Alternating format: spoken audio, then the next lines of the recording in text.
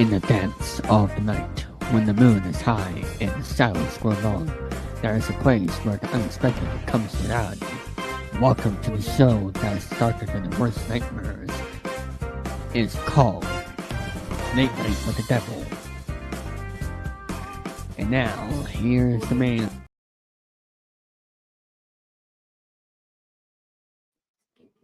What's going on, guys? This is, of course, the House of Chayton here.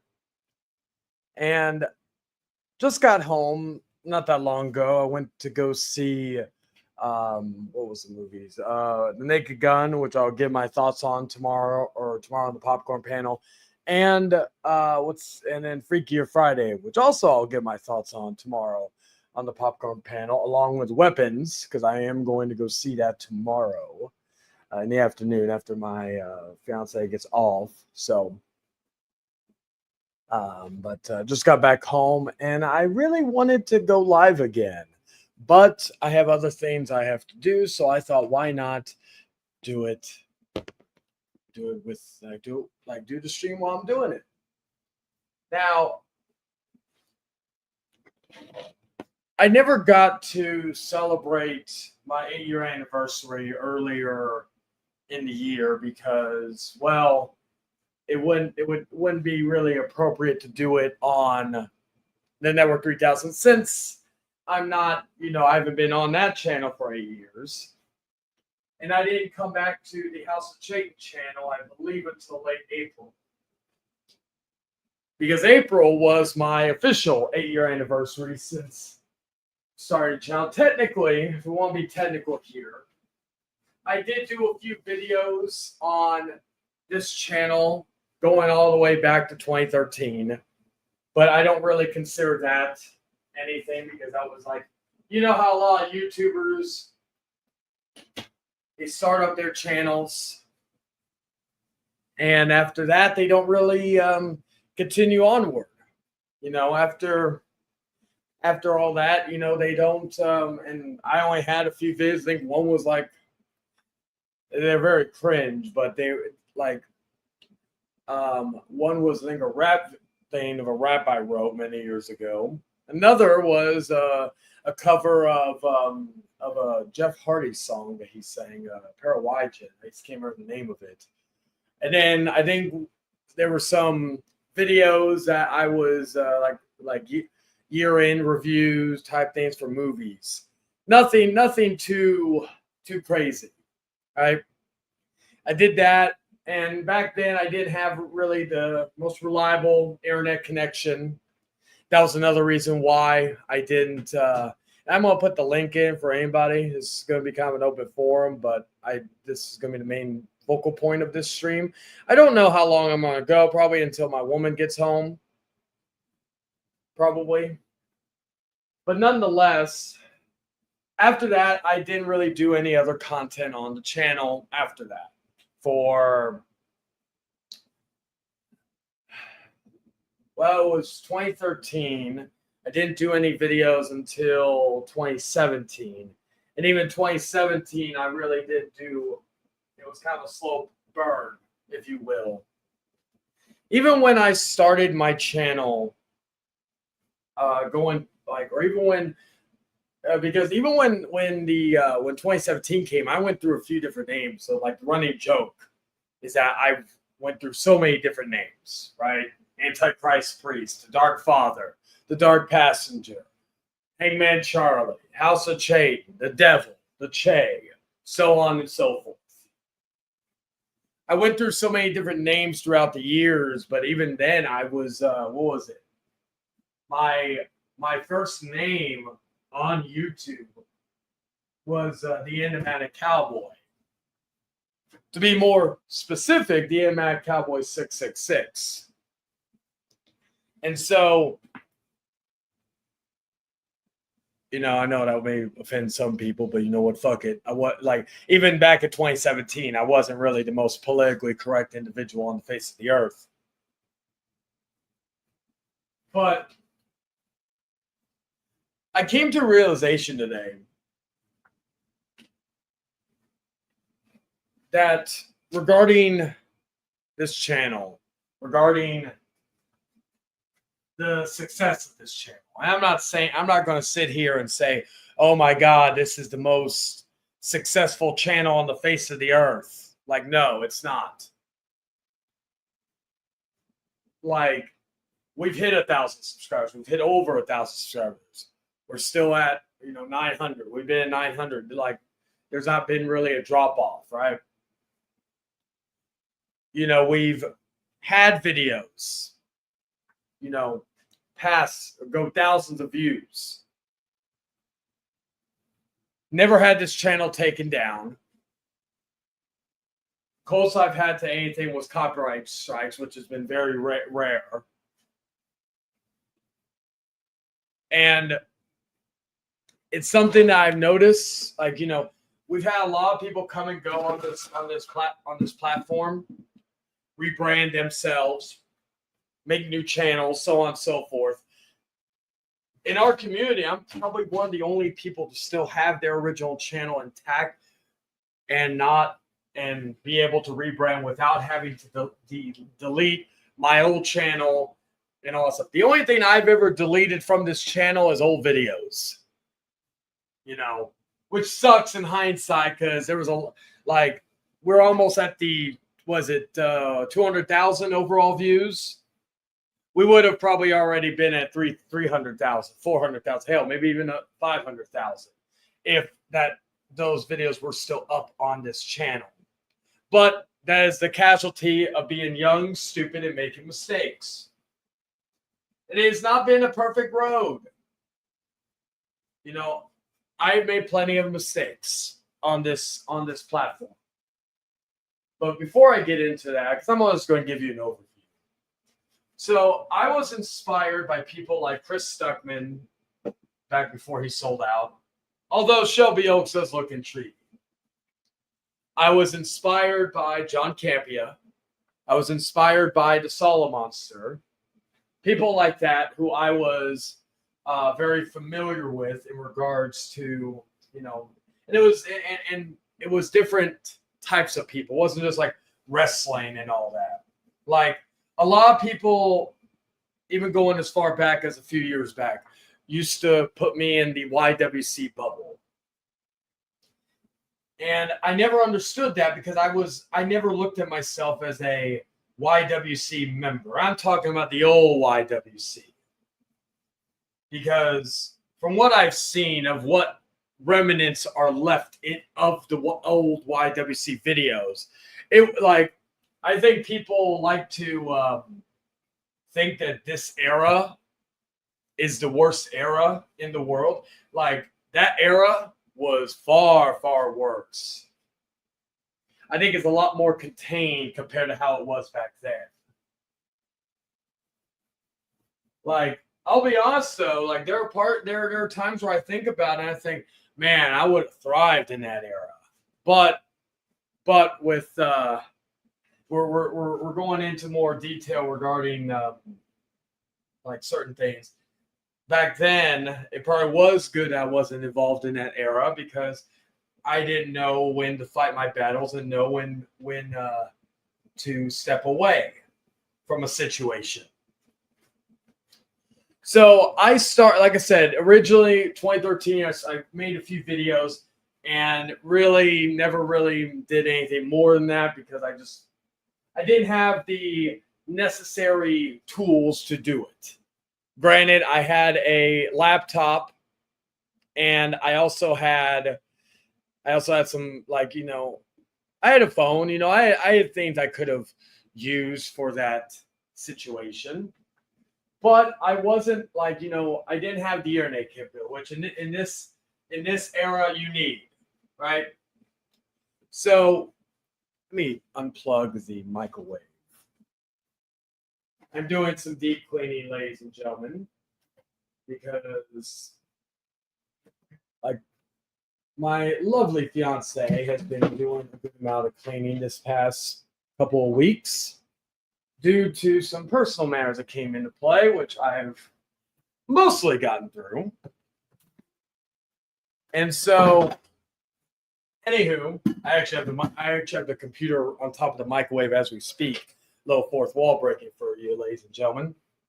Anywho, so when 2017 started, it was actually a girl I don't know if you would say dating, more so I was hooking up with. Usually a lot of my stories involve some type of woman, which I kind of find kind of funny for good and bad reasons.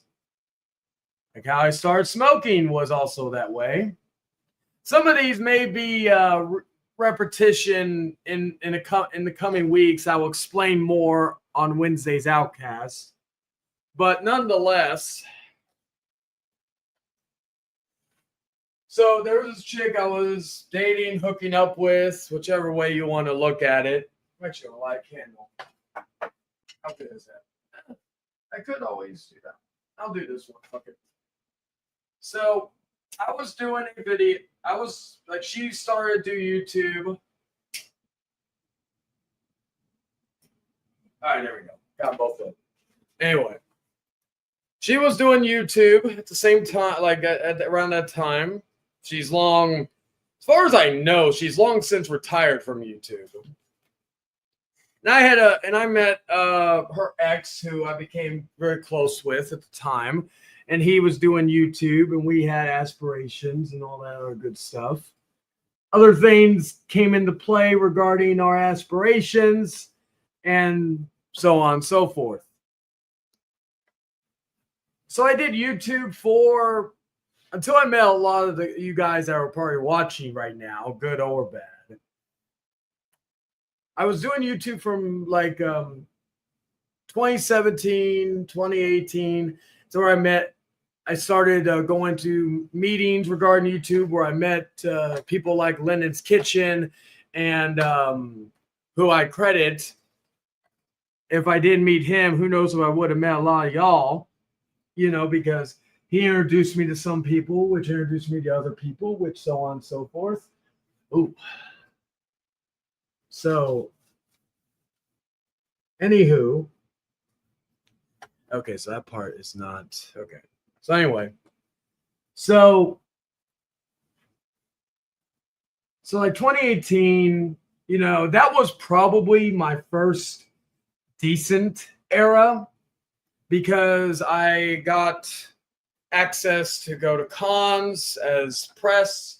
I got screenings for movies, one of them being The Meg, which became actually at that time the most viewed video I ever did, which at that time was like 600 views. Funny now, 600 views is like kind of small to me compared to the views I've gotten since then. But, so there was a lot of good things that came up in 2018. 2019 was a kind of a finding myself era. 2019 into 2020, because even in 2020, I was very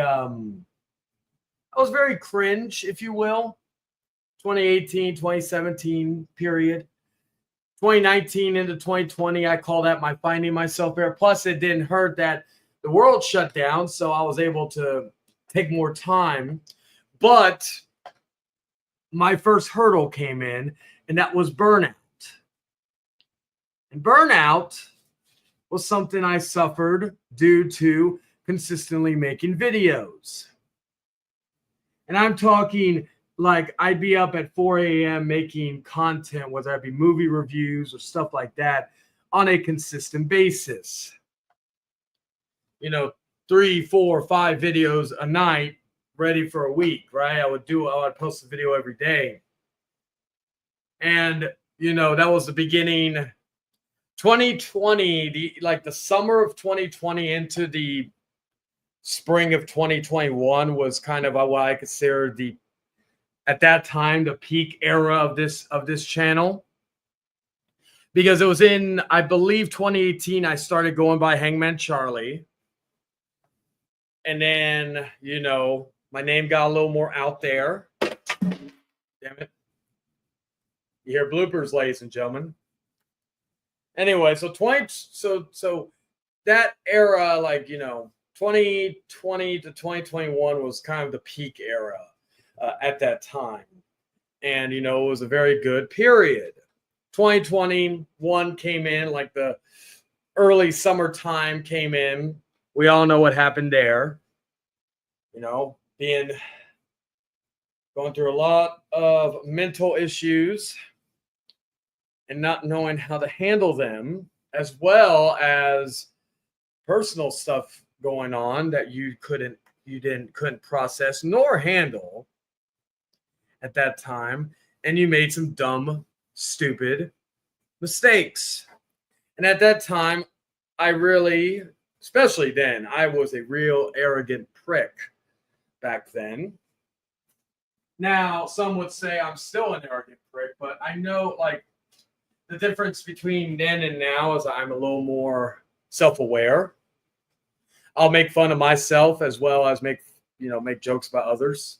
I'm not just think I'm holier than thou.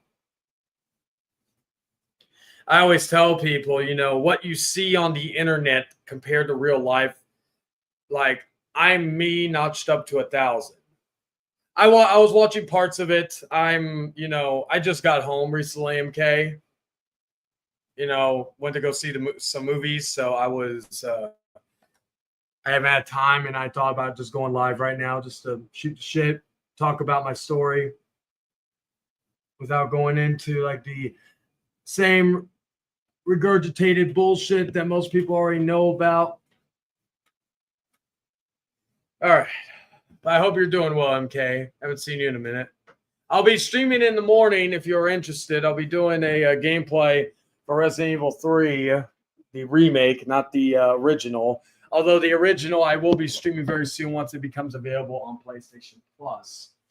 Anyway, so yeah, 2021, and that's what I call the villain, the heel, the devil era. Technically, there was 2 devil eras, but for completely different reasons. And gave the world a villain that they thought they wanted, but some of them didn't know what they brought out of me and all that. And I'm mainly talking to people that still are not remorseful. Hey, what's up, True Anonymous? How you doing, man? Oh, that's what's up, man. I hope the interview goes well, my brother.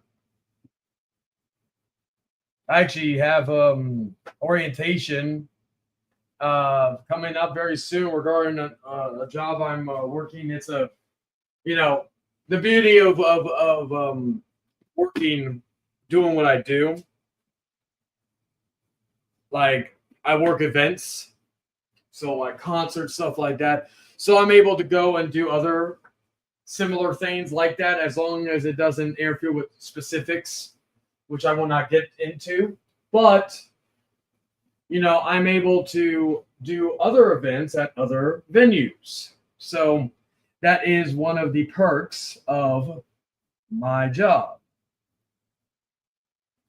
That one I consider just a fun job to get some money, extra money in my pocket. Nothing wrong with getting some extra money in your pocket. So, anywho, going back and say, what's up, brother? Hope you're glad you're having a good day, man. I'm just doing some cleaning and all that good stuff. So anyway, the devil era of 2021 and all that bullshit, all that, again, a lot that I caused and all that other stuff regarding some dumb decisions that I made and all that, so on and so forth. And I always find it amusing that a lot of people still, that's the only thing they ever can use on me, right? That's because there's nothing else they could logistically do, because they can't really say much else in regards to current times. Oh, I said a bad word, okay? Or I hurt somebody's feelings, boo-hoo. So what? Nothing that is like, nothing that they can use like in that way. Anywho, just a tad, this right here. Anyway, so 2021 happened. 2022, as I called it, the resurrection era, which also was the beginning of the current rebranding, which is the House of Chayton, which has been going on basically since 2022. Technically, I could do an anniversary thing on that because, and like I said, the main thing of that era, outside of my own dumb mistakes I made personally, main thing I regret, I wish I never took down a good amount of videos I had on this channel. Just for the archival purposes. Luckily, some of it is still able to be seen, but not a lot. That's the only thing that sucks, if I'm being perfectly honest with you. All right, so that is done. It looks pretty damn good, actually. I'm very impressed with myself. Anyway, so that was that era. 2022 was the rebirth era where we had a few things and stuff all around. More blooper material for you guys. I don't mind it. They fired the general manager of my current place of work. I was already trying to quit before, but now I want even more. Oh, I get that, man. Actually, there's somebody that it's my end who I'm not the biggest fan of. He's leaving in a few. Oh, I need to get more soap detergent. He's going to be leaving in a little bit. Like, I think at the end of the month. Don't hate the guy.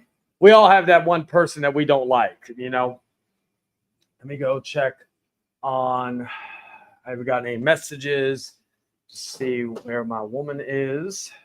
And she may be asleep. I don't know. She may have taken a nap. Knowing her, she probably did. But nonetheless, so 2022 happened. Like I said, the rebirth era. 2023 was what I like to call the exile and recollection or reconciliation era. What I mean by that was the exiled outcast, exiled entertainment, as well as the reconciliation of someone I do, like I wronged in the past, and someone that I really really like I considered a brother and shouldn't have treated him the way that I did, and that would be Jordan. And so that was that. And also 2023 was also that was also in a way the rebirth of the devil. The rebirth of the devil where, instead of wronging the innocent, I wronged the guilty. And so that era, some people will still say that is still going on to this day in some cases. Because everybody needs a devil on their shoulder.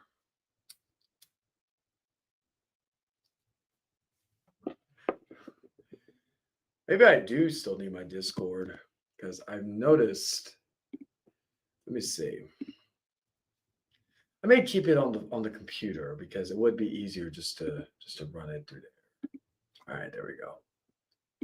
All right.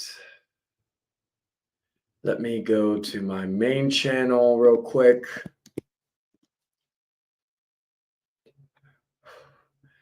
I know people are watching the Monday night. I could have done it later after Brandon was off the air, but I don't know when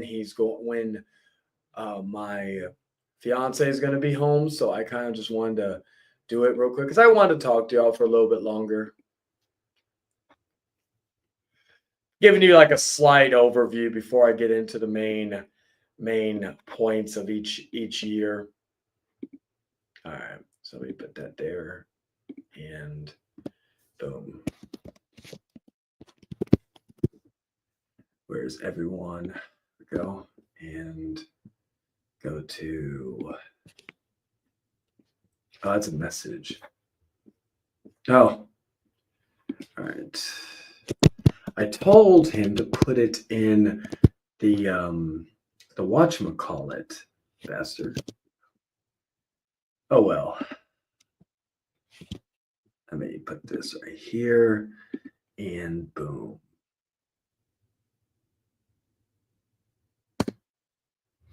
Okay, there we go. And then go there and there. All right. All right, there we go. All right.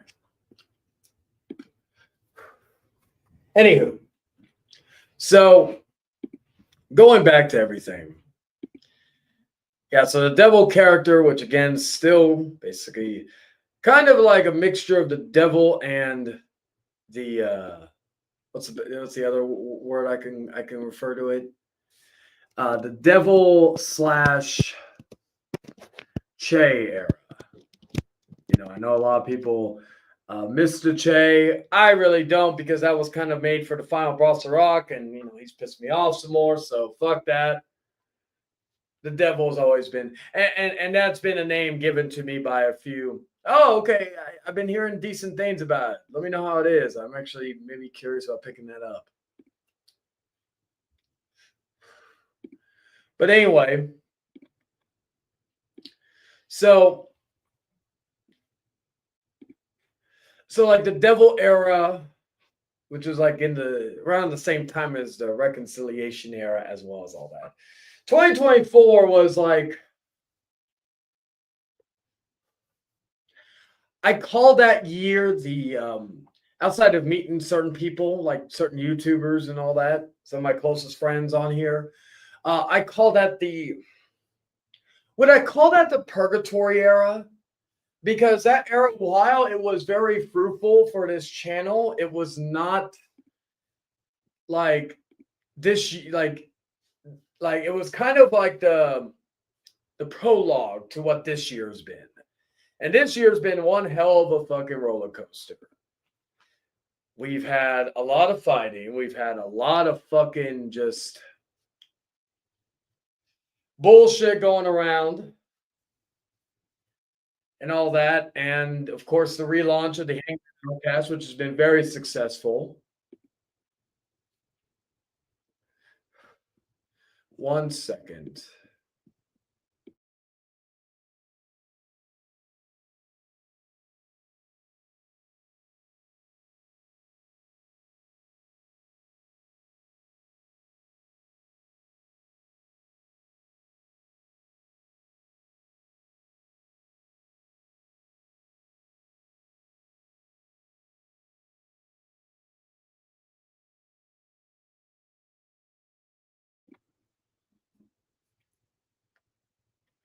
I was responding to a message. But anyway, so I was like, 2024 was like also you could call 2024 the calm before the storm, because it started off hot at the beginning, then it died down, and then near the end of the year was like real, it was like kind of like the match was being lit, and then like 2025 was when the dynamite exploded, if you will. It was a lot good, a lot bad, you know, all that other stuff. You know, there's been just consistent fighting on both sides, left, right, and center, and it's been a roller coaster of a year on all fronts. And you know, part of me regrets some of the shit that's gone on this past year, the chaos, all that stuff. But on the other hand, it was a good thing that it happened, because certain people woke up and saw the bullshit going around. You know, that was something that, you know, I was, you know, part of me didn't want to happen, but after, in hindsight, now thinking about it, like in that way, I'm glad that it did. And I don't regret the stuff that's happened over the last however many months and all that regarding that, be in that way. But it is also like let's go back to some of the highlights. Let's go year by year. 2017 was really the only thing that really was a highlight, was that my channel was officially started, if you will. Like, that's the only thing I could really think of as a highlight. Because there wasn't really anything I would consider earth shattering. I can actually work on here in here too, actually, in regards to cleaning. 2018, I would consider a the first like big year. 2018 was when I met people like Lennon, when I met people like Nihar, when I met others like my friend Greg, and so on and so forth. I got my first video. I think 2018 was also when I passed my first 100 subscribers.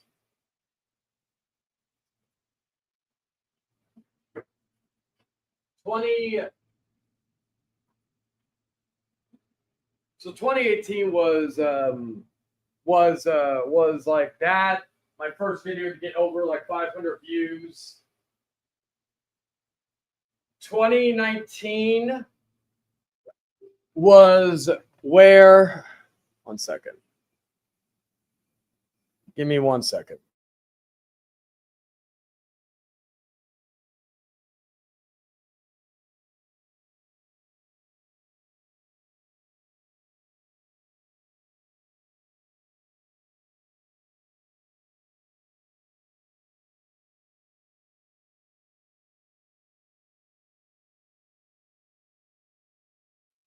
Okay, so 2019 was the what I would like. That was like when some of my ideas started. The Vato Funhouse, Horror Out Essay. I think Horror Out Essay began at the end of 2019. And also being able to go. Also, 2018 was more of a year where it was great that I was able to get press screenings and all that. 2019, I got press passes to go to cons. Like I went to PAX South in 2019, where I played that god awful Jump Force game. Give me 1 second.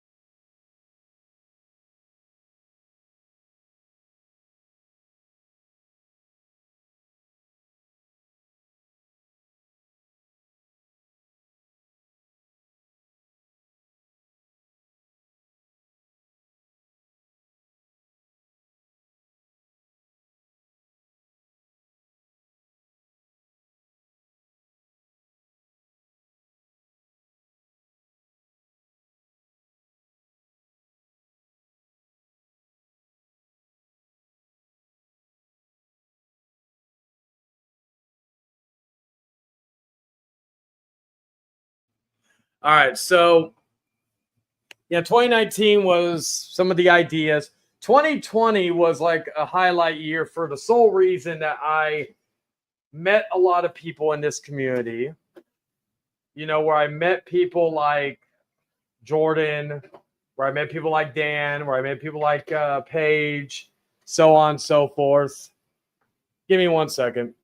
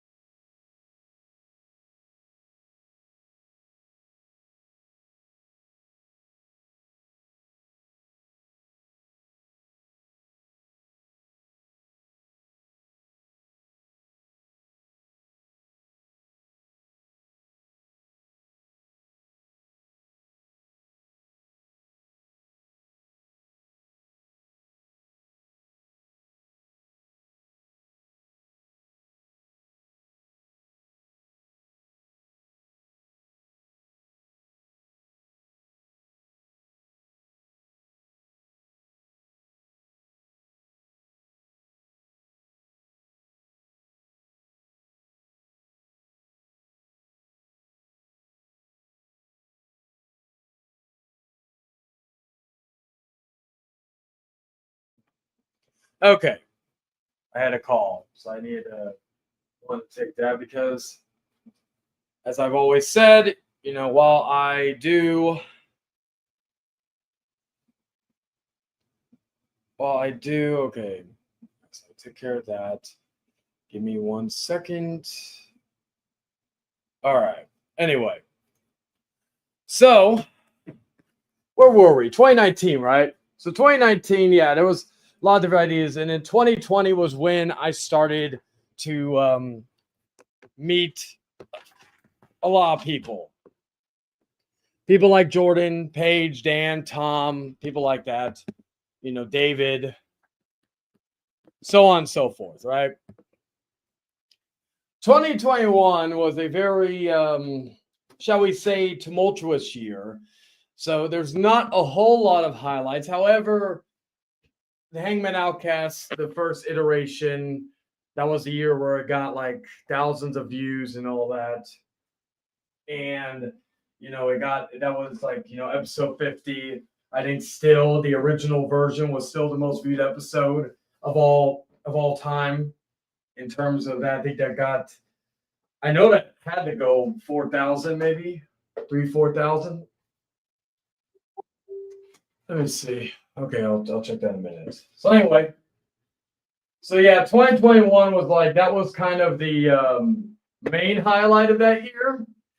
Outside of that, there wasn't really a whole also 2019 or 2020 was also the launch of the Hangman Outcast, the first iteration. So I don't want to forget about that in that regard. So 2020, or not 2020, or 2021, main highlight was the Hangman Outcast getting a lot of momentum. That was really the only highlight I could say of that year. 2022, I don't really recall like that much in regards of big highlights outside of, I guess you would call it, the redemption arc. 2023, the main highlights was doing Exiled Outcast with Dan. Technically, even though this was in real life, but I met him through YouTube, meeting Mr. Dirk Mason. Also 2021, I met Dan for the first time. 2023, also I met up with Dan again, and all that. So in 2024, that was the main highlight of that year was meeting Dragon and seeing Mason again. Of course, it's not technically YouTube related, but meet my fiance. So that was a big milestone for me. And in 2025, right now, has been the year of the Outcast. Has been the resurrection of the Outcast and the success it's done. So that those are the main, I guess, success stories. As far as like anything I would have liked to change, well, 2021, you probably know why that I would have liked to change, but again, mistakes happen and you grow from them and shit. So 2020, maybe not be as so hard on Wrestling Otaku, and maybe not be so hard on a few others. 2019, probably the main thing I would have put in my thing with that is the whole, like, the first time me and Lennon had a falling out. That would be probably something I would have liked to change, if you will. So 2018, there really wasn't a whole lot that I would have liked to change. 2017, same thing, and then 2025, if we want to go there, maybe, so let's go like the 2020 or 2013. 2013, technically, I would have liked to keep going, maybe I would have been a little bit more widely known on here if I kept to it in 2013. So that's probably one. Maybe, I don't know. You never know, but that is the casualty of not knowing. As far as 2025, I don't really regret a lot about 2025. It's been a great year. Sure, there have been bumps in the road, but what year hasn't? I don't really think of anything and think, I wish I did that differently. I wish I did that differently. Maybe certain things I said or the context of the things I said, but outside that, nothing really else. Because I feel like this year's been great, I've been able to get videos that have gotten past most viewed video I have on here is of course, what is it? 7,000 views. I could safely say that video, some people may ask what my legacy is going to be on here. And that chapter has not been written, so I'm not going to sit here and say, oh, it's this or it's that. I don't feel like the end is near to where I can safely say that, because if people say, oh, 2021 or whatnot, there have been other things that have defined my legacy on here. But the main point is that the book has not been, because maybe if you say Hangman Charlie, like the legacy of Hangman Charlie, maybe you say 2021. That would be a fair argument. But if you're just referring to the whole legacy of this channel, the book has not been finished. But in regards to that, I've done consistently well.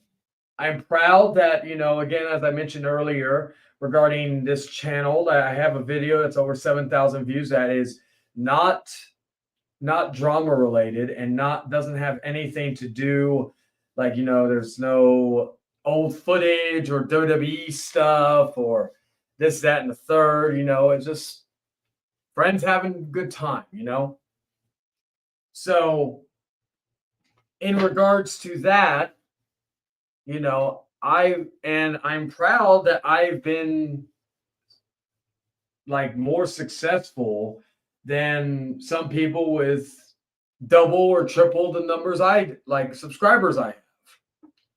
And that's something that I'm another thing I would say in 2024 was that was also my semi-retirement era, where I kind of I didn't make content on this channel.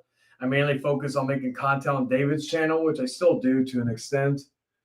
But in regards to that, my legacy would be, in my mind, goals I have is to help David get to 2,000 subscribers, which he is on the cusp of doing. Another thing would be to get, to have the Outcast grow even further.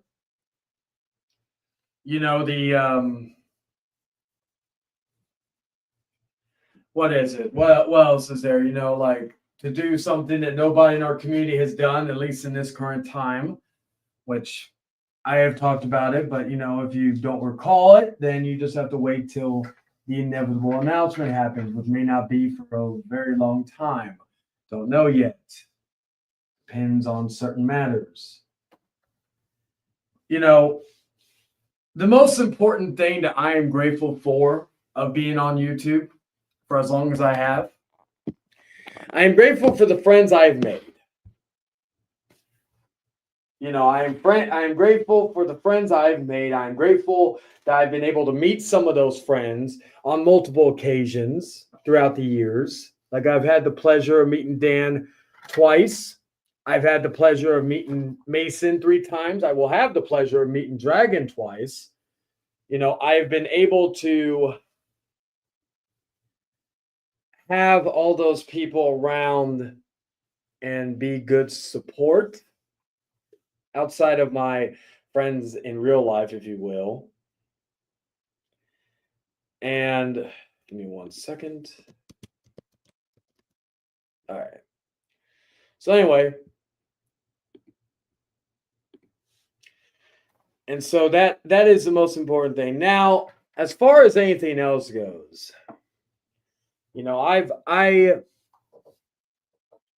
I've been known as somebody who, lets his pride get the better of him. But also, to be completely fair, someone that will not take no shit from nobody, whether right, wrong, or indifferent. I've been known for that. I've also been known as that guy that verbally very hard to combat against. People don't like, like when I come on a stream to either confront or do whatever, that is powerful. That's something that, damn it, a lot of people don't have. I've had a lot of detractors talk about I take over streams, I talk too much, so on and so forth. But when you could keep a whole stream engaging for the for however long by yourself, that's saying something. I've been live for about an hour. I've taken a few intermissions here and there, but I've been able to keep a stream going for this long without needing any assistance. Yes, it is fun to have people come in, talk, shoot the shit, what have you. But my point regarding that is that I've been able to consistently keep some sort of an audience, whether that be one person, whether that be 5 people, whether that be 10 people. It just depends on the scenario.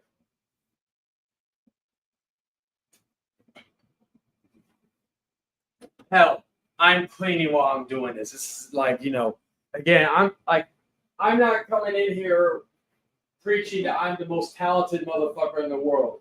There are people that are far better than me in a multitude of different things. But I've also been like, I'm also somebody that's not afraid to say what's on its mind, whether that be friends, haters, what have you. I will voice my opinion on certain things. And that's a lot of people can't stand. And so, and I do feel one day, who knows, it may not happen for a long time, it may happen in the next year. But I'm already planning the final chapter of the House of Chayton to be written. And again, like, it is something that I do think about. I do focus on. Let's see. Give me 1 second.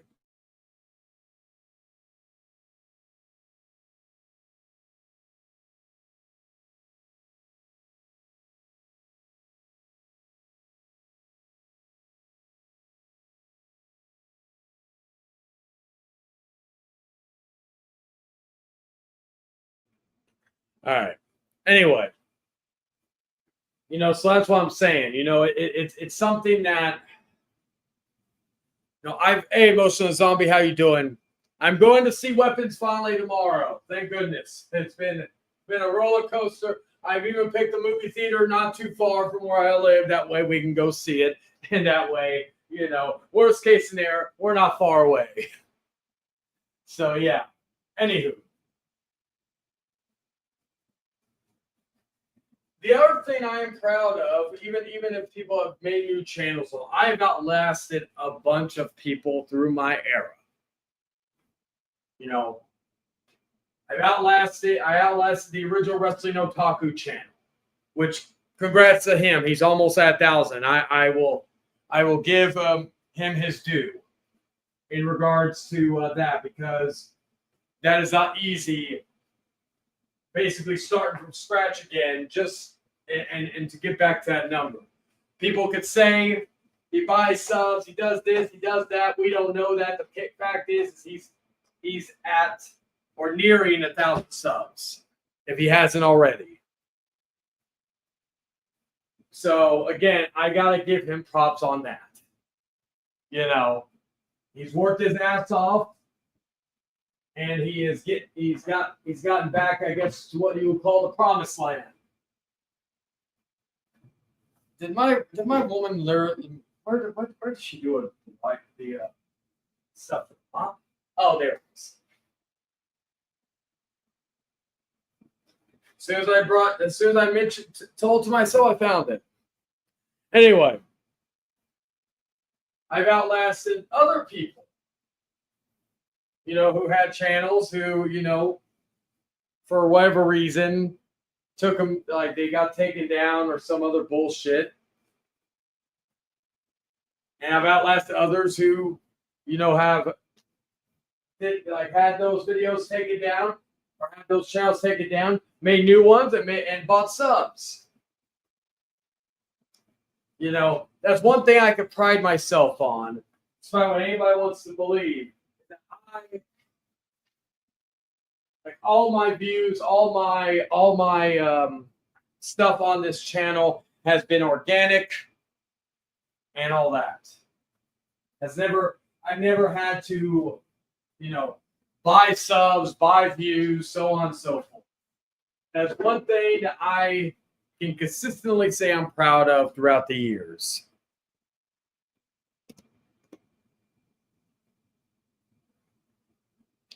Just looking to make sure. All right, there we go. And going back to, like, you know, favorite moments, like there have been a lot of great moments. There have been a lot of great feuds over the years. You know, but some of them were fucking feuds that shouldn't have happened.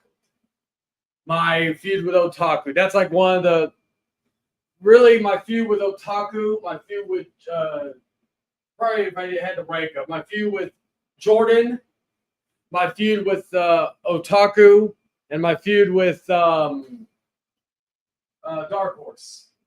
Those are probably the top three that I regret, you know, doing. And they were all like with Otaku following the crowd. You know, I'm wiser. I'm man enough now to realize that. You can say the same thing about Jordan. And even DH to a certain extent. Now, I've not gotten to fully know Otaku, but, you know, I've been able to get to know Jordan. I've even been able to get to know DH throughout this time and realize that, you know, the whole thing was stupid, but also I do take blame for that whole feud happening. You know, it's not something where I'm like, oh yeah, it's stupid, but, you know, you started it or whatnot. It doesn't matter who really started it, right? You know, I've had feuds, like I had feuds with the likes of Arthur. That's how I met Dragon. And now Arthur, I consider like, you know, a good friend on here. You know, he's had my back more times than I like to admit. He's had my back more times than I probably deserve. You know, so someone like Arthur, who has been through hell over these last however many years. Let's see. You know, I'm proud of Arthur for, yes, does he fumble so on sometimes? Yes, we all do. But I'm proud for Arthur being not as much involved in the bullshit as others would be. So anyway, going back to it. As far as like feuds, right? Probably my first widely known feud was with Lennon, which is funny because I consider him one of my best friends. Another, I had feuds with other people, but they weren't anybody noteworthy. And I mean, like none of you would probably know who they are. like I had a feud with a my old group, YouTube group that we were a part of. Me and Lennon were, where the YouTube Renegades came to be. So like those people are not really considered noteworthy people. Yes, some of them have decent numbers in terms of subscribers, but they've not really done anything. They've kind of disappeared off the face of the earth, and it's kind of ironic due to we were kind of the students and some of them were the teachers. So I do find that kind of ironic in that way. Where is the light? Oh, yeah. Turn the brightness up. Okay, as far as it'll go. All right. So anyway, outside of that, there was of course in terms of favorite feuds.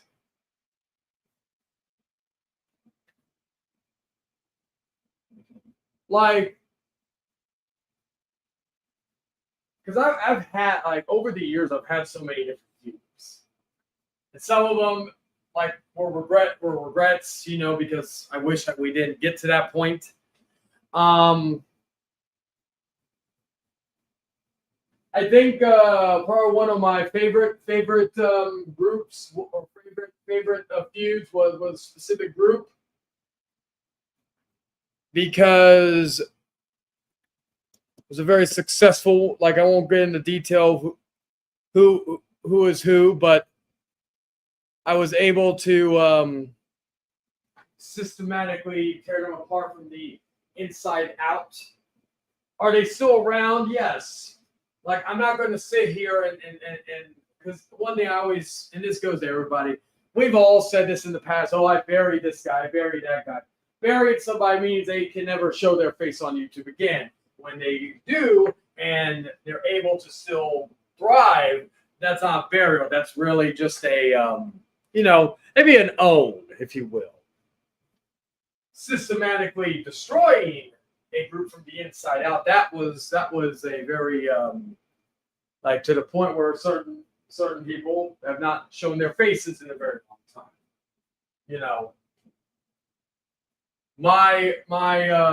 But I think in terms of feuds, you all probably know what the main feud people are going to remember. Like originally it was going to be fucking probably me and Jordan. People are probably going to think of when they think of Hangman Charlie or the House of Chayton and his feuds. They were probably going to think of me and Jordan, right? But I think another person that's going to be what people think in terms of the great feuds of the era, because like maybe also because it's a closer to home feud than just someone from another country or different states away. I think that feud with just saying a man who has fake teeth or boy who has fake teeth, excuse me, that will probably be going down as like what most people would say is when they think of who is like what's the best way? Who is like the Rock to my Austin? Who's the Kane to my Undertaker? Stuff like that. I use those specific people and range it that way because of the fact that what did Austin and Taker have in common with those feuds? They usually won a lot, like the majority of their matches against that person. So, give me a second. I want to check my thing real quick. Just checking my whatchamacallit. All right. So yeah, I think that's going to be what people like look at as like greatest feud, which I'm fine with. I really am not looking to feud with anybody new because honestly, what's the point? And even the people that I feud with in the like the past year or two, like they've honestly bored me at this point. And so I'm more focused on making this channel great and making it as engaging as possible and making it a place where you could come and you won't get judged. I don't care what religion you are. I don't care what political party you are. I don't care what sexuality you are. As long as you ain't a rapist or a pedophile, I don't give a fuck. You know, as long as you ain't one of those, you're welcome. And you have to be 18 and older because, well, my channel's for 18 and up. I've always said if I used to get some emails, very few, but I did get some emails from angry moms, and I used to think to myself, I'm like, I've openly said this channel's not fucking for kids, you know, so that's your fault for like either allowing or letting your kid letting the kid watch it. So the link is there, everybody. Just FYI, if anybody wants to join in. We got 7 people watching. Nobody's commenting. So that kind of gives me an idea of who may be watching. Although, again, to be fair, there are people who don't comment, and that's okay. Or there are people that are scared to comment because of the fact that they don't want any bullshittery to happen, I guess you would say. Which that's okay too, because but as I've told a few people recently, stand up for yourself. Don't be afraid. You know, be able to stand up against. Oh shit! Fix this real quick. Let me fix that. Okay. No, that type of shit. All right, let me see. I'm trying to put something on here that I can actually, because I got my mom made a little puzzle piece thing, and I want to finally put it up. It's a little wonky, but nonetheless. All right, there we go. Hopefully it has enough power to stand on its own. So let's see. Oh wow. And it's not going to. It will fit, but barely. But I need to get it more centered.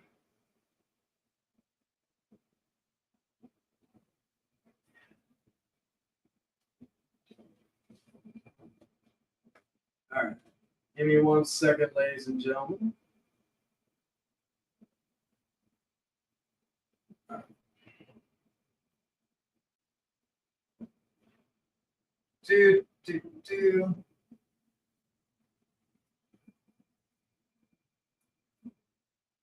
All right, so I need it maybe right here. Yeah, I'll probably put it right there.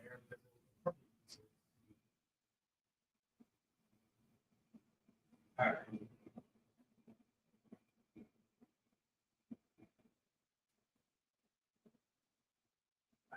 It's a little tempting.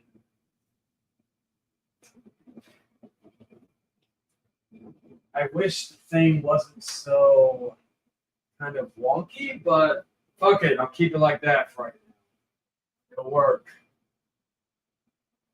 I don't really blame my mom. I blame more the, I guess, whoever designed it for her. Yes, I'm going to try because it is a. Oh yeah, you're good, Motion Zombie. I get you. Like some people are at work, you know, it's understandable. But also, I look at this. I've had how many people I've had comment. I have 5 people watching. I have 3 people in the chat, and you know, so that always makes me think that, you know. Like I said, I will be streaming tomorrow. Doing what am I doing? Oh, Resident Evil 3 remake. I'll probably do it around the same time, 11 a.m. my time, so that's Central Standard Time. And since I've already announced that, if anybody is planning on doing a gameplay stream around that time, before or after, well, then know that you are copying me. I'm joking, but you know how people get. Give me a second. All right. So my cigarettes in here? Yeah, they are. I just got done doing a little bit of cleaning. I'm going to continue to do it in a moment once I get a cigarette in me, and I mean that in terms of smoking a cigarette and all that bullshit. But yeah, where is it? There it is. Okay. And now I'm gonna fix you something to eat in a little bit. I don't know what I'm gonna fix. So maybe some chicken tenders.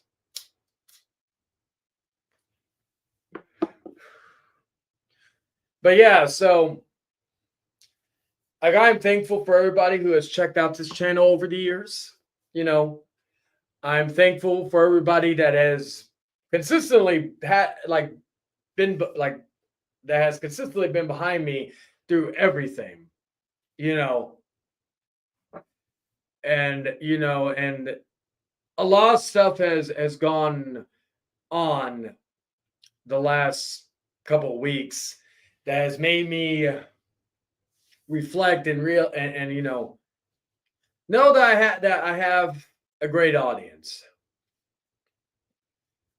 great group of friends, great group of supporters, so on and so forth. And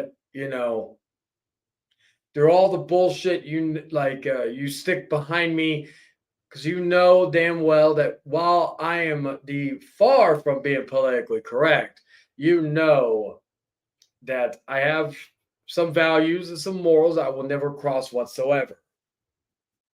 And that is something that, I appreciate every single one of you for, because that's hard to get. That's hard to get in this day and age. I've had a lot of people like flip-flop, go back and forth, bullshit like that. But I've been able to have people that are still by my side to this very day. And that is something that I am going to be forever grateful for. And let's see, I'm trying to see real quick. I want to see if there was anything else interesting that went on.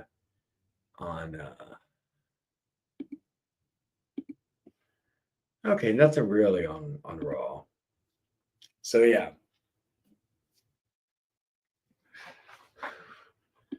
But yeah, so I think I'm going to end it here.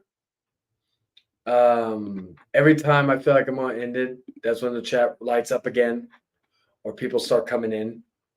So I'm actually also going to remove the outro for this because yeah. So yeah, let me see real quick. I want to check something. Okay. So yeah, so that's something I'm very grateful for. And and here's to 8 more years. Here's to 10 more, so on and so forth. I'm very happy with the success this channel has gotten over however many years, good and bad. So let me see real quick. All right. So I went to 7, I went to 4. Very funny.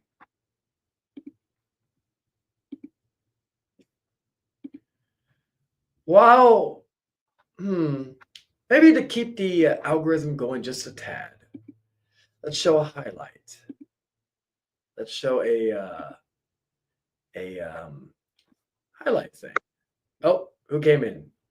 Oh, that was Dragon. See, every time I'm about to wrap this up, shit, then someone comes in. Sorry, man. It's like 15-minute break. I just got here. You about to wrap it now? No, I was actually gonna do a showcase of video, like the Outcast stuff, just show some highlights. But go ahead, brother. I could do that in a minute. We could chit chat for a moment. Oh yeah, how you been, brother? You been good?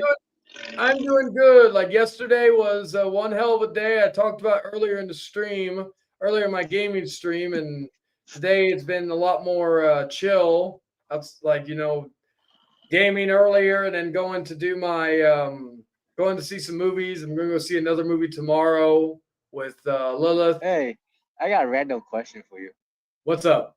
you're done grocery shopping, and the next day when you want to eat, you try to go for takeout Oh, yeah. Me and fucking Lilith have been guilty of that many of times. because I almost did that today, but instead I went home and oh shit, What's up? nothing. You Uh, good?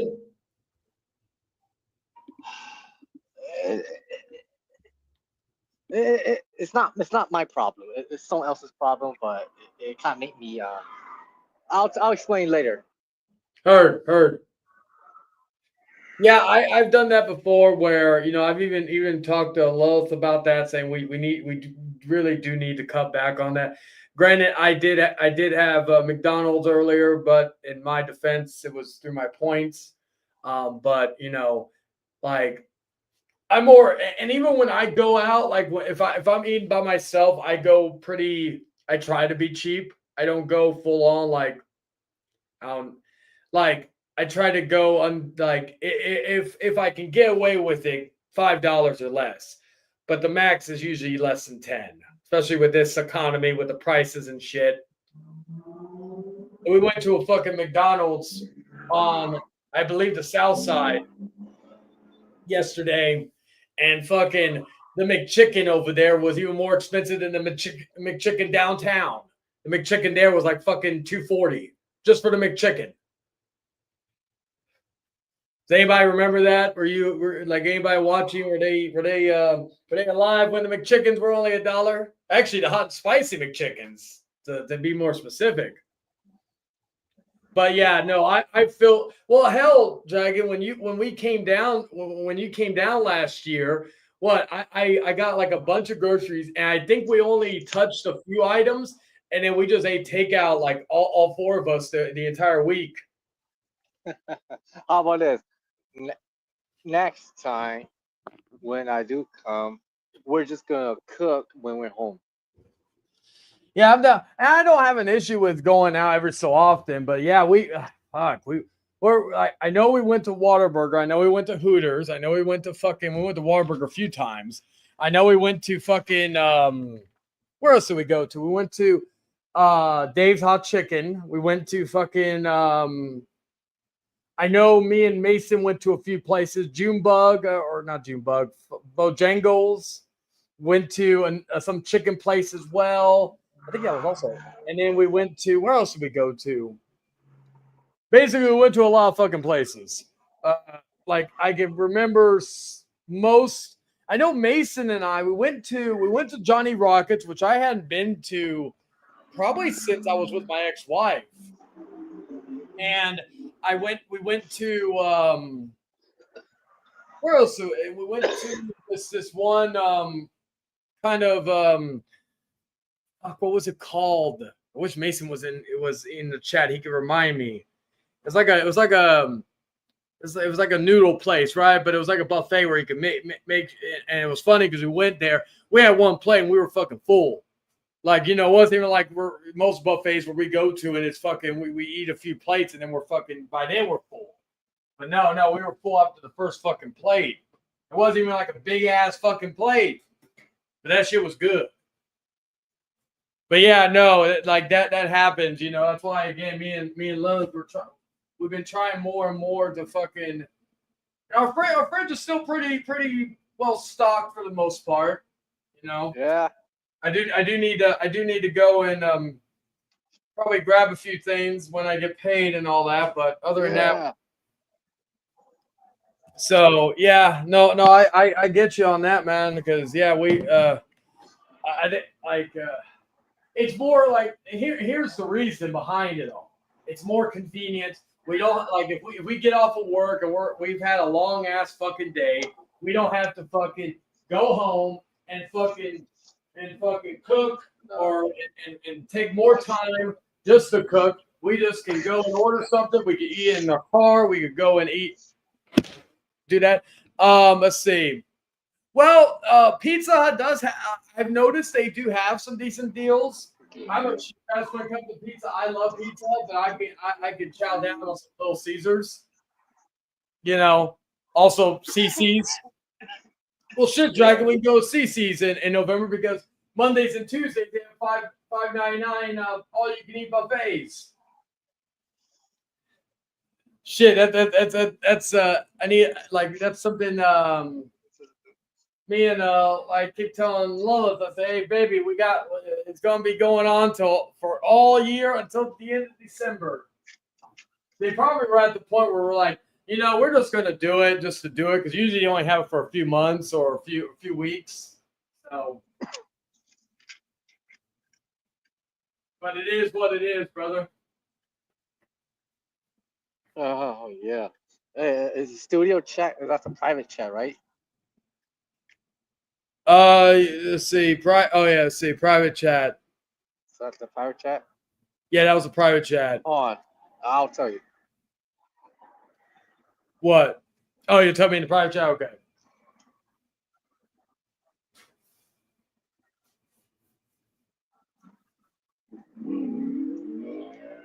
Yeah. Give me a second. Oh wow. Yeah, that's why I was speechless earlier. I just read that on the spot. And again, not to mention, I work with him. Is it the one we've talked about privately? No, different guy. Oh, okay. Because at first I was like, thank God. No, it's a different one. But still though. Yeah. I still feel for the guy. No, I feel you on that.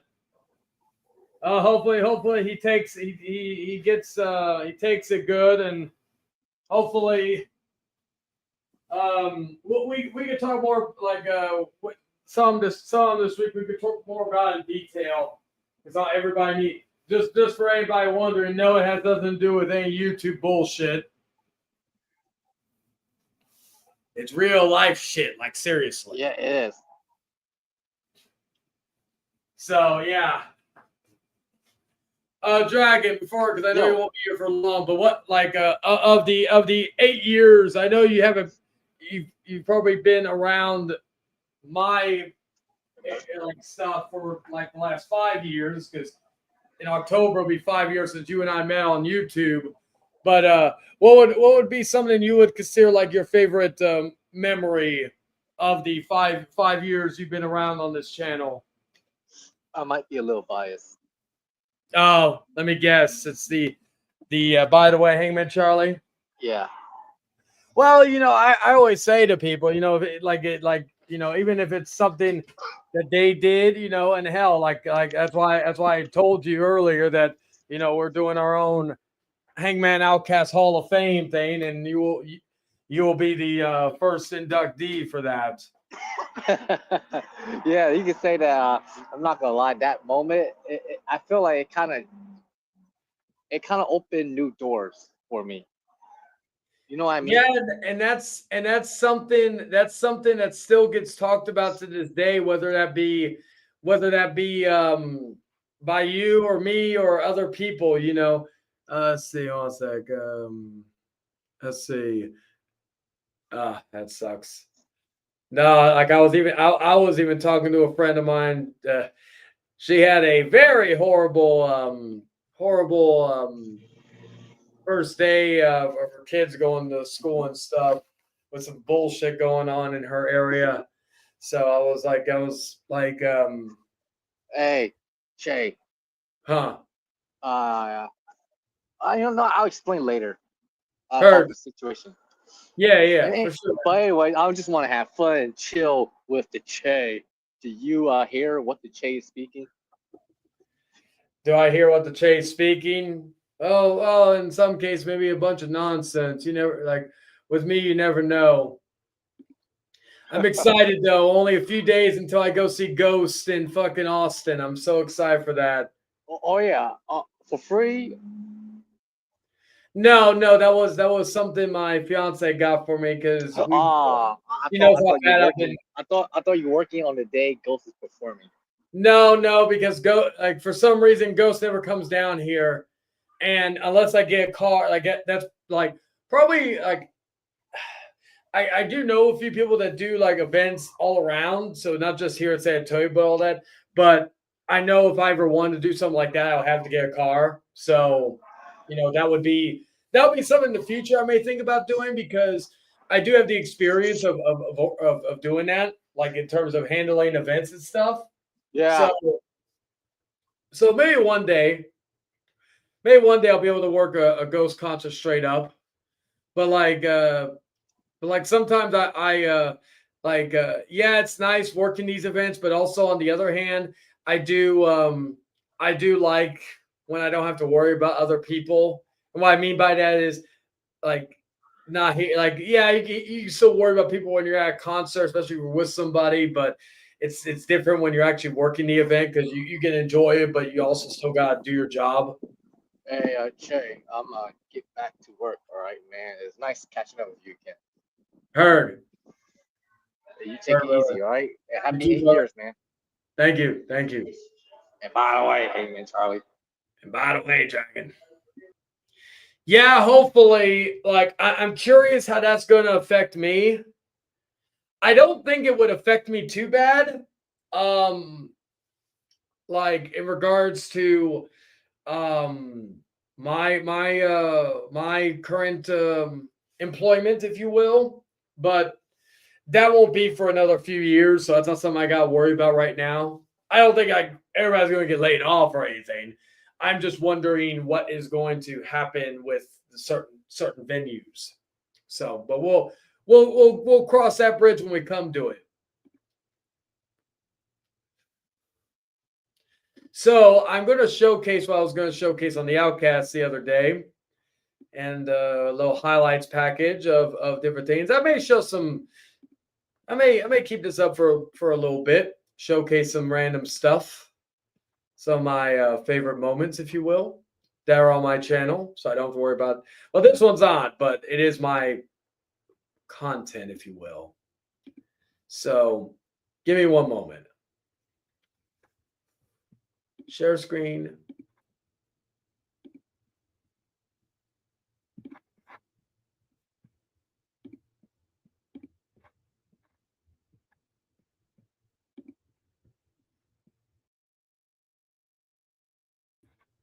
I will be back if anybody comes in. So I may keep this going a little bit.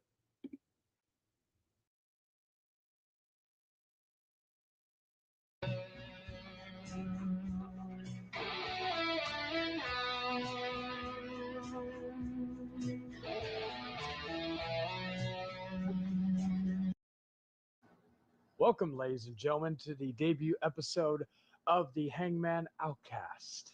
This is going to be a podcast format where we talk about news and whatever else is on my mind regarding entertainment, news, gaming, all this other good stuff. Welcome, ladies and gentlemen, to the second episode, the live edition of the Hangman Outcast. I am here with some fine individuals. First off, the man that you're very familiar with if you've seen my channel, Mr. Nihar of Elapsed Beats and Quiet Dreams Hypnosis. What's up? Then we have two members of the Right and Rave podcast and YouTubers themselves. First off, Mr. David 3000 of David 3000. And finally, we have Mr. Andrew Hawking. Hello, Charlie. How are you?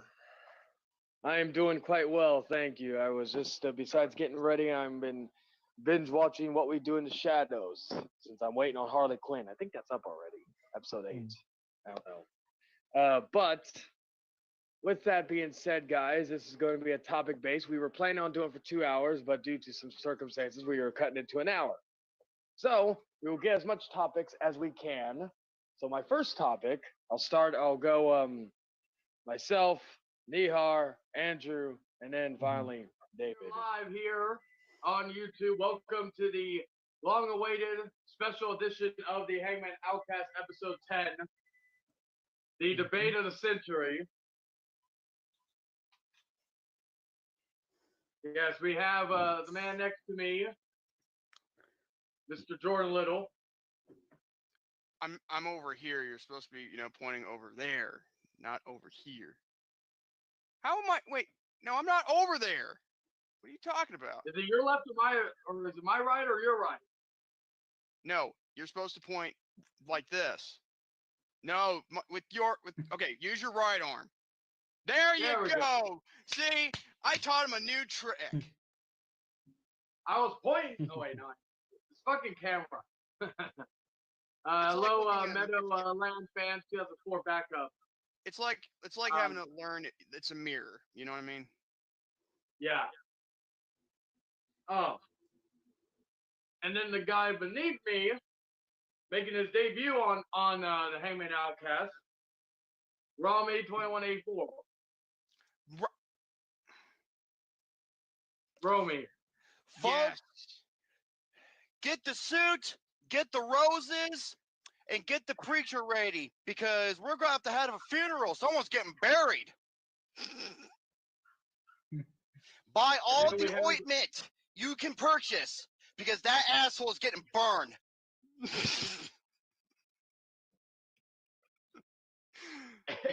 and we were debating what should be the winner and loser, what the loser should do.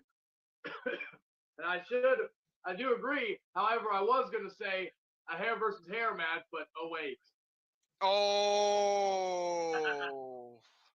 It looks like I've already won that match. That's okay. The curtains match the drapes. What drapes? The one that was in your mouth. No, that was my first rodeo, son. That was a different guy. You had me confused with the other hippie. One who fell into the another room. Exactly. If anybody saw episode 40 of Rant and Rave. Yeah, if anybody hasn't seen it, then they've been living under a rock. Yeah. And then we have the man that's avoiding another debate. Yeah, because we were talking about this beforehand, before we went live. And I said, hey, we should do it right after Ed, especially make Romy feel better after the ass whooping he will receive in this episode. We have Mr. Happy Gilmore himself, David 3000. This is a bad idea. Oh. Plus, with all his cockiness of already sealing my fate of who will win, I do want that sparky, like, smug look on his face to be now a sad defeated face.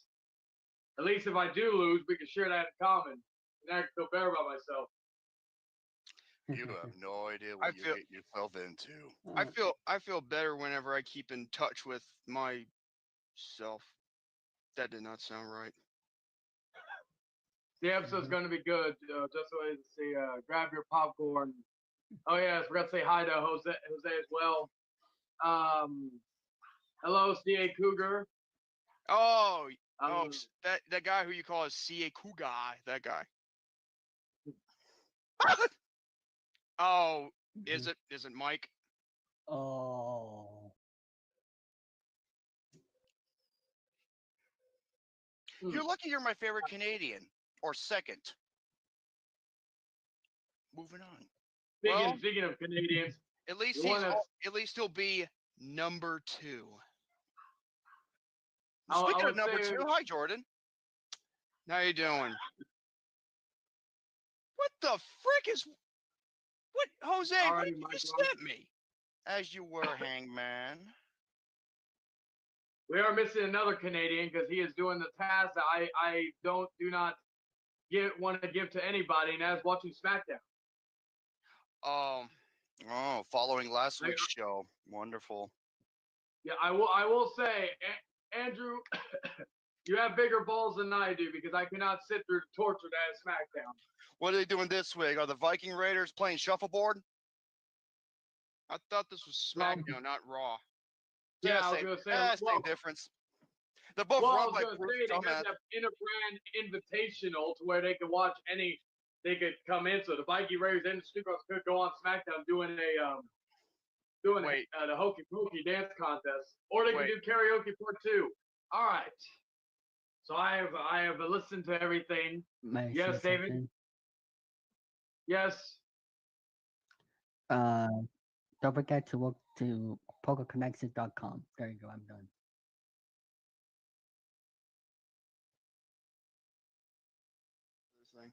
Now, David, your take on the movie Happy Gilmore, please. And this time,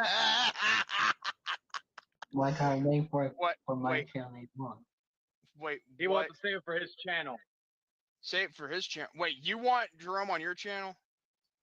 Yeah. Oh no. Well, You know what I think of that? Here. This is what I think of this. Bombs away!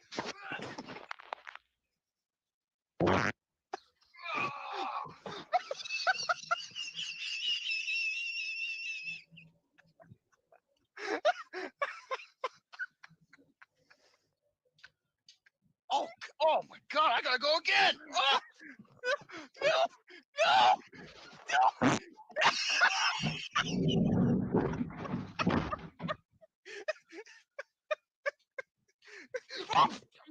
That's what you get. Oh, that's what you get. You and you. Not him. I like him. Legend said good timing. Okay. oh, Yes. good timing. Oh, Yeah.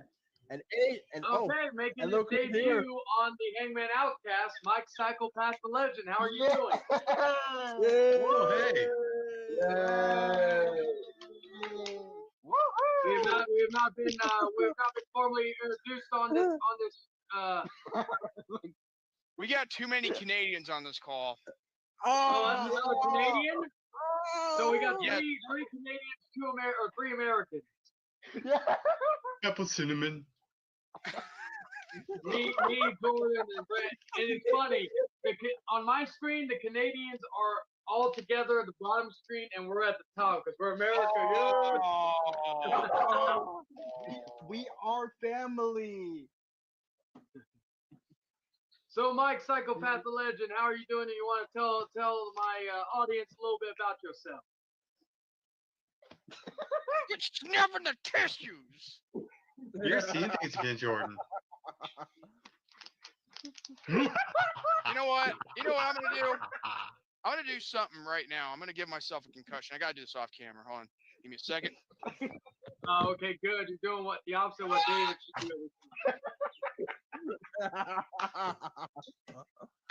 See, David always doesn't show it. Like sometime after their next pay-per-view, I guess. Yeah, it'll I'll be talk about about 8 Charlotte months to be Jordan. around that. Yeah, Me? it'll be about 8 months. Last time I watched the live one in August, because like I said, it was like the night of the Royal Rumble, and that was like the last time because like I didn't even watch the entire show. I was hoping Edge would come out at the beginning, and then he didn't, so I had to wait for the main event. You know what I did? I just turned the channel and I started playing my game for like the last 30 minutes because I figured it was set ready for the main event. So in a way, I didn't watch the show from hour 1, hour 3 live. I just watched the beginning, and then I turned back in and watched it. Oh. Charlie, this is what happens when you bring Mike in. He's gonna do something silly, and yet it'll turn hilarious. Oh yeah, that's fine. And by the way, Oh my. like I said, I'm playing WWE 2K20. what? I'm playing WWE 2K20. Oh, give me a break, Jay. You freaking. The greatest wrestling game ever. There I comes the call that. word. It is not the greatest. I'll tell you that now. It's not the greatest. No, I know. I'm The just only joking. thing I'm just looking I like for doing that. is to make superstars and for my career. Oh no, he messed up his green screen. Oh no. He's doing a David. He's doing a David. What the hell? I mean, it's not the greatest game because it glitches badly. He did. And He's doing a more and violent the game David crashes. while wearing an NXT shirt or a hoodie. Oh, okay, calm down. I think. Let's see. It's not the best game ever. Let me tally up the damage. I think it's like probably $2,000 worth of damage right there. The only thing I'm doing it for is my He did a career more and violent version play of David. mode. That's it. Yes. David, if you're watching this, this is how you. This is how you. I ain't doing it no matter what anybody says. Here, stay in. I haven't had a chance to speak yet. But yeah, I like. But we have Ben. We have Ben joining us. Hey, hey, there he is. Wait, Ben? Wait, you don't have a shirt on either, do you? Who? It's Ben. We have 2 debuts on this channel tonight. Wait. Do you have a shirt on, Ben? Yeah, who says I don't? That you cannot wear? You can wear a shirt on this stream. He's lying. I can tell he's lying. I can see. I can tell. Yeah, I'm not wearing this shirt. Aha! You freaking. Okay, I'm gonna put on next stream. I'm gonna have a rule. Everybody needs to wear a shirt because now it's been for some reason a trend now. Jose started it. Charlie. Oh no, there goes Charlie. Psychopath. Anyway, I think I just Yeah. lost 20 years. I think I just lost 20 years of my skin right there. These messages, we'll be right back. So, Mr. Hey. Chief Peanut Butter Man. yeah. Hey, you know what, Cody? Otaku fan, aka Arthur, how are you doing? Otaku. Yeah, you're a bunch of smarks. That's what you are. A bunch of smarks. Oh yeah, it's his Arthur. Hey, educate us about dinosaurs some more. If you see about the Bible, it says that the behemoth. you Hey, the idiot. Bible is a great work of fiction, Arthur. Like, I find the No, Bible very entertaining. bro, you guys are fiction. What you guys worship is the government. That's what you guys worship. The government. That's what you guys care about. Get the more Omega Magic and the Malik Mopai, X. when Mopai comes back, he ain't gonna screw you guys. Arthur, Sit they're there, get out somewhere. attacking our group. Get out somewhere. Get out somewhere. Praise the false prophet. Omega Magic Kevin and Dad, I Malik can't add X. you right now because we got full house. Yeah. Let's see what this Arthur man. Like Yeah. educate my doctor. I'm Land Eric Before Time. Melendez. Shut the hell up. You know And that wrestling is also evil. You guys are a bunch of well, dumbass. I'm an Israelite. Oh, come on. In the Land Before Time. You're asleep. Yes, That's what yeah. you guys are. You guys are all asleep. You guys need to wake up to reality. Mike Welcome Celine. to Jurassic Mike Park. Celine, come back to the group. Oh yeah, Mike Celine, come back. We Mike. need you. You the don't hell up. disrespect Dragon Zeo Knight, because he's my boy. You don't the hell up. disrespect Omega Magic or Malik X. The hell up. Get on Hey, somewhere. hey, can you tell us who's the first lady of the fourth floor? Let me ask you, is it Lennon's Kitchen? Yeah, it's Lennon's Kitchen, and it's He sounds like also a woman anyway. Slumber. Music playing. Yeah. I'm Eric, and I'm signing out. See you later. Great, Ben's got a good idea playing some tunes while we're putting this Arthur Dinosaur fan 99999 Hell up, Hangman So- Charlie. Hell up, Charlie. Hey, You you're on my guys, show. you know, they all used to adore You can bounce again like you did earlier. That's what you guys do. Make it I up. just asked this.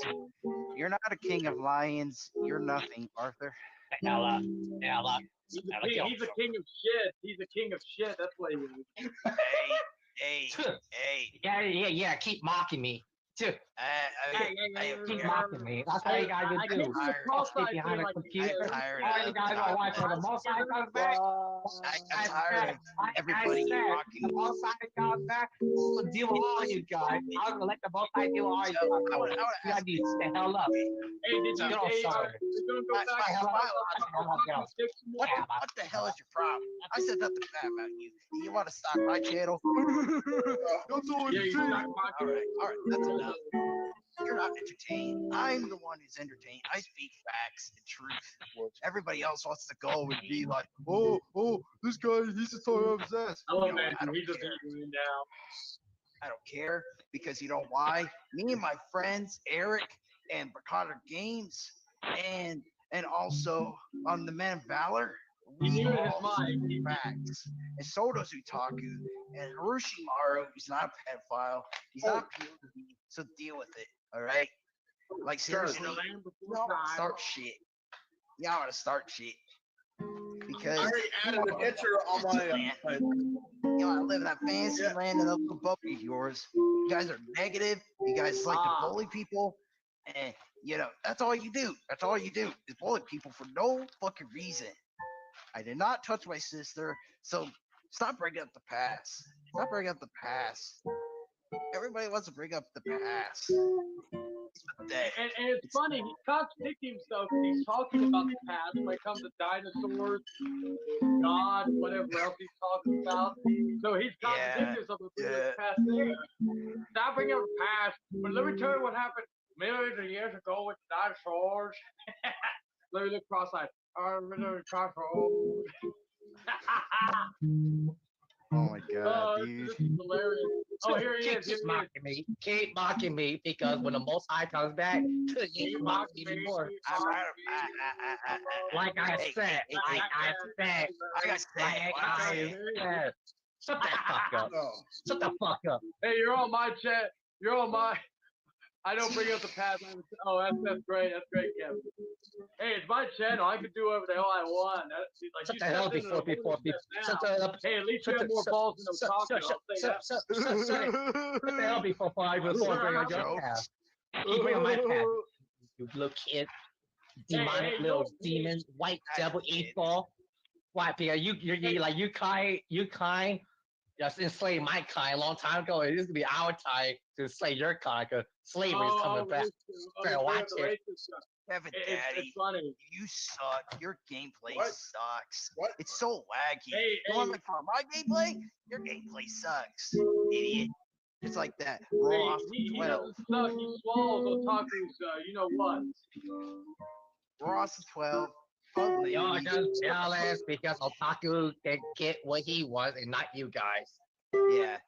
And leave Hiroshimaru alone. He gets little girls. Oh yeah, I'm fine with mature women. Thank you. Like I don't need to, you know, I don't need to like risk everything just to get a little girl. You know.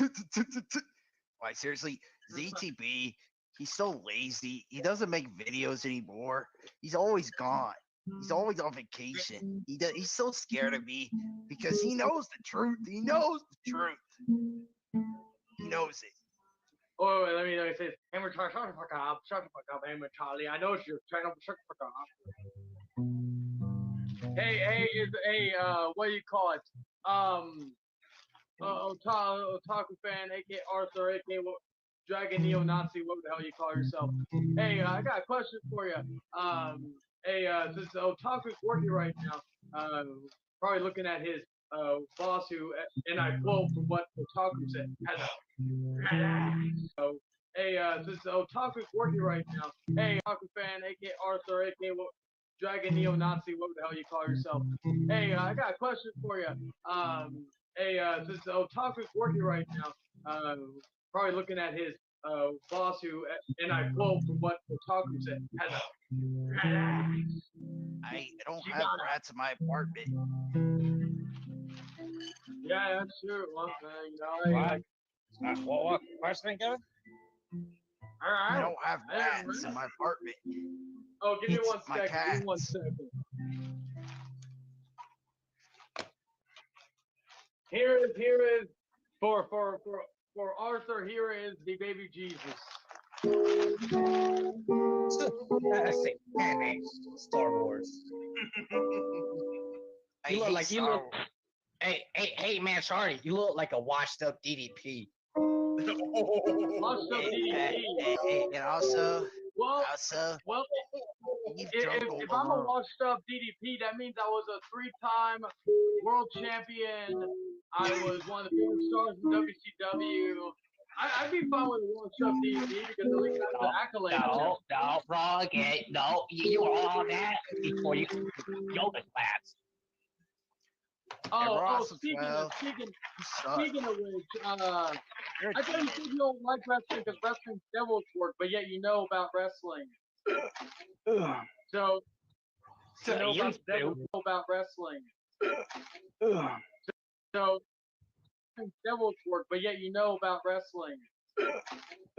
So I used to watch it, but not anymore. I used to watch about the Fleet, but now I'm awake. J-Man Houston, I'll add you in a little bit. We were busy fucking with this school for a little bit. Hey, Charlie, do you read? Hey, Destroyer, you look like Paul White, but his younger brother and cousin. Hey, call attention. That's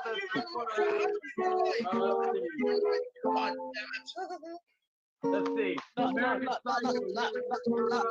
Idiot Destroyer. It's a big shell, stupid little brother.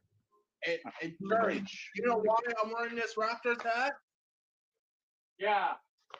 Well, guess what? Oh, here's Mox. I'm gonna remove Jose. We're gonna add. Sorry, Jose. We got the Terrifier. Bill Winner. Stop playing that guitar. You ain't Funky Funk Man. Go. You have a referee match. You should be a referee somewhere. You're my. I am. I want to. Charlie, bring back. He left. So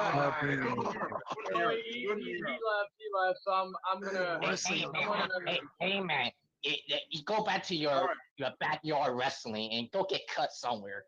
You want to be DDP, John Cena, AJ Styles, bitch. Hey, John Cena. Hey. John Cena.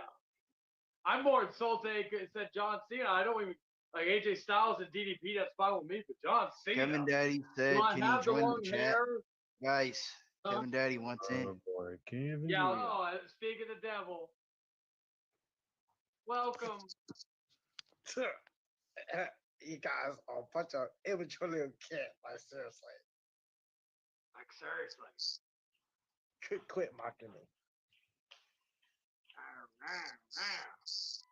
Do you talk like that because you have a dick up your? Keep telling yourself that. Oh, excuse me, it's a dildo because you can't even get dick. You can't get vagina, you can't get dick. You call yourself fortune for shooters. Watch when an otaku comes. Oh, you guys ain't gonna last long. Better watch Well, I know he's doing open fight night on Sunday, and I plan on being there. Oh, yeah, you too. You see that wrestling belt he had on his shoulders? Oh, yeah, he'll knock you with that belt. So if I were you, I would shut the hell up. If not, oh, that fake AEW toy belt. You can say whatever you want. Keep mocking me. Keep mocking me, you little bitch. Keep mocking me, little Esau. You know, what your ancestors did to me years ago. Oh, it's gonna happen to you. Watch. How old are you? 265? Because you're talking like decades and centuries ago.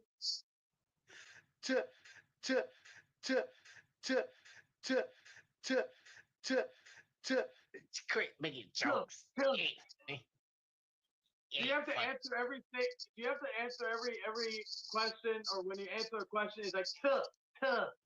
You ain't funny, Charlie Hayne, man. That's what you are. You're a little kid. Will you shut up? Dude, you sound like a freaking chick monk that just had his balls cut off. Shut your mouth. Shut the hell up. You get out of here. You left me an old taco right here. What happened? Look at me, I'm Arthur No Good Woodson because I love sucking on a taco's dick. Oh, yeah, you keep making stupid joke, you retard. I'm a retard? Yeah, the retard is you talking all like that. Look who's talking. Dude, you ain't funny. I've taken bigger craps that were more bad than you were. Shut your mouth, man. You're a crap yourself. You mama's boy, little biatch. Shut your mouth. Hey, you shut your mouth, you little. Because if you come here, I'll have a gun ready for you. Yeah. You ain't nothing, man. That's not all. If you come over here, I'll smack you with a lead pipe, and then old Papu, he will sit on your. After he sit on you, he will sit all your face, and then I'm gonna piss on your face, and after that, I'm gonna take you to my apartment and bring you to my dungeon, and I'll tie you up and chain you up to the and then I'll tell you still don't up your ass and stuff and lettuce. You are annoying. You have no friends. You have no life. And when I have electric you have no life, you black I'll suck your little nipples. And your little nipples will be numb. And all my red. nipples? And you'll be Why crying. my nipples? And you'll be screaming gay? like. Hold on. Why are you thinking about my nipples? Are you gay? Are you gay? You thinking about my nipples? Yes, you're gay. You. No, you're gay. No, you're gay. Seriously. I just want to say one thing real quick. Yeah, thank you. This is what I'm trying to tell you here. You see, at least my medicine, my medicine, my medicine, at least my medicine scripted. My medicine yours is from the street. Charlie. Your medicine from the street. Charlie. By the way, Hangman Charlie. By the way, Hangman Charlie. By the way, Hangman Charlie. Oh my God. You know what? Here's the thing. At least my medicine is prescriptive, while yours is from the streets. By the way, Charlie. You guys will go down. Like seriously. You can't.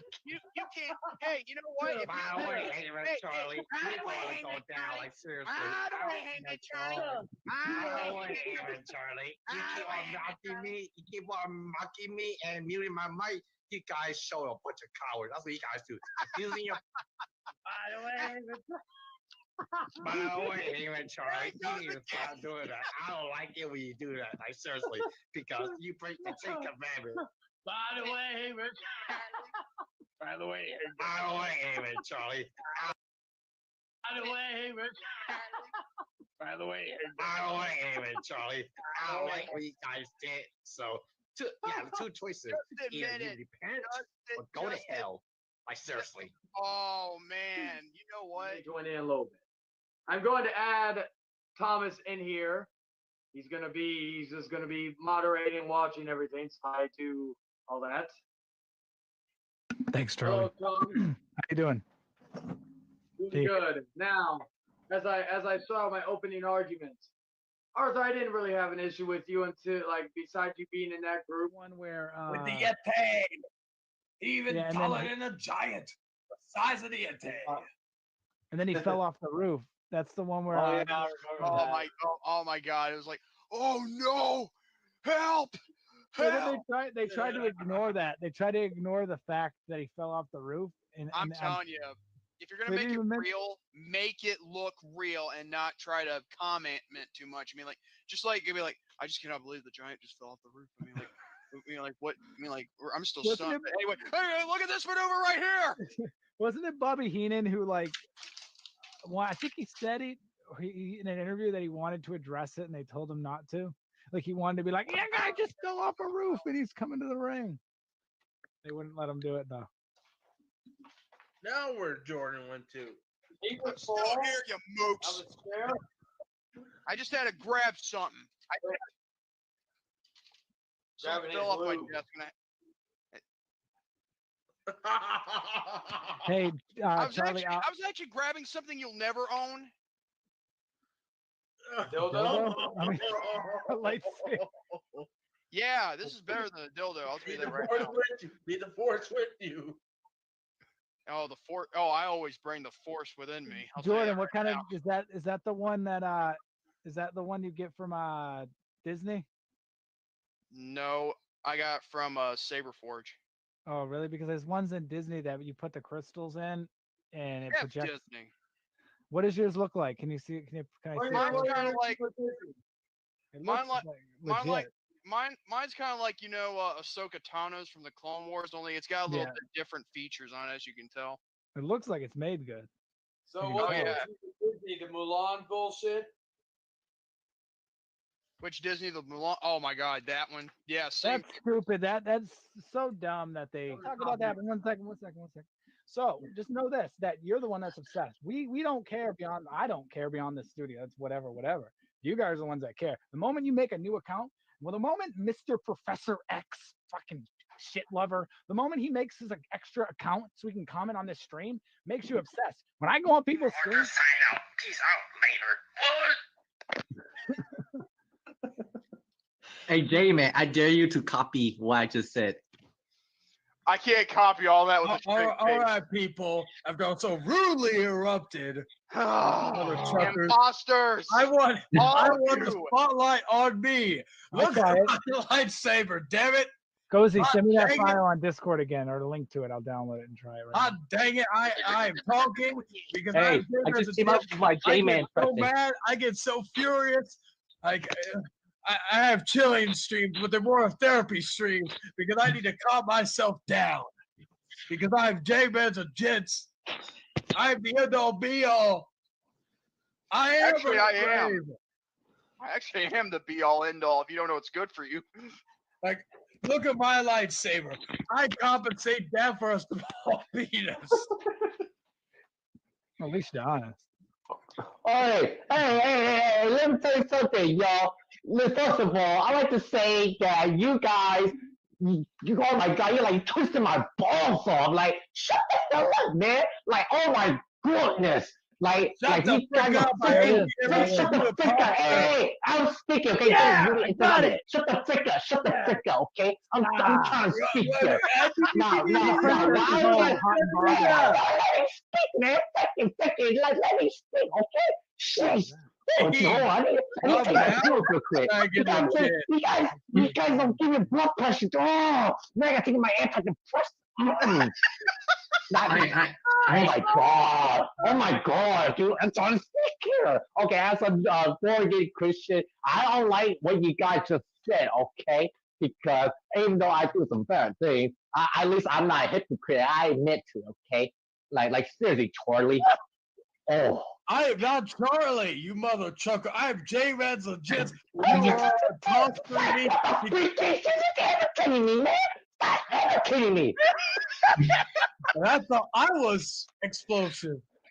Oh, Charlie, I was gonna come over here and smack you with that Bible. What'd you say to me? I'm a boy Christian. Yeah, you lucky, man. I had the Bible here. I was pushing his face. I was like, oh, Lord, oh, the Christ compels you. The power of Christ compels you. Shut up, Charlie. I'm fucking bigger shit than you are. How dare you? This ain't the Exorcist, you mother chucker. Oh yeah, I'm exercising right now. I'm exercising the gayness in you, man. Right, I'm gonna save it, Gozy. I'll try that right now. The Janus or the gayness? Fuck you, Charlie, man. You're trying to make me look like I'm gay, man. I'm gay. Fuck you, Adam. You wish, fake J-Man. I'm the real J-Man. Frick me. At least I admit that I'm not the real J-Man. At least I can admit that. Well, because I'm the end all be all of this. Look at my look how large it is. Look at the freaking stroke on that lightsaber. Shut the hell up, man. Thank you, man. Thank you all freaking me. Oh my God, you're making my balls twist off. Colored lightsaber. Oh shit! I'll be back. I'll be real quick, man. I need to take some pills with him. This motherfucker is like making me go crazy. I am G-Man-C the chat. Ask is the top where the L is not uppercase. It's not uppercase. Your The mother L. Canucker. When you buy the trucker, some reason the L is No, you don't interrupt me. No. You don't get to interrupt me. Oh, well, Oh, all right, guys. I'm back now. I just took a couple of pills now. I kind of calmed down now. So, back to you, Charlie. I took some Thank pills you. earlier too, man. I feel a lot No, better. no. Frick you, okay? Just Frick me. Oh, you wish. Shut up, man. No one cares. No one cares, okay? Now, excuse me. As a born again Christian, it is my duty to smack your face with my Bible and read you my favorite verse, okay? And not to mention, my pops, he's a pastor, and he told me a lot of things. And I'm gonna say the same thing. Well, I'm gonna say the same thing. What he said to me, Charlie. Oh, go to church. What the hell does that guy do? You like because you are a sinner and you need to repent for your sin. I'm telling you, you are not happy right now, Charlie. You're not happy. I'm a sinner because I'm preaching here. I'm speaking, okay? This is Pastor J Man's legit speaking. This is Pastor J Man's legit sermon. So be quiet or the Most High will make you. I can't quit Hangman Charlie. The sermon is that you are really, really immature, that you want to bring people down. That's regardless of our pride and or fragile ego. Because even though as a newborn Christian, I need to realize that I'm no perfect for the rest. So at least I can admit that, Charlie. So what is happening right now? Why is it so many? I've been playing my games. Nothing, man. I mean, we just messing around. Right, where do all these legits come from? You know what? I was wondering the same thing. I guess my I'm getting a huge reputation. People are wanting to copy off me. I love it. I mean, after all, imitation is the greatest form of flattery. That's not the I totally agree with that. To everybody on YouTube, J-Man Jiu-Jits, I just can't quit Charlie. You heard it here. I love Hangman Charlie. Yeah. Hey, J-Man, my sides are killing me. I love Hangman Charlie, and on the first edition of the Cock and Balls podcast. Oh, frick you, Charlie. Frick you, man. I don't pay with your J-Ball, Joe. By the way, Hangman Charlie, you need to stop acting like me. Oh, I need to stop acting like you? Oh, the power of Christ compels you, Charlie. Oh, yeah, let me use your whiskey to come to vaporize and baptize you with your freaking whiskey. What? Oh, baptize you with your whiskey. I'm shaking my head right now. Oh, I just got that going. I can't do this. I'm going to go through about Charlie. This is James. You have a great day and stay healthy. For any repair tomorrow, I'll be back. I'll see you all later. I'll be back because I'm a stream whore. Fuck it. Well, at least I admit I'm a stream whore. Unlike your ass, Charlie.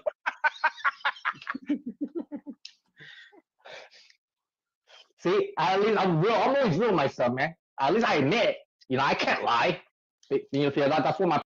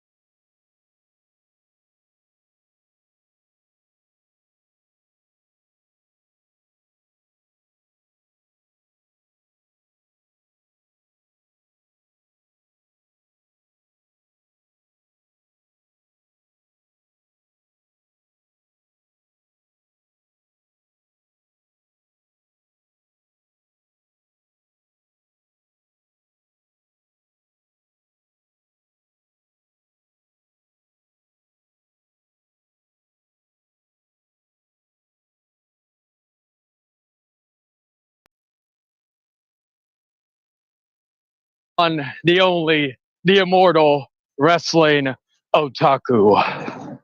Well, thank you for interviewing me here. How are you doing here, interviewer?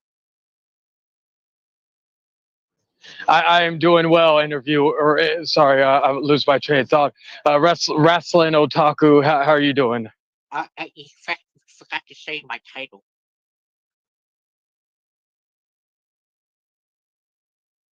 All right, so continue what you're saying, Otaku.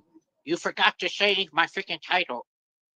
Oh yes, the persona. I called you the immortal, but I call it the personification of excellence. Yes, we know. There's more. There's more. You didn't read the whole thing.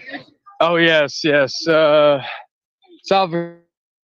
Of excellence Excuse and me. otaku. You are a terrible interviewer. I want you to reintroduce me again. But this time, I want you to say, "I please welcome my guest, the wrestling otaku, the personification of excellent and taco." Say it like that, you idiot. Now put me backstage again. All right. We gotta play by his rules. We're paying him by the hour. Anyway, ladies and gentlemen, here's the one, the only, the immortal, the personification of excellence here in the YWC and YouTube, the Kingpin, the O-Dog, the wrestling otaku, the personification of excellence and taco. Well, that's much better now. Well, thank you, everyone, folks. And everyone, if you want to follow me, go watch me on the Wrestling Otaku on YouTube. If you want to see me roast my haters, go watch my Fortune 4 shooters, and I will roast a lot of people. And recently, I just roasted this stupid retired Asian guy, and he know better to fuck with me now. Well, I was gonna wait till later on to ask you that, but so why, like, you've been dealing with so many. Figured they had to respond to this dragon character and all that. Well, like I said to all my haters, you trying to step on my toes, I will come back and hit you harder. Because the restaurant tackle, he doesn't get mad, he gets even. I can see that. Okay, so and we've already stated your name for the record twice, Mr. Otako. Can you say what your age for this occasion? Do I have to answer this question? Yes, we're getting the real otaku here to basically show all the naysayers what they're saying about you is wrong. Well, I am 35 years old. All right, and then of course we know you're from Maryland because I had to come over here to get this interview orchestrated to give you the cash because you couldn't take a card or cash up or anything like that. So so next up. So we already got a few of the questions already out. So why did you start YouTube? Like, in your honest opinion, why did you start YouTube? Well, I originally started YouTube with wrestling content, and it all started because back then I was a big WWE fan, and recently my videos gained some kind of notoriety when I started making that video about women or why modern women are trash. It's funny. I was just speaking my opinion, and it's just blew over the internet. I consider it one of my biggest push, if you want to say it in wrestling terms. Okay, and also before I continue, if anybody has any questions in the chat, feel free to ask. You will be answered. It will be here as long as we can. Well, as long as my phone can last, because that $400 I had to pay basically I couldn't get a fucking I couldn't get a charger when I was coming up here to Maryland. But anyway, that little thing aside, so that's question 4. So actually, to follow up on that, so why do you believe, like, your name is the Wrestling Otaku? Yes. Why is it that your most viewed video? No, I'm not asking why. I'll ask you that in a minute. Actually, that's actually another good question. But my question regarding that is, you cover wrestling, you cover sports, you cover all that good stuff. Sometimes gaming, hentai, yes. So my question is regarding your most viewed videos. your most viewed videos have nothing to do with wrestling. It has to do with either your, and I'll get into women more in a philosophical sense in a moment, but your disdain for women, modern women, the dating scene, so on and so forth. So so how can you explain that your wrestling content cannot compare with your dating advice when you are the wrestling otaku, not the dating otaku? Well, I'm glad you asked me this question because a lot of people ask me this question. So basically, I made that video because it was actually a parody video. You know, I just pretend to act like a man hater. You know, I wasn't all serious. It was all for shits and giggles. You know, and then the next day, it just blew up. I wasn't expecting that. And I'm not gonna lie. You know, some of the comments that they say it's ridiculous. But my wrestling content, I believe that my wrestling content is just as good as my rant videos. But personally, I don't care. You know, the haters, they can stay where the hell they want. They just using my name as clout. You know, especially that motherfucking Asian guy who's doing impressions of me and whoever advocate this shit. Y'all go to hell. Valid stuff. Now, also to Mr. ZTB in the chat, he says happy. Well, I forgot to mention this to get 2 dates. Number one, the reason why I didn't do this interview, let's say in Mr. Otaku's open fight night that he's doing later on this evening on Easter Sunday, is because unlike some of my works, therefore, and the house works, because we got to pay those house bills. But so. I'm sorry, interviewer. I'm gonna have to answer some questions from the live chat if you don't We're gonna get to that. We're gonna get to that because and all that. But yeah. But the second thing I wanted to say was I forgot to announce that the leader of the house, Mr. Long, he went to the courthouse today, and not only did he get the key to the city, but he also got Easter renamed in San Antonio as Chayton Long Day because people call him the Bunny. So like that's some big news I forgot to mention before I let him Otaku in, but I just want to let y'all know that just FYI for that. But anyway, so we're going to get into some questions from the chat, then we're going to go back to the main questions. So Mr. Big Boy asked Otaku, why did you write a hentai fantasy of a 15-year-old getting molested, and you made the molester the hero of the story? Well, this is kind of a interesting topic. Well, I'll answer that. Well, it all short started because the guy. Yeah, the protagonist, he was a complex person. He was a very complex, like he wasn't bad, or he wasn't good either. He was like in the middle. He was kind of confused, and the 15-year-old girl, well, that's an interesting story because in Japan, the age of consent is actually 13. So the story is actually based on a Japanese story. So you couldn't compare it to an American story because it was written in America. Of course, it would be a problem. But this is a Japanese story. And the only reason why I made the molester the hero because, like I said, he is I don't want to bullshit you. He's the complex hero. You know what I'm talking about? The complex hero. Interesting. I think it's weird, but interesting. So the next question comes to us from Miss Lauren. She says, how long you become the wrestling otaku on how long have you been around? I guess well, we already answered, or actually, yeah, we haven't. That was actually going to be a follow-up question. So what inspired you to become the wrestling otaku, and how long have you been around on this great YouTube? Well, like most people around here, well, I only created a YouTube account because I wanted to write comments on wrestling videos, and then I was watching some wrestling reviews, and I just thought, you know what, I'll do the same thing, and eventually I started making these wrestling contents, and they all blew up on the internet. Well, it all started, a very small channel, and it took a while to get 3,000 views. Okay. That's very interesting. Yeah, you are one of the very few that gets monetized, and no matter what anybody says, no one can take that away from you. No, So we no, will no, give you that. because right recently everyone wants a piece of my name because I appear on Rice TV, and so you could say that I'm kind of like a somewhat famous celebrity, if you know what I'm talking about.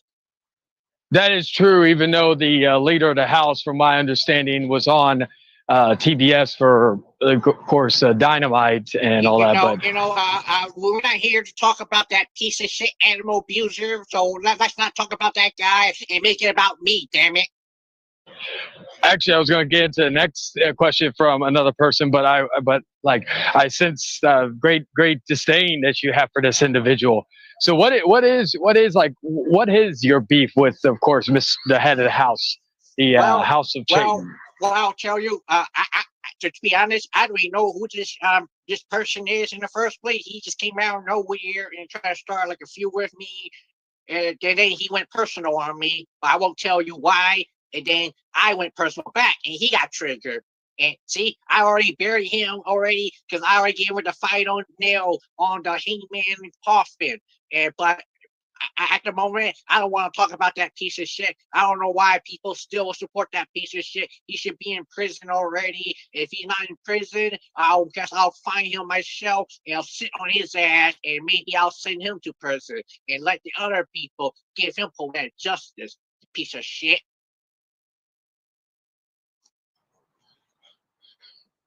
Okay, sorry. Sorry, some random homeless person in Maryland was tickling my fancy. She's kind of hot though, so I didn't move up here because. I'm sorry. I'm not into that fag shit. But if you get No, it was a woman. It was a woman, but it is what it is. But anyway, that was gender. Yeah. So anyway, and well, we kind of already found out what you think of them, but I'll go into that a little bit later. But next question is coming from Evolved El Dorado. Hey Otaku, can you tell us about the hentai reviews? That is easy. First of all, I'll say in my creepy foot, welcome to another hentai review. The reason why I review hentai because it's just part of my character. And I like watching hentai because nobody does hentai reviews. So I decided to be the first person to review hentai. And I like it because it's really cool, especially the one where I don't want to get into detail, but you know what I'm talking about. Not really, but okay. So next up, I will not mention the last part of this comment because I do not like mentioning that person's name. But Mr. El Dorado says, "Hey Otaku, do you agree with the Japanese age of consent?" Well, I had nothing against that. Japan and their laws. I mean, they can run their own laws. It doesn't even matter. I mean, I don't support or not support. I mean, that's just them. I don't judge. I don't judge anybody. All right. So we're going back to the main to my question I have written down, and keep on asking questions in the chat if you want to. Okay. But we're going to next question is going to be what was the purpose and what was the meaning behind you rubbing women's underwear? Well, I was just playing a character, like I said. I was just playing like a creep character. This is not really the real me, It's just because I am playing a creep in the real world does not mean I'm a creep, in the video or YouTube in real life. It's just like kayfabe, kayfabe. Big Boy actually has a question to follow up on this. Otaku, what's your favorite brand of panties to sniff on? Oh my God. Do I have to answer? Should I? Yes, you do. I paid you the big bucks so that you can answer the true questions. Victoria's Secrets.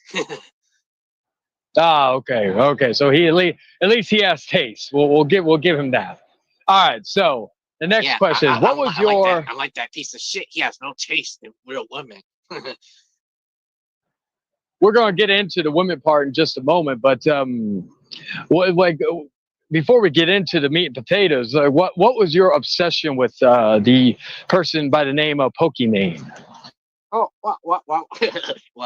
everyone likes her, no, I'm not the only guy, I'm not the only guy, why not asking those guys instead? Well, personally for me, I like her because she has a nice ass and nice rack. I want to do some things to her. Oh yeah, nothing's too expensive for you, baby. Oh yeah, look at it, babe. I want you to sit on my face. Oh yeah, that's right. Sit on my face, look at it, babe. And rub your rack in my face. Oh yeah, baby. I'll throw $100 on you. Sorry. Yeah, I was gonna say. Yeah, I was gonna say, get a hold of yourself, man. Oh yeah. Well, okay. Sorry about that. Sorry about that. I got a little too excited. Oh, you're good. Oh, you're good. I get it. Trust me. You see a woman. I know. Maybe in your case, you don't have a lot of attractive women in your area. So. Well, yeah, but there are attractive women here, but they're a bunch of superficial bitches. Well, that was actually. I'll get the big boys question in a minute, but like another question, what is your issue? Like, what is your main issue with women, and not just of this generation, but in women in general? Well, like I said, back in the old days, women weren't like that, so you could say that I don't really have a problem with women. It's just sometimes our women, they always asking too much, it's like it's never enough, So sometimes when you try to be loyal, you try to be kind, they just take advantage of you, and they're just like, oh, hey, do you have like $50? Oh, do you have $100? Oh, can you buy me this? I was like, what, bitch? Why I got my money for? You don't see me asking you for money. This is why I wanted to turn the tables so that they can pay me money instead, because I deserve better. I deserve better because I'm the red to attack you. The personification of excellence. So you show me respect, lady. You bitch. You fucking female. Damn. This is why I don't like modern day females, because all they do is only care about the superficial shit. Oh, imagine it. Oh, you don't look like Thor from Marvel. Oh, you don't look like Hugh Jackman from Wolverine. Oh, you don't have a lot of money like Elon Musk. Bitch, I don't care if you want people with money, because you don't deserve me, because all you is a bitch and a superficial bitch. And that's why I don't like any superficial bitches out there. They don't deserve me, because I deserve better. I have high standards for myself.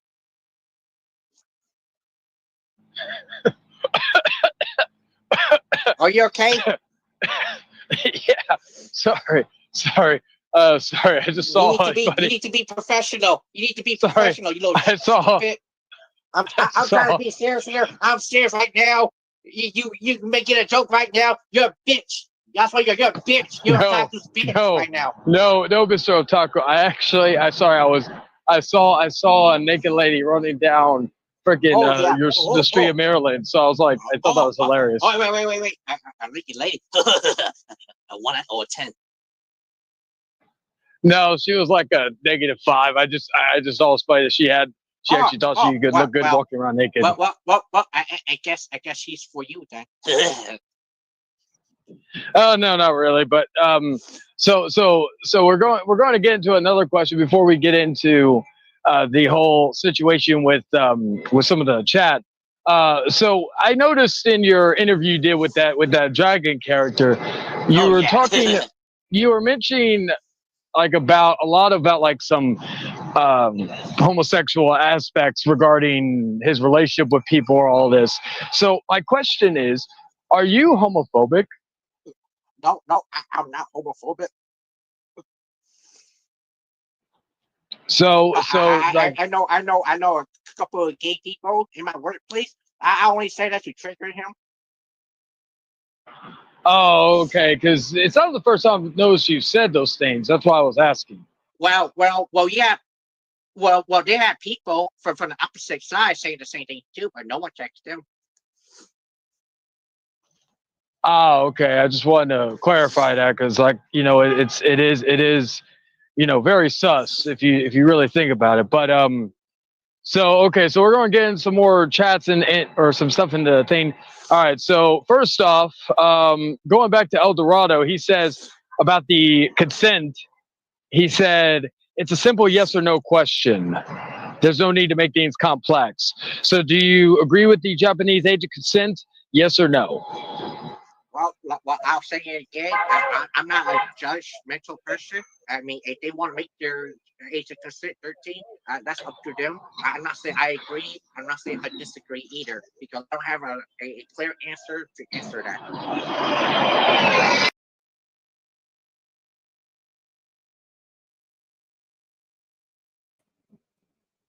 Just FYI, guys, I am not going to be on here as much. I'm just going to be streaming random highlights from this channel for as long as I can because, good thing about dual monitors and also being in the living room so I can go and do other things while I'm doing this. So enjoy the trip down memory lane, the good, the bad, the ugly.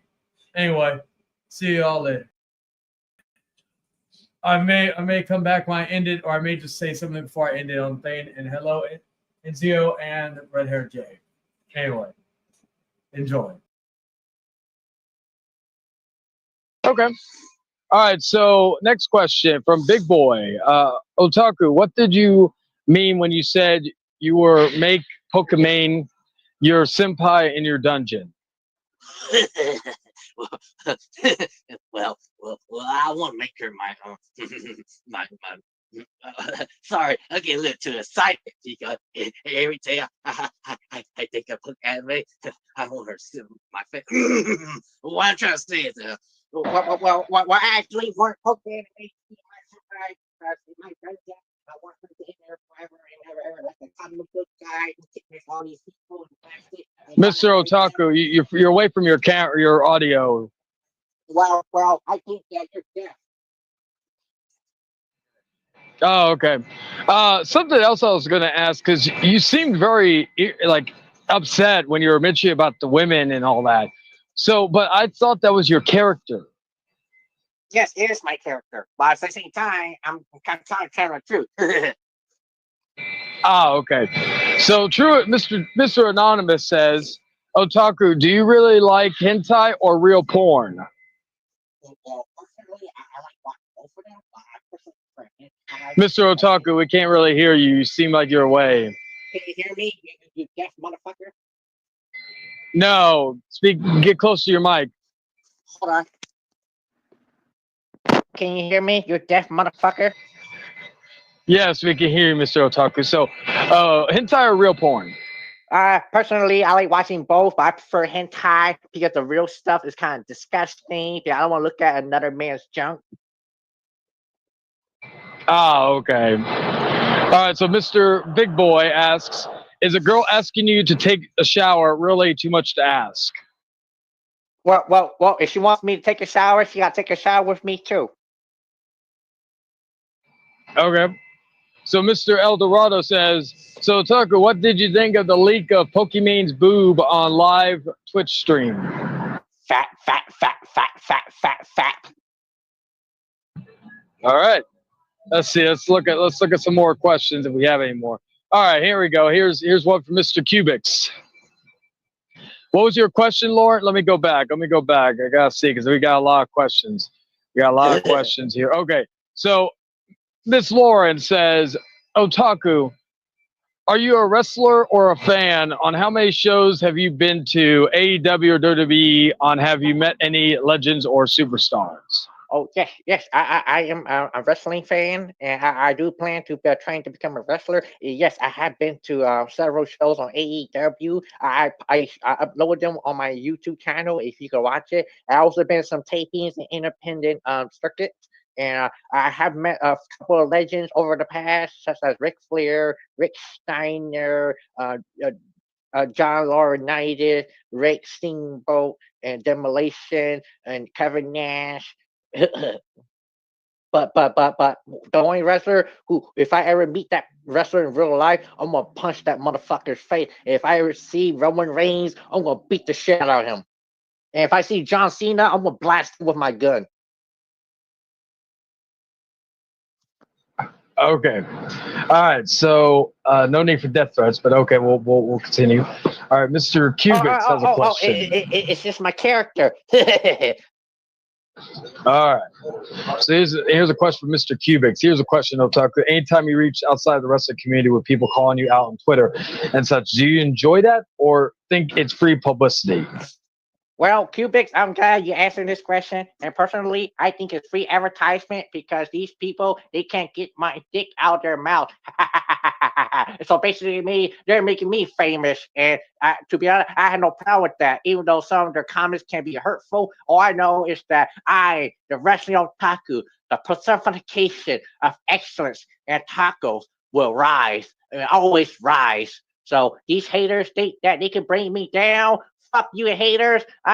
Fuck you, haters. You guys think that you can take down Otaku? No, Otaku gets back up and gets fucked up. Fuck you, bitch. Okay. All right. So we're going to get to next question of Cubics. And have you had any real life confrontations with people over your videos? So far, not really, because they're afraid. Okay, so next up is from Mr. Eldorado. So Otaku, what do you think about John Cena being in Suicide Squad and starring in Peacemaker? I don't give a fuck. Short and sweet to the point. Mr. Big Boy has another question. Otaku, why do you believe your girlfriend having sex with you, your walrus-sized carcass, is mandatory with no excuses? Oh, well, that's an interesting question there, Big Boy, because I don't know. Because why you want to know? Because you want some of my walrus carcass ass? Well, I'll tell you this, Big Boy, you're a fucking faggot. Okay. All right, so next question is going to be from Hard Boiled Eggs. I have a question for you, Otaku. Do you know what toothpaste tastes like? Ha ha ha ha ha. Fuck you, hard-boiled eggs. I hope you get cancer. Oh, Otaku, that's a death threat, man. All right. Big Boy says, Otaku is mad at me. I can tell. Yeah, well, I'm wasting my time with that guy. Well, what's your thoughts on Mr. Big Boy? Thought you did an interview with you like It's a a couple of years motherfucking ago. Big Boy. It's the reason why that fucking Chinese motherfucker was imitating me and brought out some personal shit. I blame the Big Boy. If it wasn't for him, it wouldn't happen in the first place. I wouldn't be here. But these motherfuckers want to mock me and you try to make me look like a retarded person when you're the retard yourself. And I got my boy. They back me up and I don't want to say anymore because I had nothing else to say. Okay. So Malik X has a question. What is your reaction to John Cena starring in Barbie, which is a movie made about Barbie doll toys from back in the 80s? You really want to ask me this? Yes, it's a chat and I'm paying you good money to answer these questions. You're not gonna like my answer. Go ahead. He's a fag. Mr. Otaku, this is like the third time you said that. I am going to politely ask you not to say it again. You can say the F, you can say just F if you need to, but if you can't control yourself, like otherwise that's about it. Now, okay. All right, so in Hello Leonard's Kitchen. So Big Boy asks another question. Otaku, you're an easy target, especially with an ass as big as yours. Can you really be blame me or Dragon? You guys think you guys truly underestimated me. You guys all underestimate me. You guys think that you can push me around. No one pushes otaku around. I always ride. I went and get all the biggest YouTubers out there, the Smart Buster, Steel Toe, Rene Dupree, Disco Inferno, Coning. They all a bunch of jobbers. They all a bunch of jobbers because you guys just man because you would never be the awesome like myself.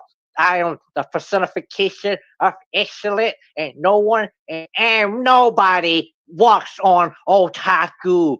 I walk on you, bitch.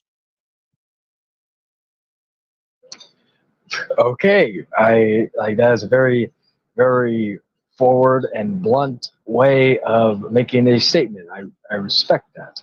So, let's see, what's the next question here?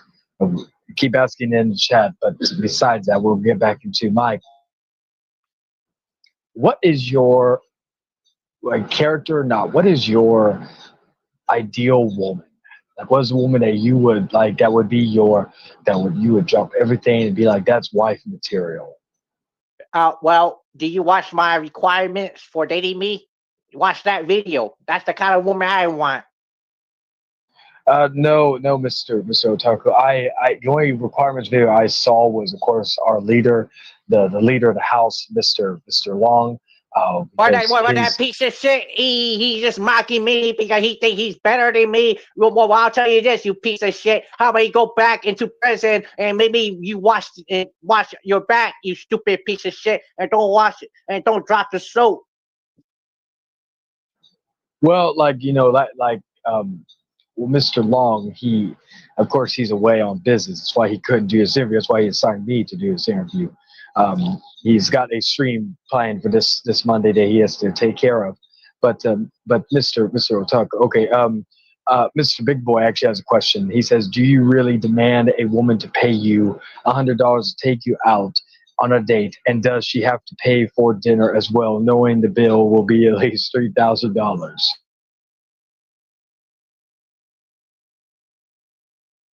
Huh. Well, yes. Short, sweet, to the point. Mr. Eldorado has a question as well. He says, "Hey, Otaku, someone told me that you want a harem of teenage girls. Elaborate on that, Mr. Eldorado." What the fuck? Where you get this fucking shit from? See. Miss Lauren says, "Otaku, please, there are better men than you. They have been WWE, you haven't been shit." That's not a question. But would you like a retort to that? Well, my retort is that I don't give a fuck about WWE because I want WWE to fail. Okay. Next question. What is your true disdain for Roman Reigns? I'm tired of seeing Roman Reigns on my TV screen. I'm tired of being shoved and forced me to like this guy and cheer for him. I don't give a fuck if he's a face. I don't give a fuck if he's a heel. I just want him gone. And I wish he was gone when he announced that he had leukemia. Otaku's mic cut off. I guess he was getting so angry. Hello, can you hear me? Yes, we can hear you.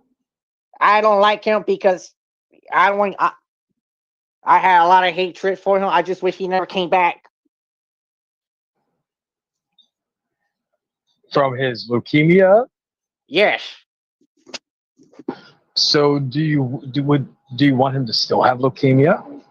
Yes. Okay, so you're one of two people who mock cancer. Okay. Anyway, I'm not gonna make excuses. I'm not gonna justify anything, but they shouldn't mess with me in the first place. They should have went low with me, so I decided went low with them. They triggered me, I'll trigger them back. did Roman Reigns go low on you? He went low on me when he keeps winning the fucking World Heavyweight Champion every time. It was a stupid Superman punch and spear. Okay. So Big Boy has another question. He says, why did you demand respect from Double Z after he told you go fuck yourself, dick cheese?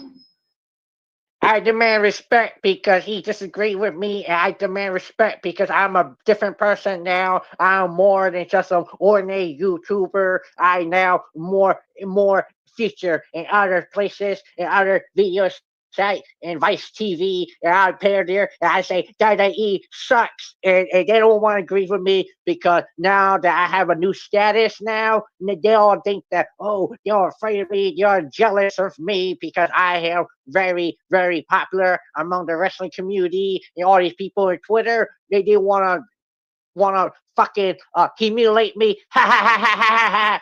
Fuck you guys.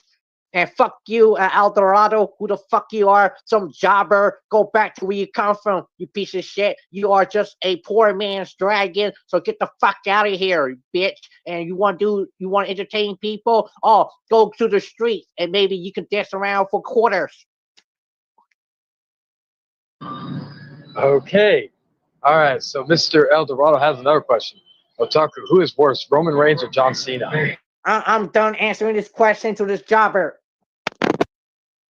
All right. We will not ask any more El Dorado out of respect because we paid some big money to get Otaku on here. So let's see. Let me think. What else was there to ask regarding the whole situation? Oh, Mr. Insane Gaming had a question.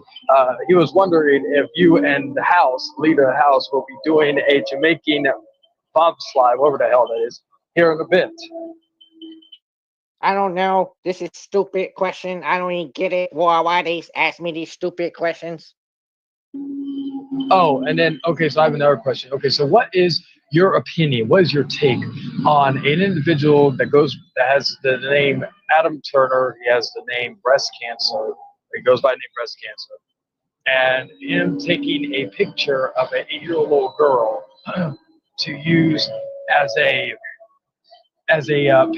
picture, profile picture. What is your thoughts on that? And then I'll have a follow-up question to that in a moment. Karma's a bitch. Short and sweet to the point. So, what is also your thoughts on people like Jordan Little and Lisa Wyatt Little condoning what Mr. Turner did? You really gonna ask me the question? It's fucking Tatum. Who cares? Well, the only reason because I know you associate with him. That's what I was asking. I don't fucking care. All right. Robbie Kendall has a question. Mr. Otaku, what smells worse, your balls or your teeth? I answer that question. What'd you say? I'm not answering that fucking question. All right. Well, I can't do a poll right now, but what do you call it? I would, if I could, I would ask if you are getting triggered, but that's a different story. Anyway, my point is. Well, you trigger me, I trigger you back.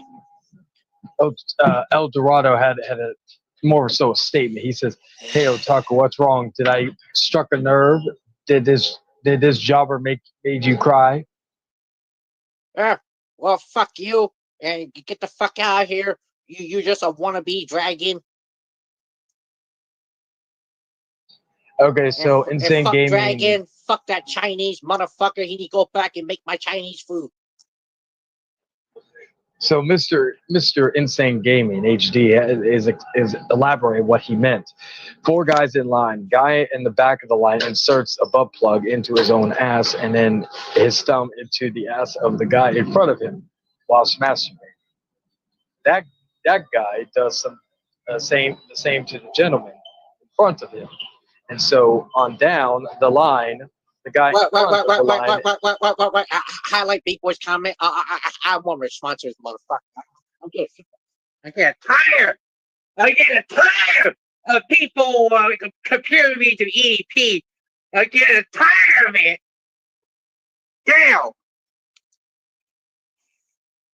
Well, I'll read what it says. Otaku, if you went camping with EDP 445 eating cupcakes and you woke up the next day with your pants down in the car. I'm getting tired. I'm getting tired of people comparing me to EDP. I'm getting tired of that shit. Damn. But would you tell anybody what Big Boy just said? Fuck no. We are going to take a break as we hear a word from our sponsor. A warning, some of what you are about to see and hear is explicit. Get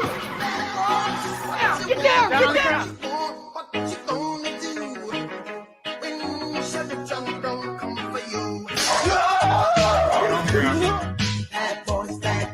Please let it go!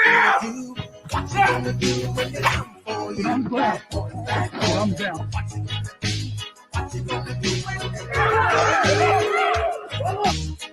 To Catch a Predator is filmed on location with the men and women of law enforcement. All suspects are obviously guilty. There's no need for a court of law.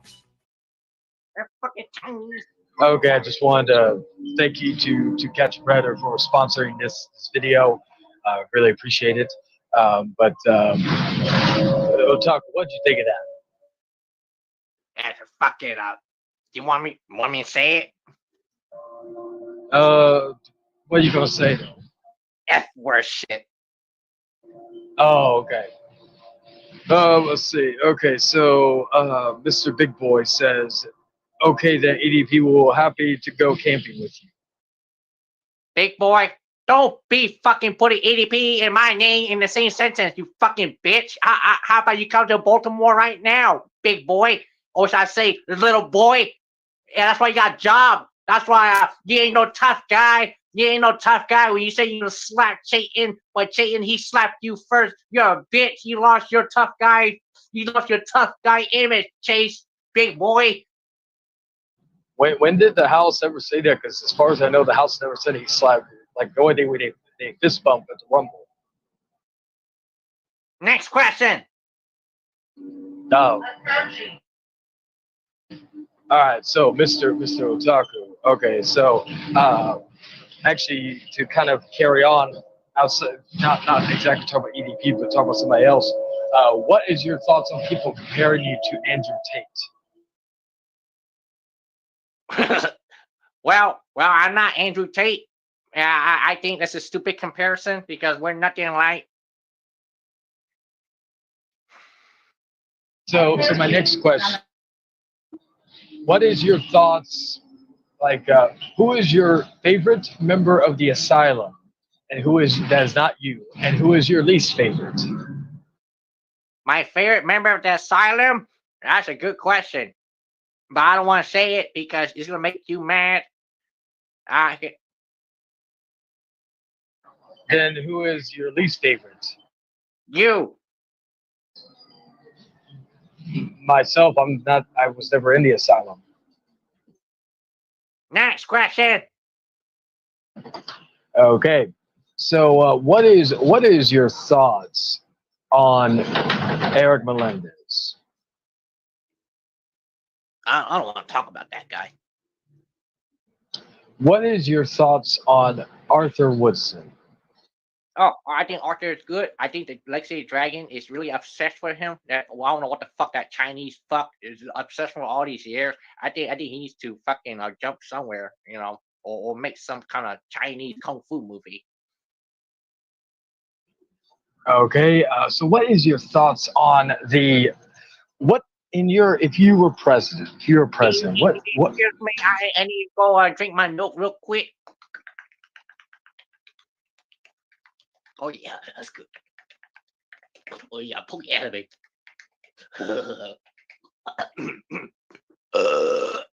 Excuse me. Continue. Sorry about that. Actually, I have to bring up a good question. So what is I know you answered before, but what is the thing that's on your lip, the corner of your lip? What? You know, that little white spot that's on your lip, is that herpes? What? Is that herpes on your lip? What? All right, since you want to answer that one, I think that's a sensitive question. But Mr. Otaku, why being a man in your mid-30s, why do you have a gray streak in your hair? Well, everyone has gray hair once in a while, but I had to shave my hair because I had head lice. I told you yesterday already, or a couple of people, but that doesn't really matter. Okay. Let's see. Oh, also, Big Boy has a question. Remember, or more of a statement, but he's saying, remember, Otaku, there's estrogen in cow circumference. Yeah, you would know that, huh, Big Boy? Of course you would know that because you like that shit. Oh yeah. Did you know? I know who sent that black dildo to him. Was it you? Fuck no. I know who it is. All right. So next question: Who is the hottest woman in wrestling in your opinion right now? Oh my god, this is fucking hard question. Well, I like the J Card girl, she can sit on my face. I like I like Alicia Bliss sometimes. I like Liv Morgan. I like Stacy Keebler back in the oldies. I also like Trish Stratus. I also like Lita. I like Molly Holly, when she had blonde hair. And I also like Stephanie McMahon. Yes, I like Stephanie McMahon. I like Mae Young. I like Fabulous Moolah. I like a Sherry, Sensational Sherry. What's her name? I like Daniela. I like Lisha. I like Jordina. I like Charlita. I like Tomita. And Davida. Oh wait, those are names I made up. but you know what I'm talking about. All right. So Mr. Hardboiled Eggs has a question. Otaku, who is more attractive? Your left hand or your right hand?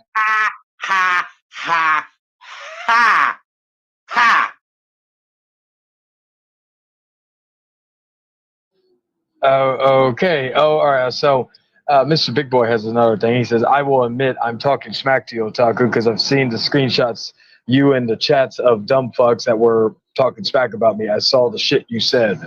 Your retort? Well, that's what happens when you mess with the otaku. When you fuck with otaku's not stay quiet. Otaku strikes back. So you got what you fucking deserve. You ever seen the Joker? Oh no. You ever seen Joker? You get what you fucking deserve. Okay. All right. So, let's see. What's another question? We talked about the women. We talked about the lady wrestlers. So, what is your favorite, like, anime female character? well, that's a good question. What's her name? There's this underage a character from this anime. I don't know. There's too many. Well, you can say I like Sailor Moon. Yeah, I like Sailor Moon. Sailor Moon is a very, very, very hot high school girl. Okay. So another question. It's actually a really good question, actually. So if Vince McMahon just killed over and died tomorrow, and Endeavor contacted you, wanting you to be in or be in charge of WWE, what would be a wrestling otaku led WWE? Wow. You know what? I'll be really happy when it happens. You know what theme song I'm gonna play? What's that? I'm gonna play Sami Zayn's theme song. Oh, you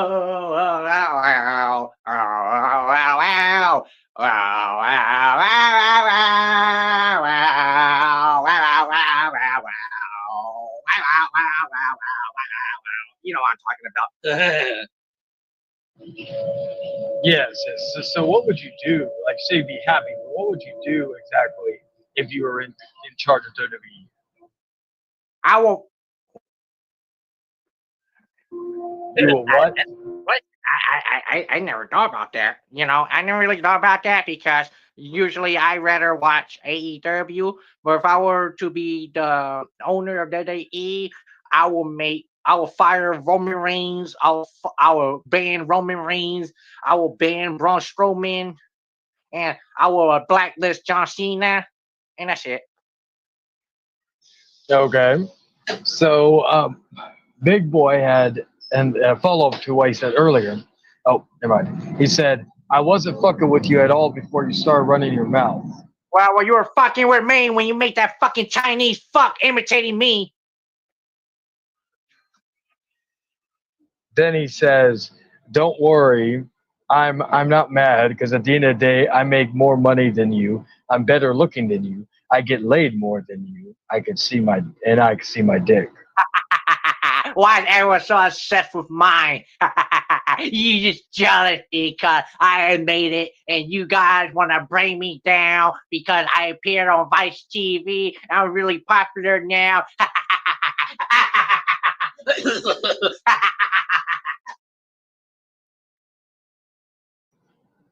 Speaking of getting more, like, what is actually, and then there's going to be some more questions because actually about the make more money part, but we'll get to that in a minute. But what is your thoughts on the leader? And this will be the last time I mention him because I know it's a sore subject with you. But what is your thoughts on the leader of the house having been getting tens recently, like when in regards to women getting like women that probably could even be out of the leader of the house's league? What's your thoughts on that? Well, I don't think he will last long. In the bedroom? Relationship. Oh, I was gonna say because if it was in the bedroom, I would seen it for myself because I'm a straight man. But I heard he can last a good 6 to 8 hours. I don't care. Okay, all right. So let's see. Big Boy has a question. Now we'll get to the money questions. But he says, who watches Vice other than their Dark Side of the Ring? I actually agree with that. Vice? I don't know. A lot of people watches Vice. Wrestling fans, people who are friends of otaku, fans of otaku, fans of wrestling, fans of WWE. I don't know, Big Boy. You jealous that you wish you were in Vice TV? Because I got all these women Instagram. They all questioning me. So now we're going to get into some other questions. I actually forgot earlier, but then I recalled them as soon as the money thing came up. Hey, Shout out to excuse Big Boy. me. Hold on, But- I need to pick my belly button real quick. There's some bunch of fungus in there.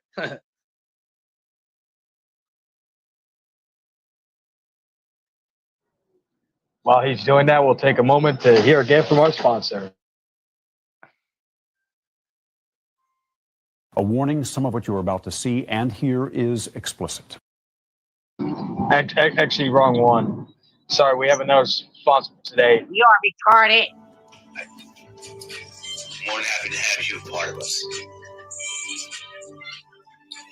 You know what? It's so funny. Someone making assumptions. Here's the thing. Where are these people when my family are getting...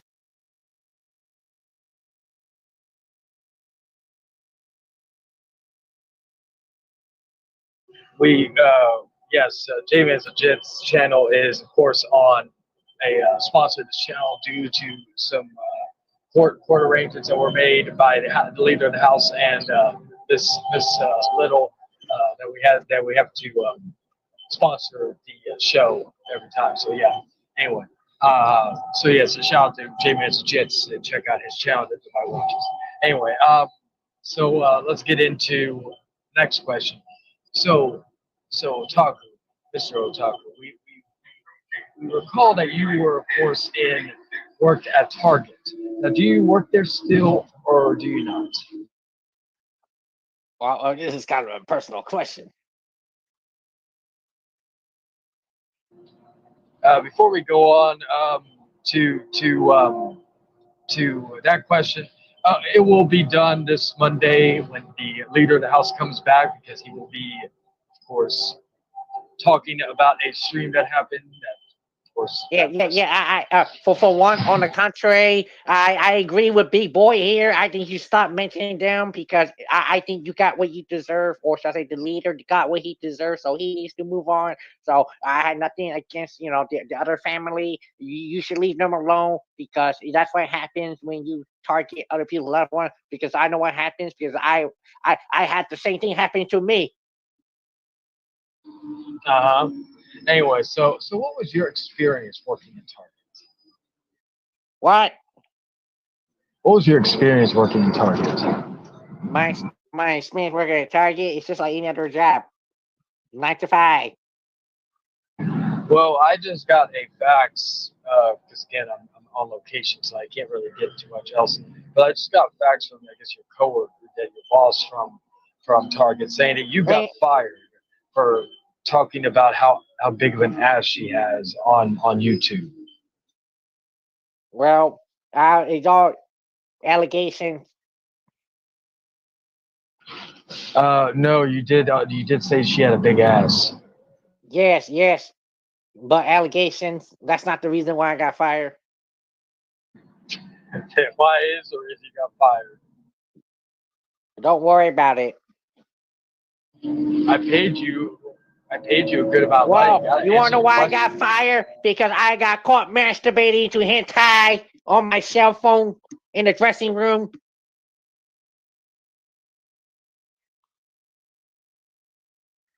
One second, will we take a moment to hear our sponsor?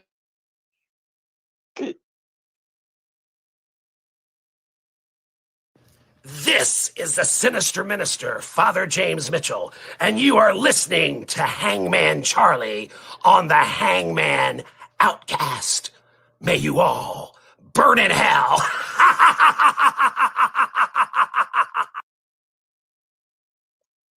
Oh, cool. Thank you, Father James Mitchell, for that and all that. We'll have one more sponsor in a moment, but while I get my closure. Okay, so all right, so of course, so you got caught doing that. So do you work now? Do you go? Oh, actually, no. Big Boy has a good question.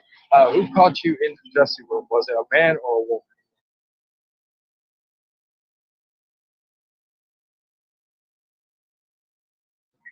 Mr. Otaku.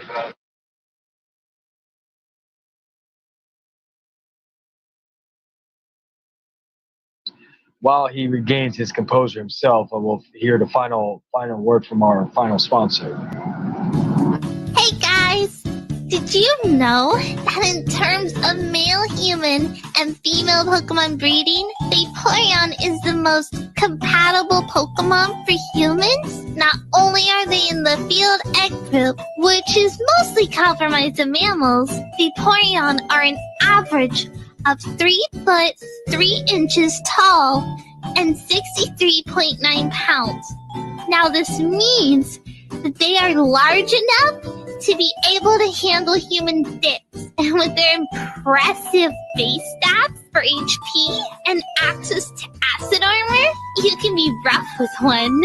Due to their mostly water-based biology, there is no doubt in my mind that an aroused Vaporeon would be incredibly wet.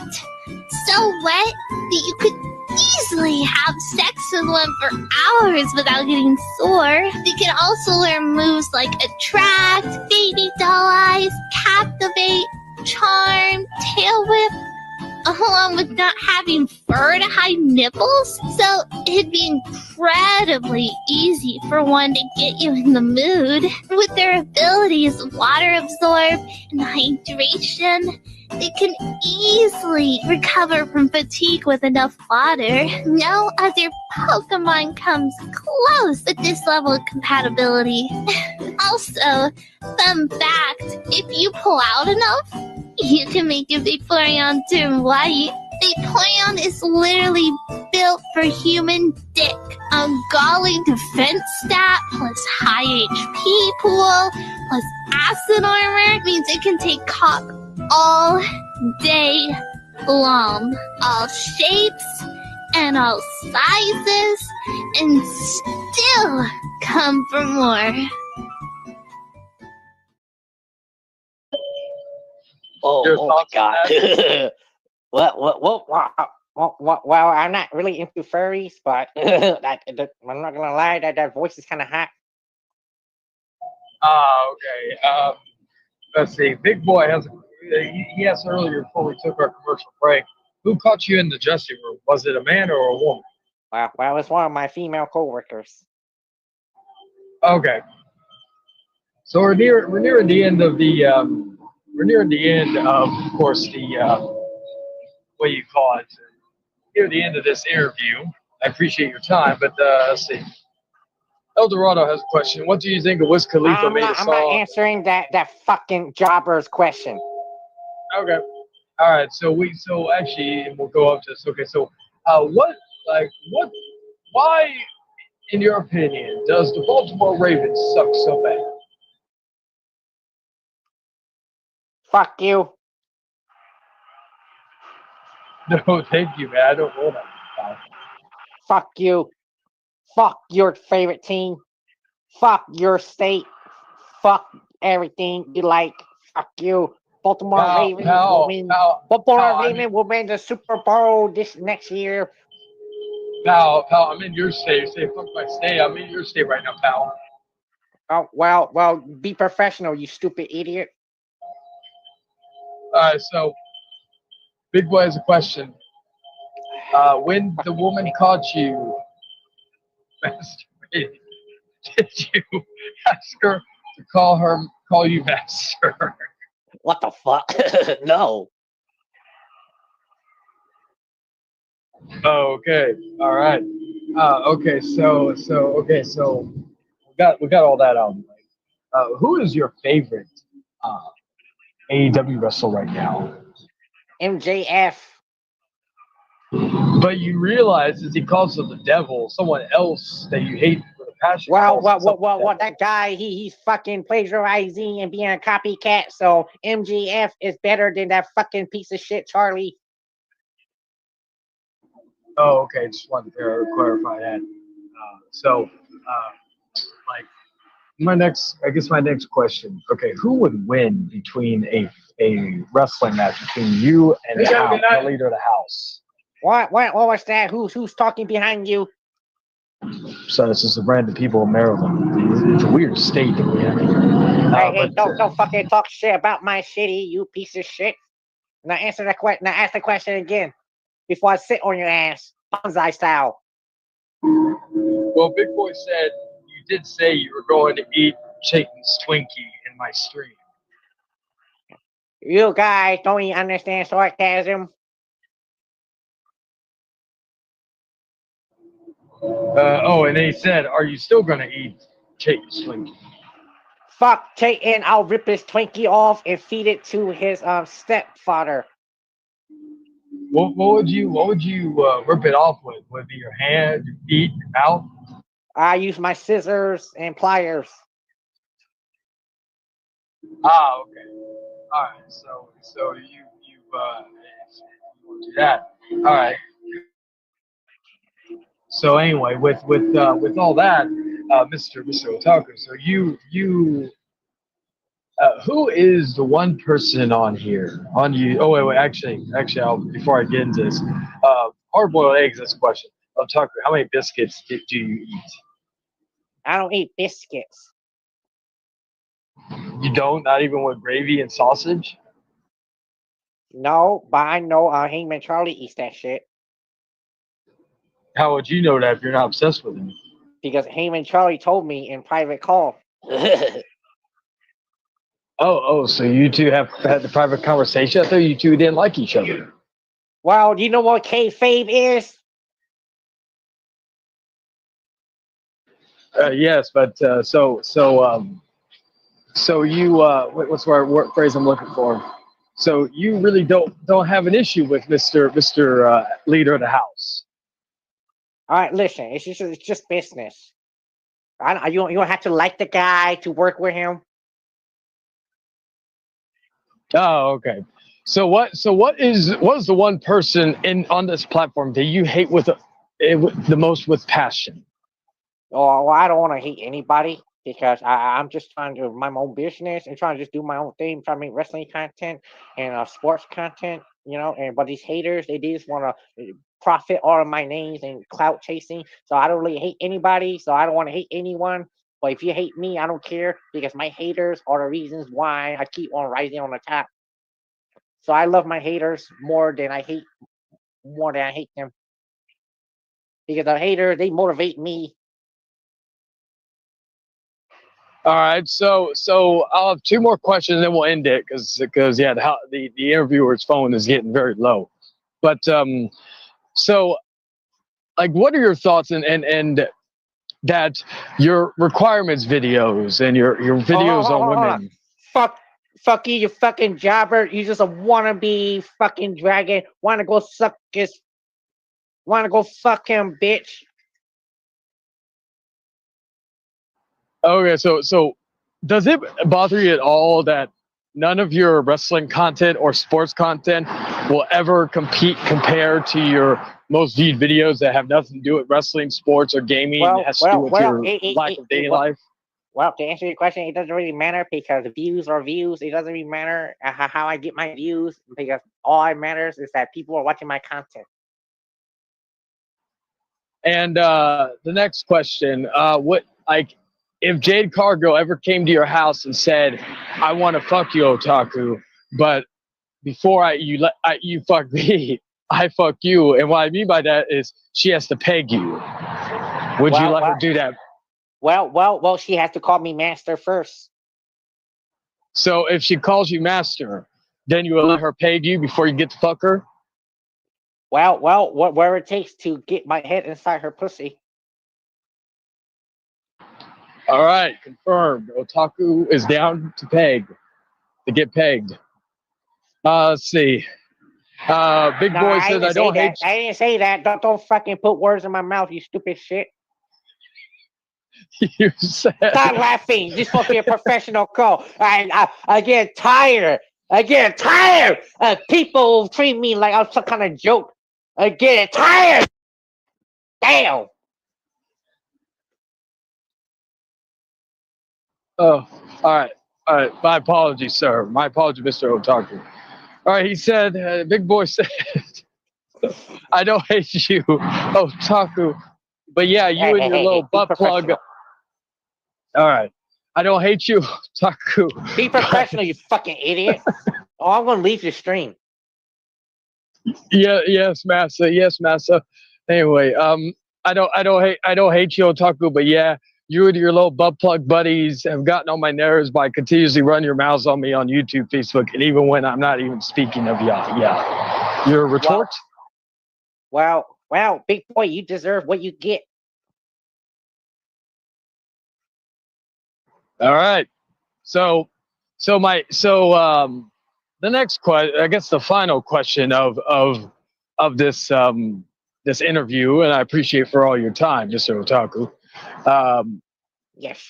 What do you think is going to be your legacy here on YouTube once you are in the ground?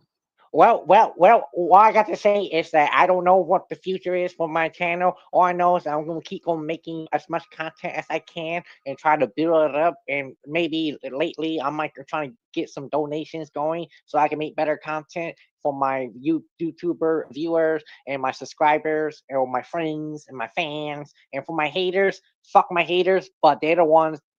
So, but at the same time, I love my haters because they're the reason why I get all the attention. Like, for example, I'll tell you, if my haters start sharing a video of me on YouTube or on Twitter talking shit, and all these people, they're gonna, like, for example, if they have a huge following and all their people that follow them watch my videos, I get the views. So basically, free advertisement, bitch. So a Big Boy says, I had fun talking smack, but I'm moving on from your fat ass tonight. His words, not mine. After tonight, and keep entertaining people with other funny stuff. Your thoughts? Don't drop the soap, Big Boy. Let's see. Big Boy says, Otaku, did you really think that a colonoscopy was a massage? What the fuck was that? I don't even know what that means. Massage or colonoscopy? That colonoscopy, I don't know what that word is. That means basically when a doctor puts a glove on his hand and puts it up your butt. Oh my God, no. Oh, okay. All right. So with all that being said, we were going to end it here. And I forgot to tell you, Otaku, that this was really a episode. We're not sponsored by To Catch a Predator. We are To Catch a Predator. So the FBI will I'm be not coming a to your fucking door. predator. I'm not a fucking predator, you fucking interviewer. Say, you guys, this is what you gotta do. You want to invite me into your show and humiliate me? You know what? This is all you gotta do. Yeah, that's what I do. You just want to make fun of me and play all my clips and talk shit about me and mock me. This is what I don't like. Y'all, you get offended. You gotta get offended because I speak the truth. You guys say, oh, you guys decide what is funny and what is not. You see, this is why I don't like it, because you ever seen the Joker? I feel like fucking Joker right now. I want to fucking shoot your head right now. Woo, woo. That's the sound of the police.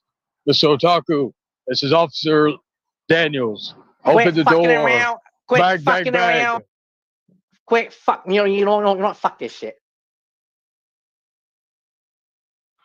Well, Otaku probably just got arrested, ladies and gentlemen. I think he just got arrested right now.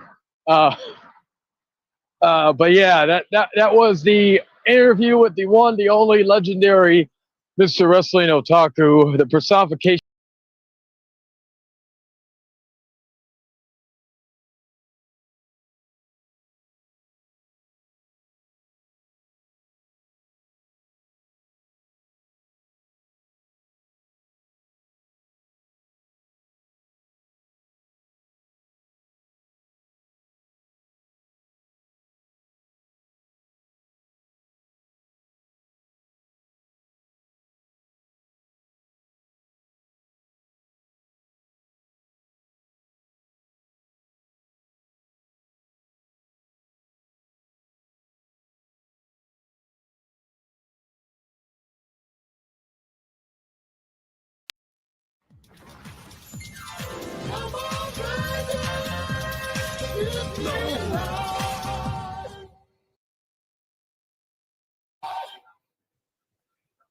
Hear ye, hear ye. We are here with the newest edition of the Hangman Outcast, episode 50. This is the pre-show.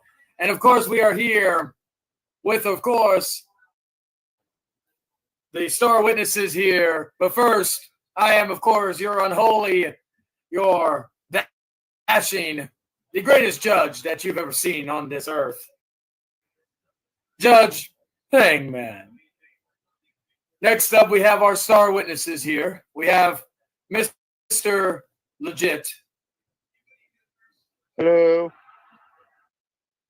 And then we have, of course, Mr. Canadian Destroyer, Mr. Hawking. Andrew? He's muted. All right. Well, if he doesn't show up soon, I'll have to hold him in contender court and have him arrested. Anyway, thrown in Canadian jail.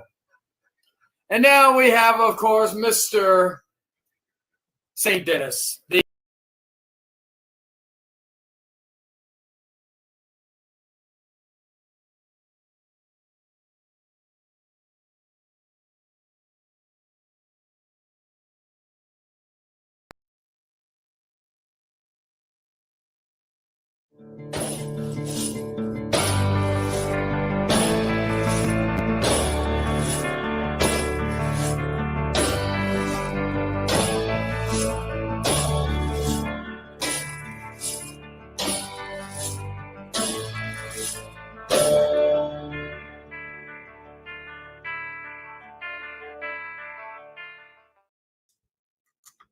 Shit. I was hoping to crack that can before we got inside the show. Oh, shit. No, it's all good. Yeah. I was like, well, what do we do? But welcome to the premiere episode of The Exiled Outcasts. Here, live from the island of relevancy. Of course, I am your host, the House of Chayton, with my guest at this time. Introduce yourself. I'm Dark Diggler. I'm Dan. Oh, yes. If anybody has seen that, knows that reference, You're killing me because you're like, I get it. It's a new program. It's this. You're trying something new, but you always come in with this serious ass fucking Hangman Charlie fucking intro, and it's not. That's not you. That's the thing. That's the point. That's why we got exiled in the first place. I know, right? I just like it's just that old habits die hard. I would assume. You're so for the fucking theatrics, right? And look, I was watching your stream last night. Can you hear me though? Am I coming in clear? Yes. Do I need more bass in my headphones? Spaghetti. Spaghetti. So last night I was watching your stream, right? And I messaged you. I was like, oh, I still want to tell them the story about this fucking stalker chick. And you're like, no, this is a solo stream. And I got it. I thought about it. I was like, fuck it, let's do this. And you want to tell everybody how this kind of came to fruition? Yeah, basically,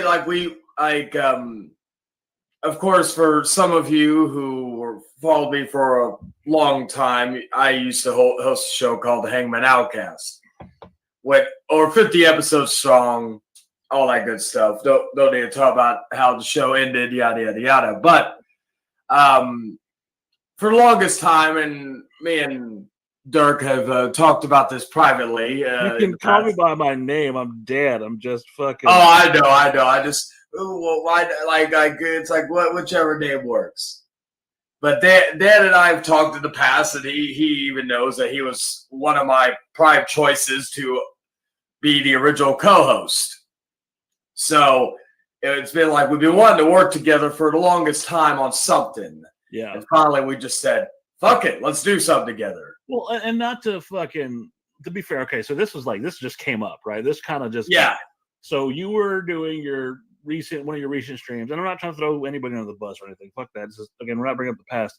But I was watching it with a mutual friend of ours, and you were talking about fucking leaving the platform. I was like, that is some fucking horse shit. All right, fuck it. I'll fucking, and I was on the fly. I was like, so Chayton's gonna go into exile. Oh, fuck it, we'll do the exile adcast because my exile is pretty much self-imposed. I've fucked off because I felt like fucking off, and you're gonna fuck off to fucking for some sort of medium. Granted, that's not how it went down. Cool, great, fucking you and your loopholes and bullshit. But I'd already created the logo, and in like a matter of like 45 minutes, I created the fucking intro, and I'm like, oh, this is kind of jazzy. I kind of like this, and you liked it, so here we are. Yeah, and it was basically like a certain song I was using, of course, for a stream that kind of added to the intro and all that. So I was like, fuck, and then of course seeing it, I was like, fuck yeah. And then both getting excited for it already and all that good stuff. I was like, I'm down, it's like all that good stuff. So it's just the whole idea. And then yeah, Tales from the Deuce, of course, is I usually try to keep that sold. I think the only time I ever did a joint stream was the only other time I went live back in the day. So I was like, yeah, I'm gonna keep that solo. And then I was like, okay, yeah, we could talk. And plus, like I said, I was like, fuck it, let's just do it, do the show then and talk about the whole thing you were hinting at to me privately about. Yeah, and no nog on the Outcast show, the Hangman Outcast. It was a wonderful variety show. Had some good shit. I enjoyed it. I was on there. I got to be a guest a couple times. But since you wanted to do something different, right? And this is something you've never done. And this right here, for once, I don't have to fucking be responsible for being in charge of shit. So I'm all about that life. I'm like I said, like you alluded to before, we've always wanted to work together. Like we've always gotten along, whether maybe because we're Texas natives or we're fucking complete opposites for most things. We just fucking gel as friends. And I don't mind saying that. Like I consider you a friend. We have like literally fought and argued and fucking, gone to opposite ends of the spectrum and said, fuck you and but come back and talked. And like I said, you're one of the few people that I would say I trust you as far as like being able to confide in you. And that's a big deal, especially when you're doing something like this, when you're trying to, come together to make something new. Exactly. It's just the idea of, I've said some of my close friends, we've had either arguments, some have actually gotten to blows, and we laugh about it later on. We're like, oh yeah, remember when I punched you? Like, oh yeah. Well, the perfect example for the audience that's probably going to be watching this is when I first met you, right? And we talked about this last night on the phone. But Lennon, who's like everybody loves Lennon now. He's a sweetheart, But when we first met, there was a beef between you and Lennon. And Exactly. I told Lennon straight up, like, bro, I don't know you, but I'm trying to give you I'm putting my name to fucking give you a pass. Charlie, give him one more chance, this and that, and whatever may happen. But we're up to a point now where everybody just thinks the world of Lennon, and Lennon's a good people. If you see this, Lennon, sup? Yeah, shout out to Lennon's Kitchen. Fucking all this time has passed, and a lot of people have changed, and I think some for the positive, definitely. Yeah, some for the negative, but fuck it. Here we are doing this, and to change tone, because you can't keep talking about bullshit this entire time. You were talking about your fucking Facebook dating shit, and there was a story I wanted to tell you about a particular dating incident in my life, and I figured you'd get a kick out of it. So I was in my mid-20s, and I was living in a fucking townhouse at the time, and me and an ex of about we had dated for like a week, but we had lived together for like 6 years, and dating probably was not the best idea. Like, she wanted to date for the entire time, but it was just she's a very miserable person. I'm not talking bad about her, just her personality. She likes to sulk. Yeah. But we split, and so I'm in the townhouse by myself, and I start dating, and I meet a girl on Plenty of Fish, of all things, right? And which is the worst fucking dating app in the world. Just letting you know, don't download that shit. And so we end up going out, and I meet her at Chili's. I got the chicken fried steak, which is my go-to meal for fucking damn everything. And we're eating, and I'm having a good time. The conversation's good. We're about 45 minutes into the date. I pulled the chair out. She didn't fucking get all fucking. Well, that's another story. She's all cool with that. She's like, I'm having a good time. And she looks me square in the face. She looks me right in the face and says, "Are you down to clown?" And I looked at her, and a fucking piece of chicken fried steak in my mouth. I'm pretty full. I swallow and say, I don't think I've ever been down to do anything that has to do with a clown. I don't know if I will or ever want to do anything as far as down with the clown. And I didn't understand. I didn't click for me. I didn't. I was going to ask you if you got the reference and whatnot. So no, I mean, I know what juggalos are. I know that, but I didn't. I'm not immersed in the fucking culture. I after that I did. I learned a lot about it. I thought which I'll get into that in a second. But so she goes, "Don't be," her words, "don't be a pussy. Be about that clown life. I want to suck you off in my full clown makeup." And at that point, I'm pretty much like, "Check, please." So I pay for dinner, and I walk her to her car. I was like, "It was nice meeting you. What have you?" And she goes, "You're just one of those people who's scared. You just don't know yet." She proceeds to grab me by the package, leans in, and like licks the side of my face. Oh shit! I'm like, oh man, this is getting awkward. Like, I mean, look, I'm all for forwardness, and don't get me wrong. Those of you who know my significant other, like, look, like, I like a strong woman. That's great, cool. This is a little too strong. Too strong. So I live down the street. So I leave.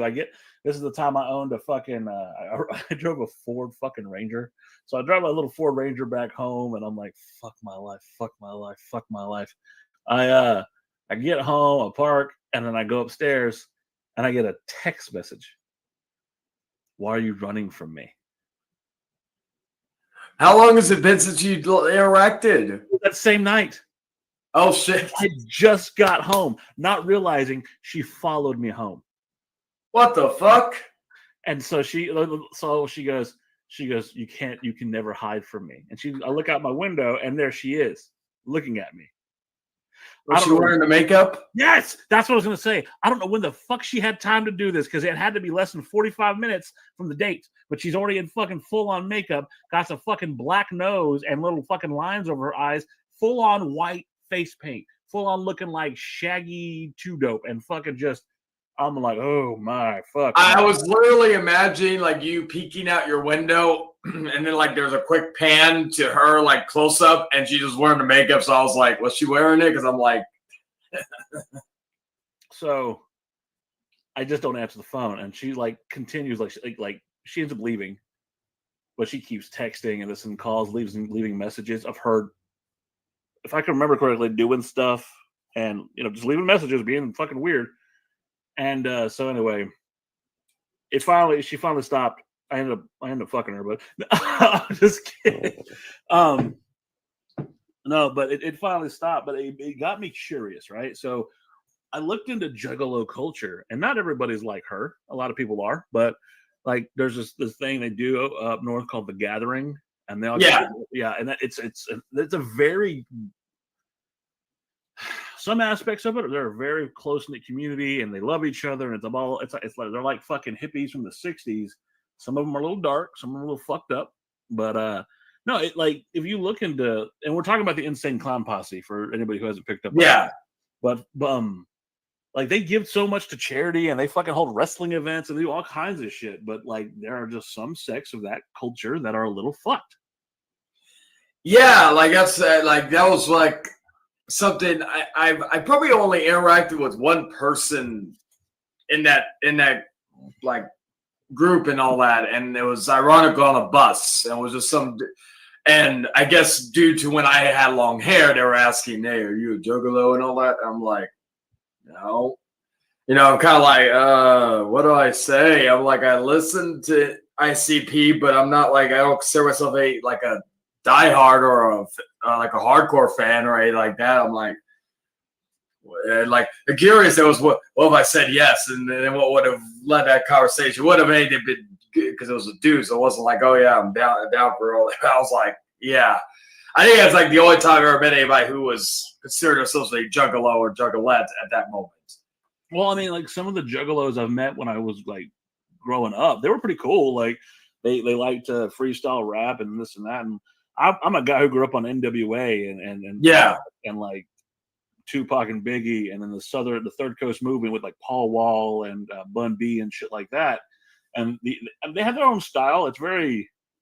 They did some shit with 3 6 Mafia before, but they're all about chainsaws and cutting people's heads off and just really out of left field kind of rap, which is not my shtick. But hey, to each their own. And they're, like I said, a lot of them are pretty cool and would give the shit off their back to you. And then again, some of them would probably rape you. I mean, it's just like, it depends on what section of the Juggalo community you roll into.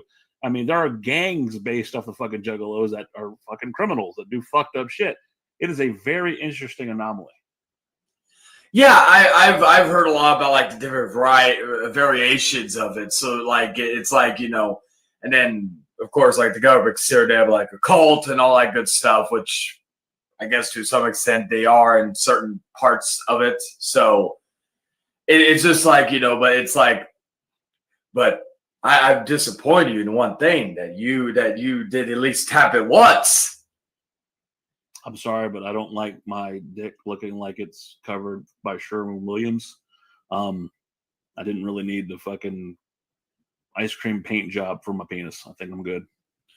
Well, it kind of like alludes to like what story I'll talk more in detail on a future episode of Tales of Deuce, but like this one chick that I was talking to for the longest time, we started talking years prior about our love of Rob Zombie, and we kind of hinted about Dave for a while, but nothing ever materialized. And then so like it was like during the Facebook dating scene where she was kind of I guess she finally had the balls to ask me to come over. Yeah. And I was at work, and I was like, in my head, because then she said she had friends over, so I was like, okay, nothing's going to lead to anything at that moment, which I was like, okay. Reason why I was hopeful, because I was like, I'm in jigsaw makeup. I literally just I had like a 2-day plan for Halloween. It was like Devil's Night, for any of you who've seen The Crow, know the reference. I was gonna do like just standard Jigsaw makeup, and then next day I was gonna do The Crow, just do full on Crow getup. And I just saw Jigsaw. I was trying to do something different because I usually do the Joker every year, and I just want to do something different. I was like, I could do like Billy the Puppet, that type of shit. Yeah, to make it for that. A friend of mine actually. Speaking of which, like I just got there watching. I think I told you this. I rewatched the endings to all the Saw movies to get another, and it's because you and I both like found flicks and CZ's World. Yeah, I was watching their the stuff they did on Saw and Kramer. What's his name? John Kramer. John Kramer. I mean, it's a very fascinating series. Billy the Puppet, for those of you who don't know, is the puppet he uses on the fucking tricycle in Saw, who actually comes out and says, "I want to play a game." And it wasn't originally, like I said, it wasn't originally a fucking demonic looking puppet. It was actually a doll meant for his son. What was he was going to name his son? It was a Hebrew name. Anyway, I'm sorry, but I didn't mean to interrupt. But yeah, like that's a lot of. We'll talk about your love of movies later. But yeah, continue. Yeah, so we were. So like I was doing that, and so I was like, okay, and I was like, it was kind of like a Halloween party anyway, so I was like, fuck it, I'm gonna go in the get up again. I wasn't thinking anything of it, and so I go over there, and and every like it was her, like to her girlfriends and her brother, and so like everything was like fine for at least about maybe 2 hours, and then of course we were getting drunk, and anybody who knows me while I'm drunk, I lose my ambition regarding all that which is good and bad. Damn, You're just a whore regardless. Yeah, but there are times where I'm kind of, especially with someone I had a crush on for a while. And so, wait, so alcohol doesn't make you the fat chick slayer? No, alcohol. Like if I get nervous, alcohol helps me get into that mode. So you're the fat chick slayer times 10. Yeah. Okay.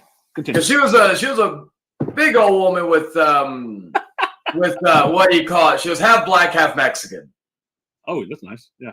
Yeah. So she so we after like conversate with her friends and all that good stuff, I just decided to plant one on her.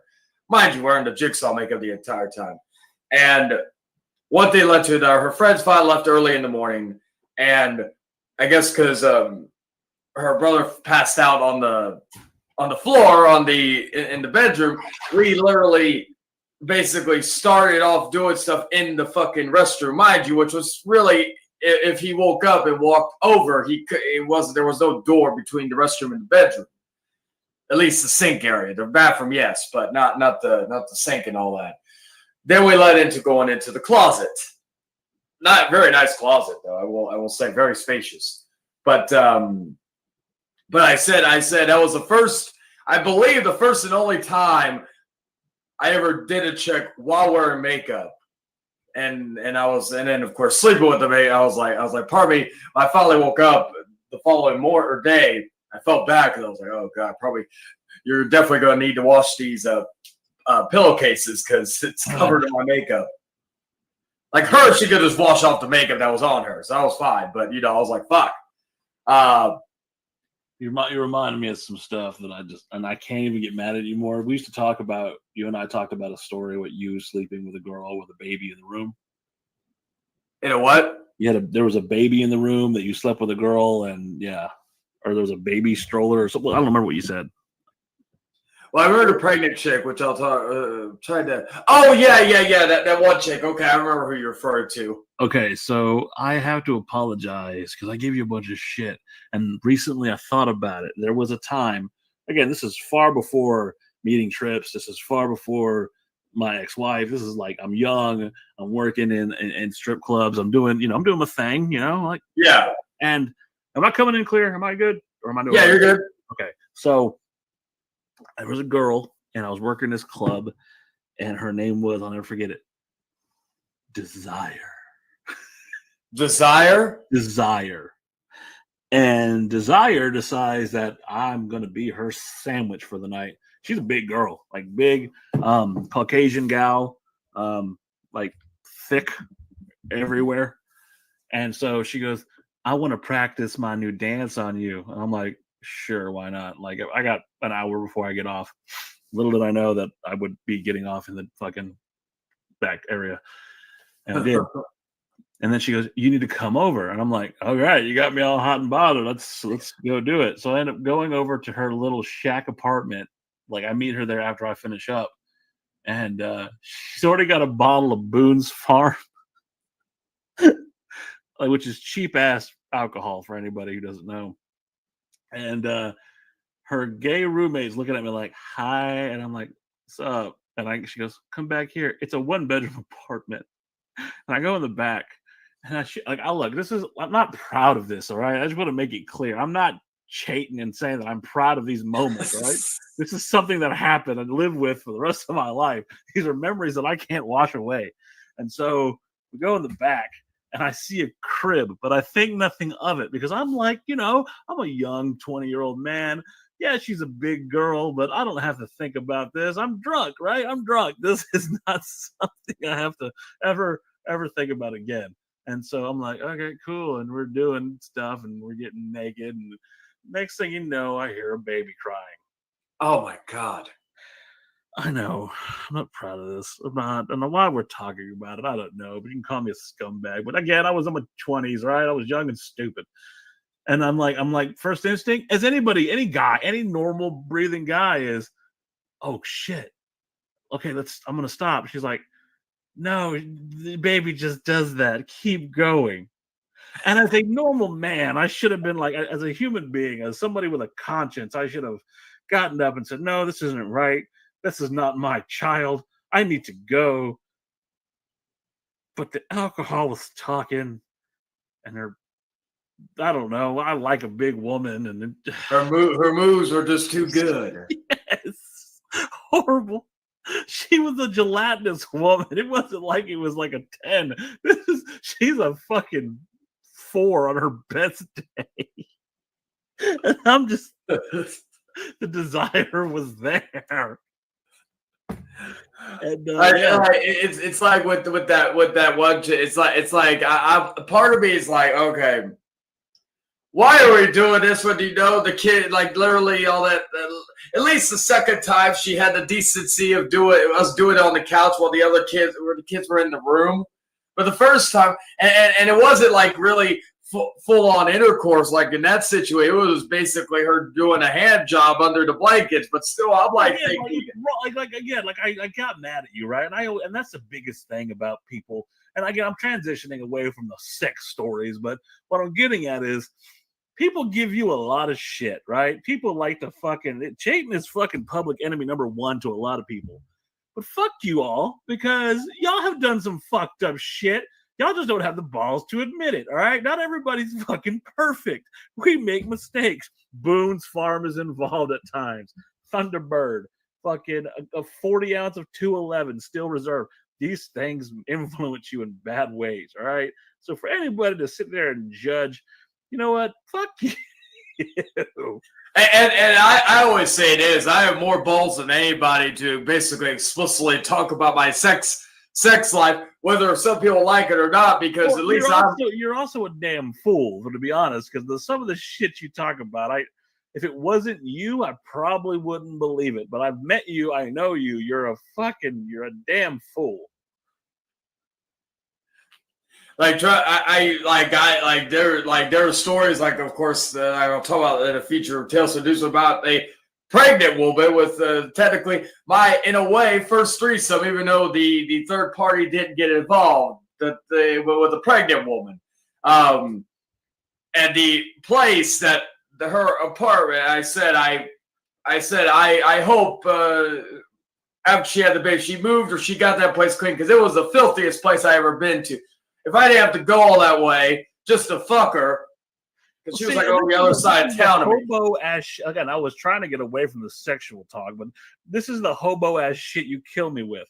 The girl you were talking about last night in your stream, you were like, well, she lived next to an HEB, so I could go get groceries on the way home. And she lived next to a mall, so if I wanted to buy a video game and a shirt, everything with you ties into fucking. I don't know how you do it, but everything about you ties into fucking in some way, shape, or form. Sorry, do what? I said everything you do, some way, shape, or form, ties into fucking. I'll never understand it. I know. It's like it's even like, you know, with certain things, like usually people meet at a bar, maybe on a fucking nice dinner or something. Nope. It's fucking. Yeah. No, I just wrestled behind HEB. Like this chick literally lived behind an HEB. I shit you not. You literally walk out of her place and cross the street, and boom, there's the HEB. So I was like, fuck yeah, this is nice. Because some chicks literally I've been with, they will be on the other side of the fucking town in the middle of fucking nowhere, or you have to walk a little bit to find them. You're also an anomaly in the fact that, like, you're one of the few people I know that gets ass with a bus pass. I don't get it. Oh, what do you mean ass with a bus pass?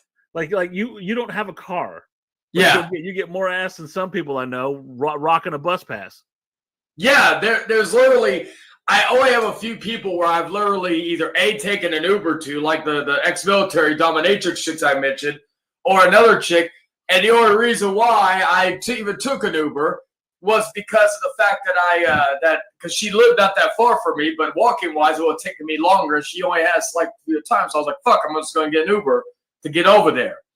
Like I said, that was probably one of the more expensive fucks I ever did, because the Uber, and then I had to get a plan B because got high, got drunk, and accidentally creamed her. Therefore, it was kind of like, fuck. You're fucking a class act, Chayton. You're a fucking I creamed her. Oh yeah, that's what, you know. And I don't understand what do I expect? You know, coming to San Antonio to visit you, right? We pulled off and we drove my truck up there originally. And fuck you, because on the way home I got a fucking crack in my windshield. I blame you for that. I blamed you for that for years. Where'd you get a crack? On the going down 35. What hit it? What was it, a rock or something? I blame you. I mean, it was a truck that did it, but I still blame you. Oh, you blame me. Just blame the city. Don't blame the individual who or gravity. No, because like it's easier to blame you. Everybody else blames you, so fuck it. I'm joining the crowd. But yeah, no, that's true. We showed up. The first thing we did, we stopped at the gas station. I walked over to the fucking Whataburger, and I feel bad for you because, like I said in the chat, that look again, you're the fat chick slayer. This girl walks up. She's like 5'4", pushing at least 320, and just looking at me like I'm a sandwich. I wouldn't consider myself a decent looking guy. I'm all right at best, but I've never had someone look at me so longingly in a first meeting. It was like, you remember that song Lady in Red? Yeah. She looked at me like I was a lady in red. Lady in Red. I mean, it's basically sitting there like fucking Patrick Bateman from American Psycho, just sitting there like, oh, that's closing the eyes and imagine your entire life together. Fucking disgusting. Or in San Antonio women's case is about 30 minutes and then never talk to them again. Well, and San Antonio is a very, like, look, I'm a conservative, you're more of a liberal, but it's a very liberal fucking city. Like, it's just, yeah, it's not, I could not live there. I'm impressed that you do. I'm born and raised. Like, born and raised. The only place I've really lived in before was a small town in the basically middle of nowhere called Mountain Home. It was basically 30 minutes from Junction, 30 minutes from fucking Kerrville. And, like, I liked it because it was, like, you know, peaceful and all that stuff. But there was that part of me that was like, fuck. I mean, the only time I would ever need a vehicle because there's nothing to do besides woods and all that good stuff to get to. And the closest town that had like a Walmart or a GameStop or back then a Hastings was Kerrville. Junction was really, I went over there just to play Frisbee golf because I got into that when I was over there. But like besides that, it was like there wasn't really much like to do. But I kind of liked that because it was different from what I'm used to. Well, you're very interesting. Basically, when people take the time to sit there and like converse with you, you're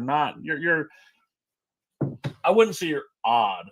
You're intriguing. Like you're not your fucking average bear. And so, like we were talking about, I don't know what the fuck we were talking about.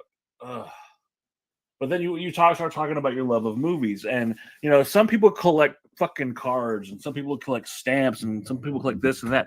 This motherfucker collects Blu-rays. Like it doesn't matter what the Blu-ray is, it doesn't matter where it came from. If it's a Blu-ray, you have to own it. Where the fuck did that start? I wanted to start some type of collection when I was younger, and it really started where I fully went into it in 2018. It was basically when around the time that I moved into the apartment I've been in for the last 6 years? 6 years in December. And I was like, okay, new start. You know, I was getting a pretty decent PS4 collection at the time. So I was like, and one of my biggest faults of those is if ever I buy something back then, I would like, if ever I was strapped for cash, because I wasn't like working as much as I was about to at that time. So I was like, okay, if I have something, you know, if I need extra income, I have that. Yada, yada, yada. Well, so in 2018, I was like, I started just deciding, okay, let me see if I could do this. And recently, actually, I got the House of 1,000 Corpses Blu-ray Steelbook in honor of its 20th anniversary. Great flick. Great flick. Yeah.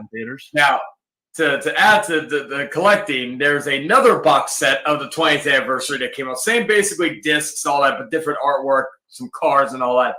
I'm literally still contemplating if I'm going to buy that too when I fucking when I get paid again. Again, there's nothing different from both. The only difference is basically the artwork, and one is a steelbook and one is a case. Let me ask you this: like, is this you're going to sell this one day, or is it just fucking a personal collection?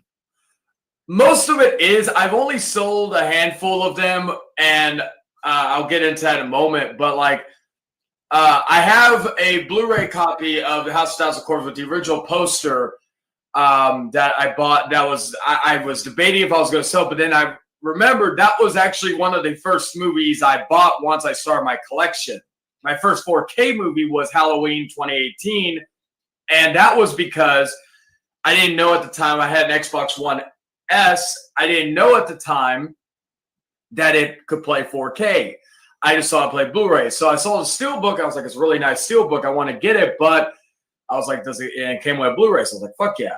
And then one day I just tested it out. So I was like, oh, good. I could play 4K. So then I kind of migrated from Blu-ray to 4K. I still buy plenty of Blu-rays, but usually it's the movies that either A, are not coming out in 4K anytime soon, or B, have not, may never come out on 4K. Like, I have the Alien collection. The only Alien movies that are out on 4K is Alien and Alien Covenant, and I don't know if they're ever going to release the other ones. Yeah. But so like it was Devil's Rejects, House of 1,000 Corpses, and fucking Halloween 2018 were like the beginning of it. Yeah. So I just kept going, and then it was in 2020 where like I finally upgraded to a 4K TV because we were like, of course, the pandemic happened. We were all at home, so I was like, "Fuck it, I'm going to go and finally get because I was late in the 1080p game. I had 720p or TV, all that good stuff. I basically jumped over 1080 to 4K once I got a newer TV, and I started getting more Blu-rays around that time, and going through some personal matters at that moment. I was, especially into 2021, it was kind of like that was like my thing to distract me. So there was points where it was a passion. There was kind of something to help me kind of distract me from things that were going on in the world, because again, I was making decent money, and I was, and I'm someone who I try not to spend the main value of it because I just don't like, what do you call it? Painful. I like finding things on sale and all that good stuff. Like there are movies I'll buy full price. Like I think the most expensive movie I have, that single disc, is this movie called Martyrs from 2008. It's a French kind of like extremity horror film.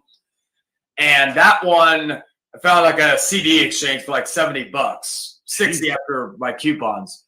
But it like that one was, and I was like, fuck, I'll get this because it was like, it was something rare. But going back to what you said earlier about like, do I sell any of them? I've sold a few, and it's only when they go out of print. I had the Human Centipede collection. I paid like $30 for it. And I was planning eventually on doing a review on it, whether it was on here or my podcast. And I decided to, I was like, okay, I don't know if I'll ever keep these afterwards, but I want to at least have them watch them. That way I just, if one day somebody requests it, I think it was Jay Houston, shout out to him. I think it was either him or Mysteriously Kind who requested me to do the Human Centipede. So I decided, okay, I'll do it. Did like a little live stream where I reacted to it. I think it was like the last live stream I had Elder in. And we were just, and nobody else was watching the movie, but it was just like me reacting and talking about it and all that. So after that, I realized that it was out of print. So a $30 movie, or I think it was like 30 to 40 set that I bought a couple of years prior, went up to almost $200. Oh shit! So there's an investment to be made here. Yeah. Like there are movies out there. Like I know there's a Blu-ray because it doesn't have a current release. It's out. It's been out of print for years due to the Weinsteins. But Dogma is extremely hard to find on Blu-ray. I think I have it. If you have it on Blu-ray, you're sitting on at least a couple of hundred until they finally release. Like once they like they're like sure. Like I said, I know like one of my favorite movies is Scott Pilgrim, and I have a Super 10 box set for that because it's one. Again, I love the story of Scott Pilgrim. I have the fucking the color version graphic novel, and like I love Scott Pilgrim. Like I can't say enough great things. I wasn't a big fan of I like the movie, but if you like read the books, it's so much better. But that's usually how it is most of the time. So yeah, I get it. I didn't know that you were actually looking for what. Like I didn't realize you were that intricate as far as the fucking movie shit. I knew you collected them. I just thought you collected them to collect. And also, I follow like other YouTubers who do like it. Kind of got me to do more, and plus it helps me buy certain 4Ks and to avoid certain 4Ks. Like I think it was last year, Pirates of the Caribbean, Curse of the Black Pearl came out 4K, and I was kind of excited. I was like, "Ooh, cool!" Like I think that movie will look good in 4K because I've always said 4K is a lot better, in my opinion, on older movies than it is current movies because a lot of films are already shot in those like 4K, 8K, what have you. Yeah, and these movies like. I've said two of the best 4Ks I've seen. There's others. I just haven't either owned them or watched them for myself yet. Was Psycho, the original with Anthony Perkins is like black and white for some reason is like the best in 4K. Okay, so I'm glad you said black and white, and I hate to get off track again. The intro that we decided for this, right? A lot of those scenes, if you look at them, not in black and white, they don't look as haunting. It's when you take the color out of something, it's just something about doing that really makes things fucking terrifying. It's the shadows. Alfred Hitchcock was a genius when it came to that. He knew that minimalist fucking ideals would make something just fucking pop. But continue. I'm sorry. No, you're good, and I agree with that. Like I've seen, I still need to get like the Universal Monsters because I've got like this box set that has like all the Universal Monster movies on there. But they've been slowly releasing like packs of the movies on 4K. So I've been very curious to see how like Dracula, for example, looks in that because again, like it's fascinating how that it looks so crisp and clean with the transfer. Now, the other movie was Dario Argento's Suspiria from I believe 1977. That movie like has a lot of colorful scenes, but it's how they integrated it with the 4K transfer and all that, and the restoration made it look like I actually showed a friend who never saw it, and for a moment before maybe he saw like the hairstyles and all that, he thought this movie was kind of current, or he thought it was. I think he heard of the remake, so he thought maybe it was like an alternative version of the like beginning of the remake. And I told him, I said, no, this is the original from 1977, and so he freaked out because he was like, whoa. Well, look at some of the fucking, because you know how much I love me some I Love Lucy. I love Lucille Ball, but look at the fucking update when they updated the show and they did the remastering of the show in color. It's amazing the way they fucking did that. Yes, and regarding like movies like they're like and there are great 4Ks of modern movies like I haven't bought it myself, but I've heard Top Gun Maverick is breathtaking in 4K. The Batman, of course, anybody who's followed me for a while not only knows that was my favorite movie last year, but also, in my opinion, the best Bat movie ever made. Better than the Burtons? Huh? Better than the Burton movies? Yeah, because I've always been more with Batman, and I've always said that the easiest part of it is to basically play both roles. But to me, I've always, and I'm sure I'm not the only one who's within this theory or belief that like Bruce Wayne is his mask. Batman is who he really is. And I feel like Robert Pattinson played the best part. Like he played that part to a T. I feel like everybody always had an issue with separating the two in some way, shape, or form. And it's just I felt like that was the best version of that, because even like when they did Batman Begins, because it's not like the first movie where Batman is in his like first couple of years as Batman. And I just felt like that was the moment, because I've always said Bruce Wayne died when the night that his parents were gunned down. All that remained basically was Zool. No, I'm kidding. All that remained was fucking Batman from basically that point on, where he just didn't have a name until later on. I am the night. I am fear. Yeah. Yeah. So like that, that was always probably another one that I would say probably did the best job. It was more voice acting, was Kevin Conroy. Absolutely. God rest his soul. Yeah. That was another one, because like when he would, like, even if he was in the Batcave with Alfred in the animated series, he would still be talking like he was Batman. Well, even when he did fucking old Bruce, like he killed it, because you could hear the fucking haggard beatness in his voice. You could hear this was a broken man trying to hold it together, and he was adopting children to fill a void. But then again, he wouldn't let them get too close. Oh man, there's so many levels you can go as far as Batman. And I know, like, we're getting to that point because we were talking about cutting it at 45. But I think at some point we need to break down characters like that on these shows, like the different versions of Joker. I would love to go back and forth with you and talk about, like, from Heath Ledger's to Jack Nicholson's to Mark Hamill's to even Jared Leto's to what's his name, Cesar Romero. Each one, Joaquin Phoenix. Fuck yeah, to each one of their Jokers, and just sit there and critique and try to have that's one thing that you and I love, breaking down movies. One of my favorite movies of all times, and you know this, is Braveheart. And there's so many fucking intricate little details that people don't pick up on. Well, like you don't see how evil someone like Longshanks is. Another one of my favorite villains, Gangs of New York, Bill the Butcher, and how he's not a bad guy. He's just a patriot. Oh, it's just, yeah. Well, exactly. I've always said the most fascinating villains are the ones where they think, to me, where they either they have no reasoning, kind of like with Heath Ledger's Joker, but also ones who think they're the hero of the story. Yeah. Like I like more in-depth like character studies of a villain than just a fucking like a little bit off topic, but with there was a movie that came out like last year, Puss in Boots: The Last Wish.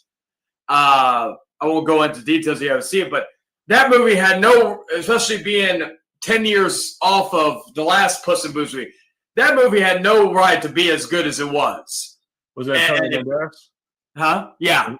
Again, he's another guy, voice actor, but he's so fucking good. I mean, I get it. That's a children's movie, but look at his work in fucking and Desperado. Once Upon a Time in Mexico. Like he does, and fucking Dusk Till Dawn. He does such incredible work. Was he? I don't think he was in. Selma Hayek was in Dusk Till Dawn. I thought it was him and Quentin Tarantino. No, George Clooney. Oh fuck, you're right. My bad. I'm sorry. That was literally the moment where I actually started, because all I saw of George Clooney when I was a kid was Batman Robin, so I didn't really care for him. And yeah, you're right.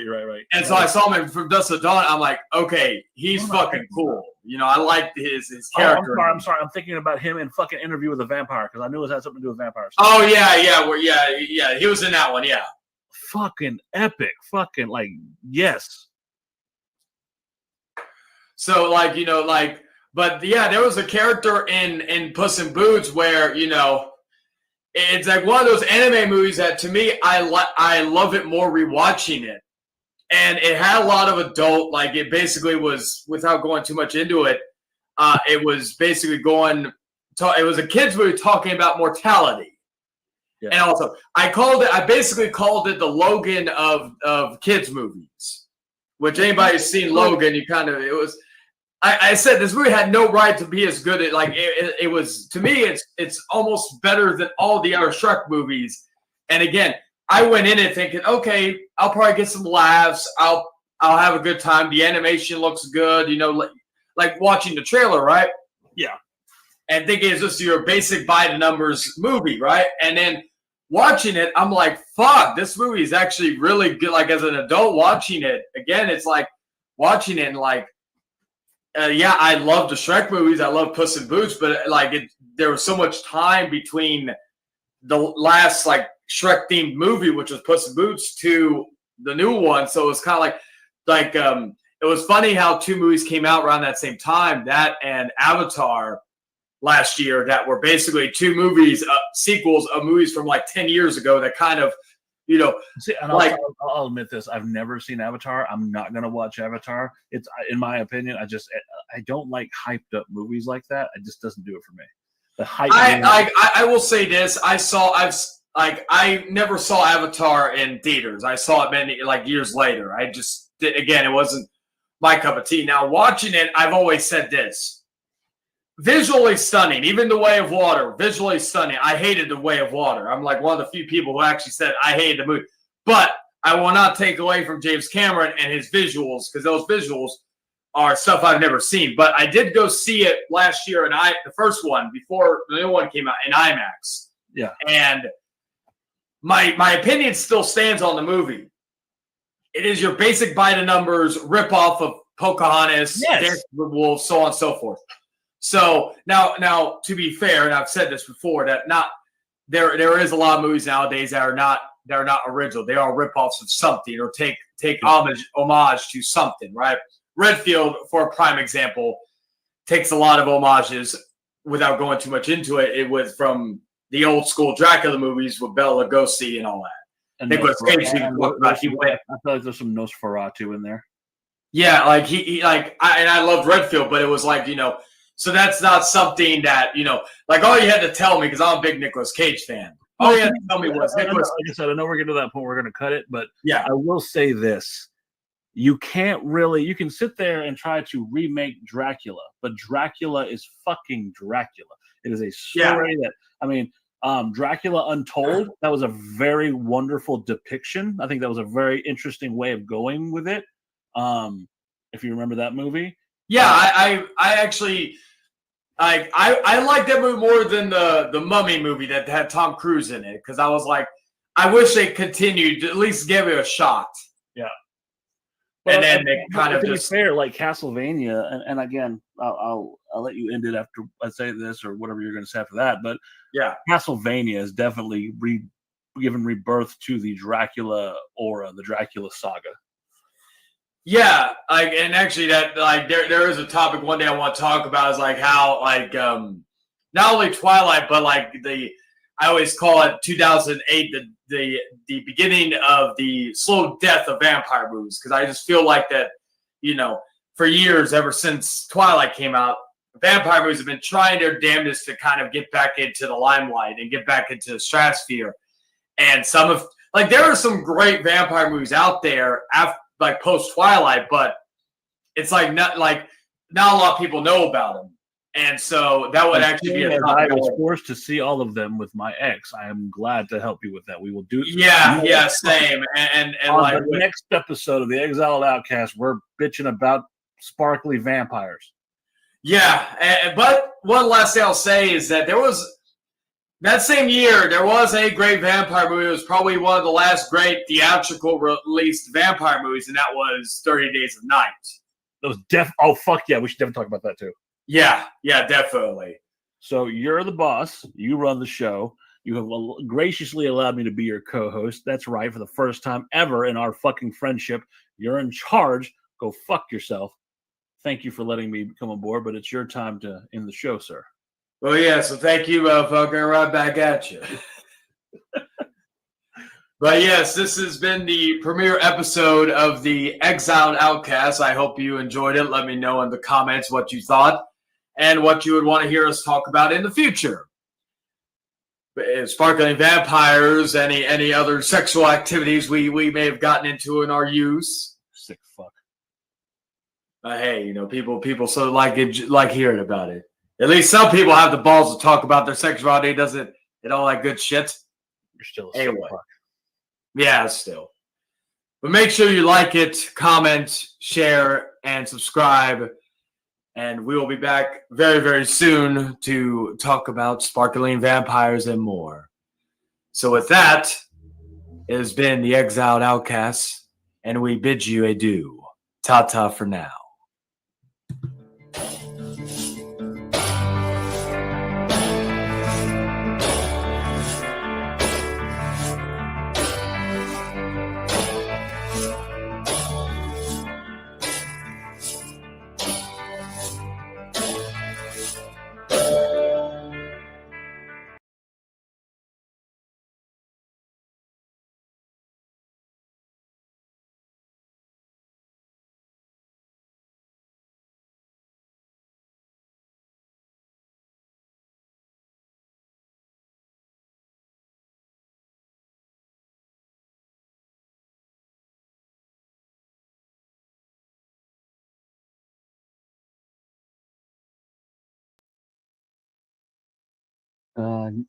It's not.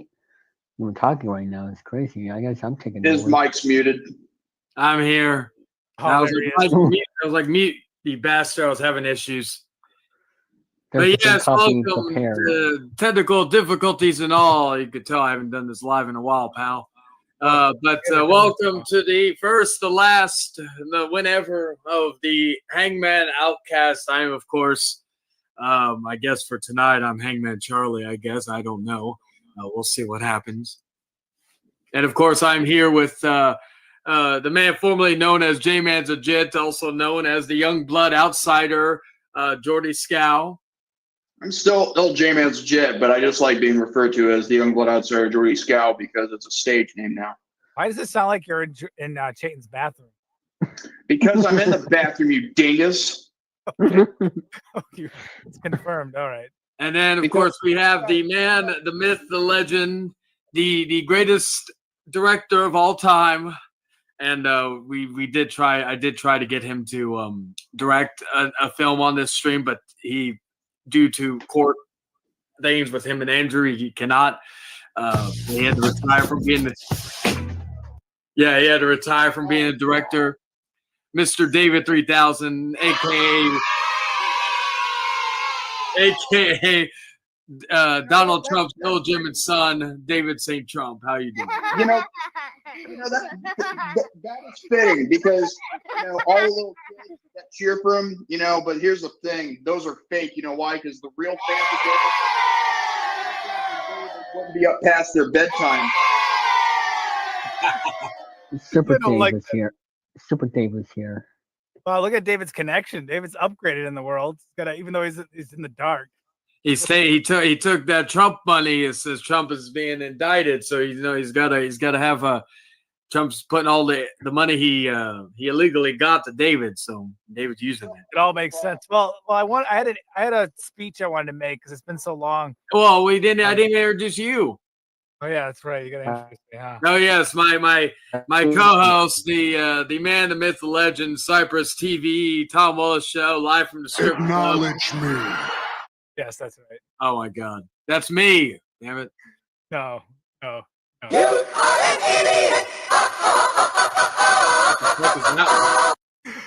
We used that one time in one of the episodes, apparently. But I wanted to send a special message to all the viewers because this is the opening, and we all know that people have short attention spans, so they click on and off all the time. So, how's my audio? First off, because we didn't do an audio check. It's fine. It sounds good. Sorry, I would have done that, but whatchamacallit was getting killed. Okay. What do you call it? I was listening to Dan squirm, while he was getting chased by Trips in Dead by Daylight. All right, well, I guess I'll do my little message here.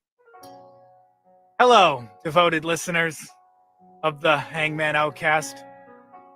It's been a while since we've last gathered around our radios to soak in the magic of the Outcast. And through the airwaves have grown quieter, the impact of the show still resonates within us, like a cherished tune we can't forget. The Outcast wasn't just a radio show.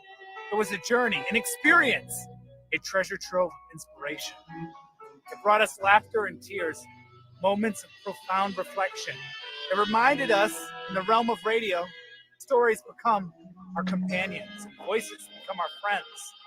As we pause to remember the stories and the characters, the unforgettable moments that the show gifted us, let us also remember the essence of what made it special.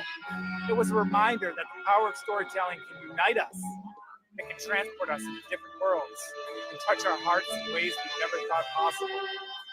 In the world of radio, where words, waves, dreams, and emotions dance through the airwaves, the Outcast is a shining example of the art of communication. It encourages us to listen deeply and savor each word, to appreciate the beauty of the spoken voice. Though the show may have taken its final bow, let us not bid farewell.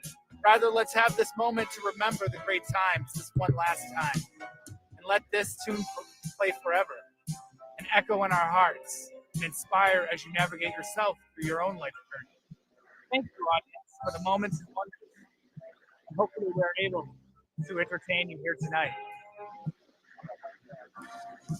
Outcast. All right. Jordan, the speech is over. Jordan's crying. Oh God. Sorry. I mean, long-winded speeches bore me. Well, long-winded messages don't bore you. Speaking of which, that's kind of funny you mentioned that because tomorrow I decided that I'm gonna go thermonuclear on a guy who was put, say something else. I'm gonna go thermal nudity on him. Okay, Jordan. Wait, can you hear what I'm saying? Yeah, you said you're gonna go thermonudity on somebody. I said nuclear. Okay, so why explain. do I even talk to you guys? Explain your nuclear moments. Not my nuclear moments for of the past. I'm talking like what will be tomorrow because I got a bone to pick with someone who's been throwing my friend under the bus for no reason. Oh yeah, fuck them. Yes. Whoever it is. Yes. But that's tomorrow. This is tonight, and the reason why thermal nudity. Yes, Eric. The reason why I'm even on here is because, where's Brandon Martin? Where's Brandon Martin? Yeah, where is he? It's early. He should be here. Maybe he's covering football. But then again, I highly doubt it. He could be a two. I was about to join this stream while I was still doing the other stream. I was going to do basically 2 streams on one channel, but I was like, fuck it, I can't. Oh. Wait, who's in here? Oh, I was like, wait a second. I haven't put the link in the private chat or in the chat yet. I was like, oh, yeah, that's right. All right, here it is. The man, the myth, napkins and lotion. The man who was second place in the Thursday Night Wars. The man with the best mane in this whole group. I'll give him that. That's one positive I'll give him. Let's see. the man who took his shirt off for a reason, just for the preview his OnlyFans, and yes, I'm trying to think, the king of second place, but also the host and the producer and all that good stuff of the Rant and Rave podcast. Let's see, the fighter, the Kevin Owens inspired, the too sweet to be sour, the not. Bro, no, he'd already be in the ring if this was an introduction. I'm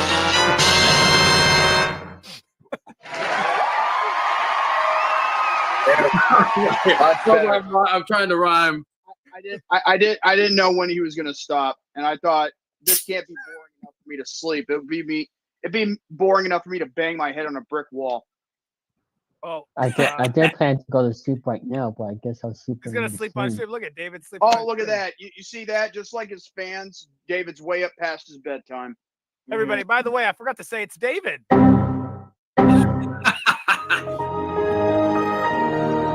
Well, to be honest, Tom, that's more you now. You're having no issues now.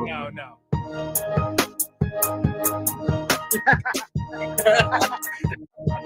Hello, Dan. Hello, Brandon Beauregard. If you're available, Brandon, we could. I'll put the link in. That way, we can also have what would have been the replacement for David, since David shit the bed, because he didn't want to get freaky with some Omegle chicks. David shit the bed. Well, he is in the bed. You might want to check under your sheets. Wait. In the bed, so he's copying off of Kevin Daddy. Okay. There it is. Wrestling Snow. Wrestling. I want to give a shout out to Wrestling Snowman. You are one awesome motherfucker. EXP. You are one awesome motherfucker. Eric Lima. You are one awesome motherfucker. Timo Inuyasha. You are one awesome motherfucker. Dragon. You are one awesome motherfucker. Lennox Kitchen. You are one awesome motherfucker. All right, everybody. Welcome to the stream. Well, you might as well do it. You might as well do it for the rest of us now, like on the panel. Oh, I'm sorry. Jordan Little. Oh, wait. I missed the button. I'm sorry. Anyway, Jordan Little. Brendan Martin. Oh. David 3000. All right. You are a biased prick. What do you mean? This is our producer. You're a biased prick. Well, you know what you are, Jordan? Dummy. Yeah. You're bisexual. Yeah. You're bilingual. You're bi everything. Bye. All right. Well, David 3000, ladies and gentlemen, the man of the future. It's over 9,000. I have all the old soundboards, but anyway. What about Venti? What about Venti though, Tom? That wasn't a soundboard. That was a video that we just played over and over again one episode. well, I was gonna say with the soundboard, what do you call it? But But to be fair though, since Venti is here. Hey guys, did you know that in terms of male human and female Pokemon breeding, Vaporeon is the most compatible Pokemon? How do I remove this? All right, did we get it? All right, there we go. Yes. Lennon's Kitchen says, for the record, our food cast will always be better than this show. Did Jordan get a little tease of it? Jordan, how was that? How did that make you feel seeing Venti all over again? Tell us in all the words you can. Well, Vaporeon. My dick fell off. What did you say, Jordan? My dick fell off. That's a weird thing to say. Okay. Good Lord. By the way, you're referring to me as Jordan, not Jordy, so I'm not going to even acknowledge that. Oh, whatever, Jordy. Acknowledge me. Thank you. And you know what? That too. All right. Why don't you set the table, Chase? Play that for me. You got to set the table for the day. He's muted. He's talking to the wall. Why should he set the table? Hey guys, did you know that in terms of male human and female Pokemon breeding, Vaporeon is the most compatible Pokemon for humans? Not only are they in the... What are you gonna choke? Can you say that again? I will wring his neck. Okay, squeeze the life right out of him like everyone always wanted me to. Chayton's muted, by the way, and Chayton Probably good because I don't think people don't want to hear him anyway. to get the table of contents going. He's talking, but Table he's of muted. contents. Can he not hear us? And we can't hear him.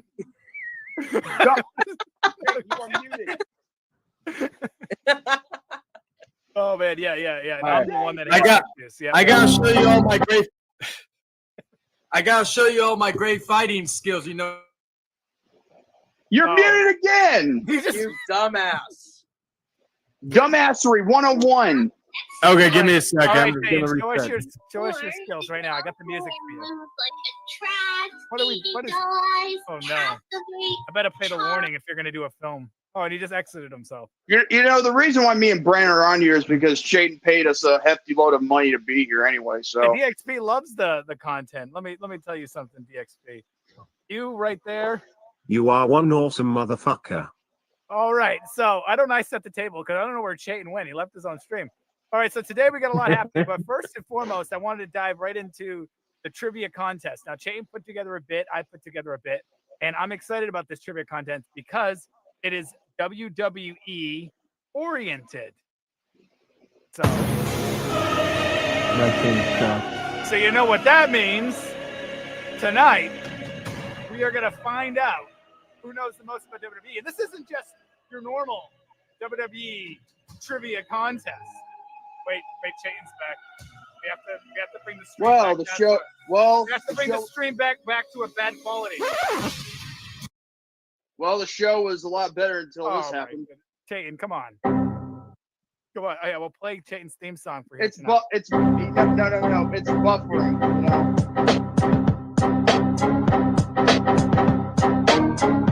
Come on, Chayton, you got this. Oh God. Guess not. Oh well. He's back. Tom, please send that song to me. Please send that song. You gotta remind me. Is it just me or some people just having a little? Wait, we bit hear of you a- now, Chayton. He raised his hand. Now we can't hear him, but he's not muted. I'm so confused. Wait. Is that a microphone? How does he have a microphone floating in it? Oh, he's holding it like that. Dude, your microphone might not be working. That's why we can't even hear you. Screw it. There it is. Oh. God damn it. A lot of echo. Whoa. You know, it's a lot better when Testing. we can hear you, and you're too loud. You can ear rape somebody. See, it's easy to use your brain, now, isn't it? Oh, wait, tell us about that. Why don't you tell us all about using your brain, Jordan, right now? I don't need to. You know why? Why? I was gonna say I'm a excellent fighter. You know, like I'm a taekwondo black belt, all that good stuff, like right there. That's what I was trying to. I had issues. Chayton's IQ is the same as his shoe size. Okay, so quick tip right here. Don't put the mic too close to your phone because we hear an echo. And your phone picks up good audio, so you don't need even to have it that close to your mouth. Laptop. I'm on my laptop. All right, the mic distance might be good like that. Yeah. You look like. Okay, so take the laptop off or take the mic off the laptop. You can bring that a little closer, like you're making that. Yeah, there you go. Yep, that's perfect. I think this headset that I have, it could be equipped with a microphone if it wanted to be. But Has so much brain, it's hair for real. Say. Yeah, that makes sense. I get that. All right, Leto. Well, David left, so David must have crashed. So have a great night, David. So, real quick, I wanted to say this. I'm excited. Okay. I'm excited to present Jordan this. has so the much rules. brain, it's fighting his hair for real estate. Yeah, see, that's a compliment and an insult at the same time. It's pretty impressive. I mean, I really don't care at this point because I just want to get this over with so I can go to bed. All right, so why don't we get this over with? Because this is going to be pretty fun, I think. We got 25 questions now. Did you guys make questions? You guys can think of them off the top of your head. David tried to come in, so I guess all that. All right. So We're you're probably so I got so we're doing this thing. I am gonna you can share the link. You can share this. You can share the stream link too if you want. Yeah, I'm gonna do that. All right. Shout out to the Arcanist Gunshot. You are one awesome motherfucker. Shout out to Nick. Anarchist. Do you know how to spell? Motherfucker. Listen. You know what? Or do you know how to pronounce? I'm gonna pronounce my foot in your ass. What are you talking about? I'm a Taekwondo belt. You know, you see, like I just do the kicks, I do the flips. Yes, Kevin Daddy wants to pop in. Oh, by the way, Kevin Daddy, I forgot to tell you. You are one awesome motherfucker. So here's what we're gonna do here tonight. Hold on, Jordan. The legacy of our team is it stay, crush Chayton and Tom. No, that's no. That's terrible. That's horrible. But, yeah, you tell him, David's fans. Oh, by the way, Yankee sauce is straight. And why is that? And why is that important to me? It's not because I don't watch baseball. Let's see. Can each Shield member say their own catchphrase? So I'm Rollins. I'm assuming Tom's Roman.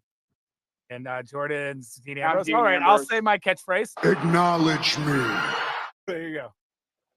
I don't even know what Dean Ambrose's catchphrase is. So that he likes BBCs. I mean BCZs. What is his catchphrase? Make me bleed. Yeah, can I bleed? Can I bleed? Do you mind if I hop in? Yeah, so basically, I put the StreamYard link in. We have up to 10 people in here, so it'll be good.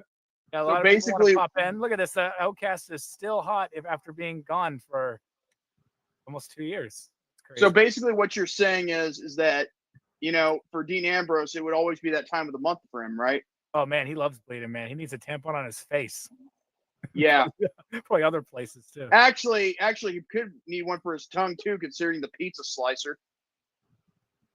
Ugh, I don't even want to think about that. All right, so let me go over the rules for the trivia contest. I see who's coming in right now. I see somebody backstage. We got the trivia contest here, and I'm gonna take a wild guess. There's not many rules. The anarchist. There's not many rules. The anarchist has arrived. You are one awesome motherfucker. Oh my God. It's like David as if he got puberty.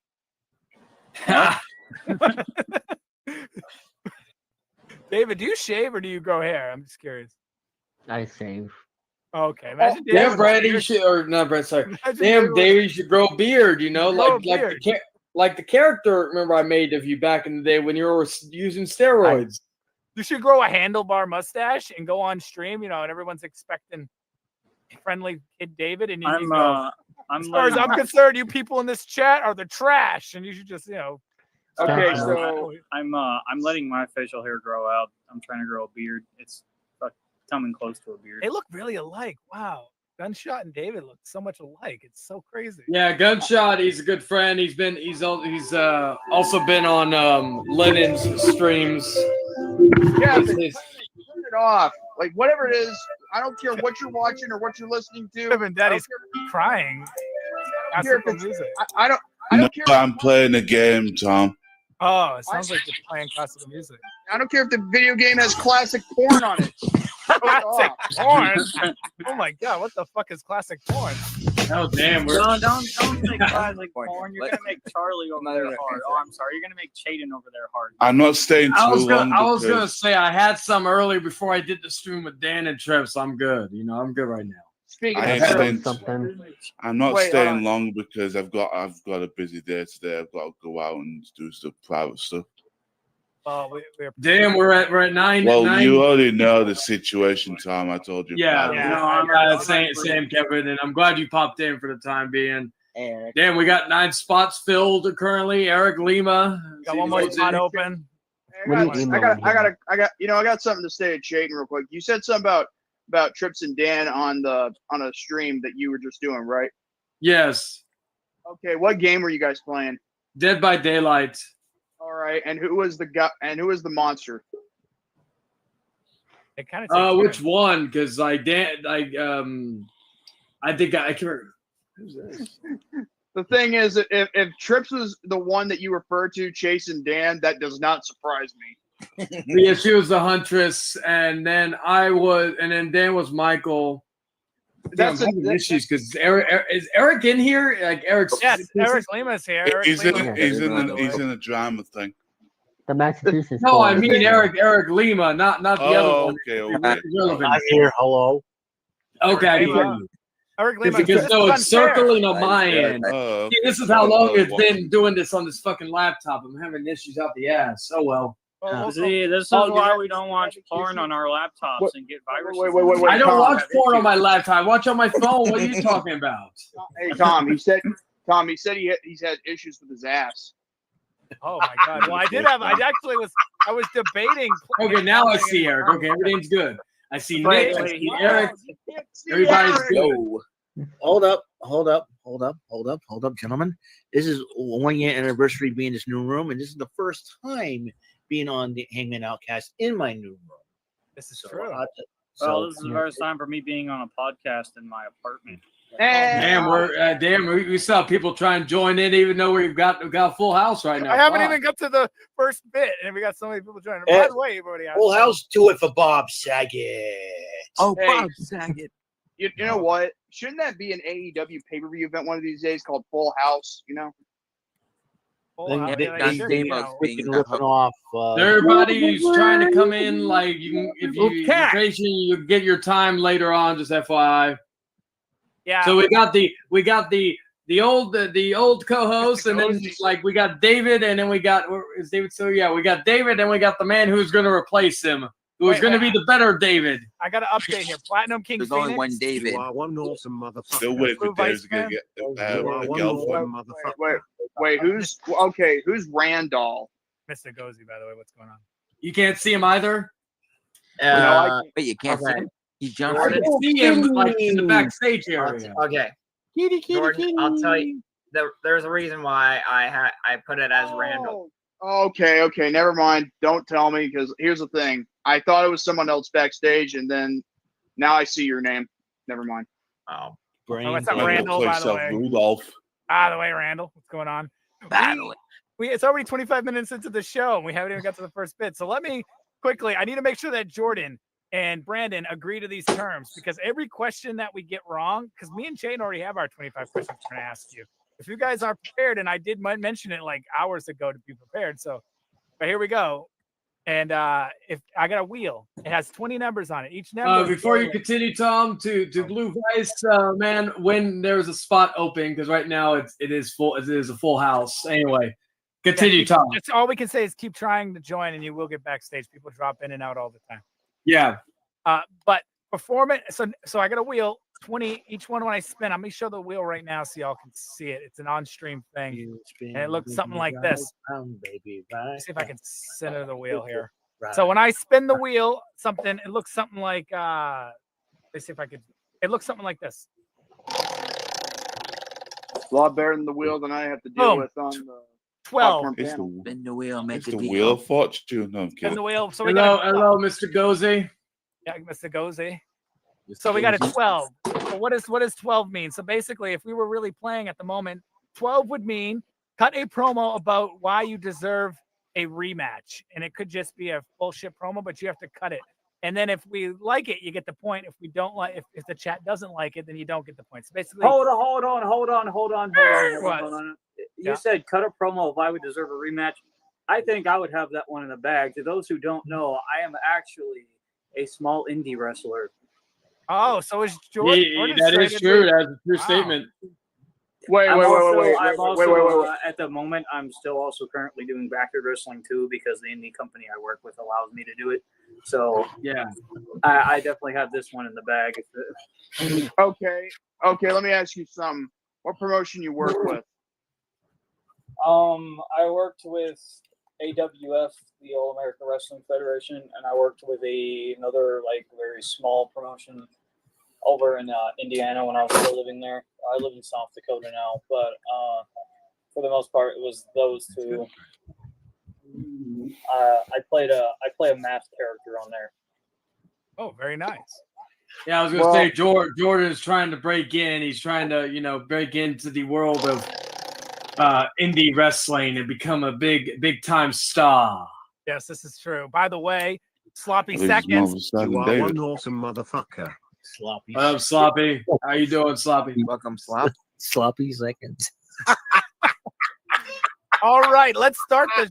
Do I have my old? Let me see. Am I missing the old theme with fucking game show theme? All right, whatever. We'll just use this theme instead. Here we go.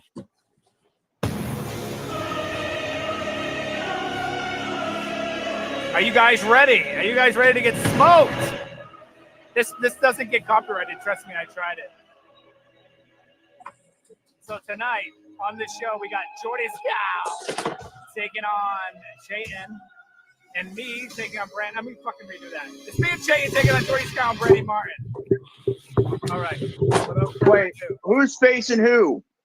Okay, so it's me and Chayton versus you and Jordan, and how this is gonna work is you and you. It's basically a tag team match. So you or Brandon, it doesn't matter. Can you organize us to where I'm next to you and Brandon's next to Jordan? Can you get your mic away from your laptop? I can try, but I'm like, God, Jake. You can't really do that. I don't think. son. What happened? You had your mic too close to the. You ear raped all of us. That happened. I'm trying to rest here. As Super Dave would do. Oh my All God, right. David. David's trying not to get caught by his parents being past his bedtime, man. That's not true. That's not true. No, I'm surprised you're still awake. That's not true. That's not true. That's not true. That's not true. No, that's not true. It's not past my bedtime. You're not It's true, past Esau. Like What's seriously. going on, Biological All right. X? We're just gonna have to do it like this, Tom. We're just gonna have to do it like this. In the words of Bill Riley, we'll I do it didn't live. expect these many people to come in and people missing the show and this, that, and the third. So I did not, especially since this is open delete night and there's another night going on, but apparently this is the show to be, which I want to say, everybody, you are all one awesome motherfuckers. Awesome. Wait, I forgot. What's he doing? I have to do this. I have to do this right. Oh Can I- my God. Can I promote something quick? We'll never get No, started. you can't promote something. Go away. What are you promoting? All right. I was going to promote my channel. Yo, VKM in the house. You are one awesome motherfucker. What are you? Hey, Bio, welcome. Hey, Vince. Whose game is it? Everybody say it with me. L-A. Yeah. We talk to you. Yeah. Hold on. Tayan said, Hold "Hold on. on," and then he leaves the room. This is a typical Outcast stream. This is Okay. This I have to get my phone. I'm in my kitchen and I'm washing. Guys, hold on a second. I walk off camera. That's why. no, Hold on a we're second. used to it. Chain does it all the time. Yeah, but he does it in his bathroom mostly. Anyway, check this out. This account was made last year on May 25th. That's the anniversary for Star Wars, and it was made last year in 2022. And get this, look at this picture. Oh, don't delete Vince McMahon. He's been a fellow supporter. He's been going through his back issues. Shave your mustache, Vince. You know, Vince is going through his back surgery, and he's been spending his time watching me. So I applaud you, Vince McMahon. Wow. Hey, You know, you know what? This is such good shit. Tell Hey, Vince you know what what? you think, Chayin. How Tell him how about much this? you Better missed you. you. How about this? Better you than me because I don't have to deal with the other impending lawsuits he's having to deal with. Oh my God, we lost Chayin again. Hey, well, that's how he feels. Nothing new there, though. I want to say that next in September, my fall schedule comes out with the 1000 Network. So be on the lookout for that, folks. All right. Oh my God. Really, David? All All right. right. Charlie's not here, so I got to. I know. Why did Chayin leave? I was just about to start asking the first question. Who am I Yeah, I asking mean- it to? Jordan or Brandon? Well, I'm out.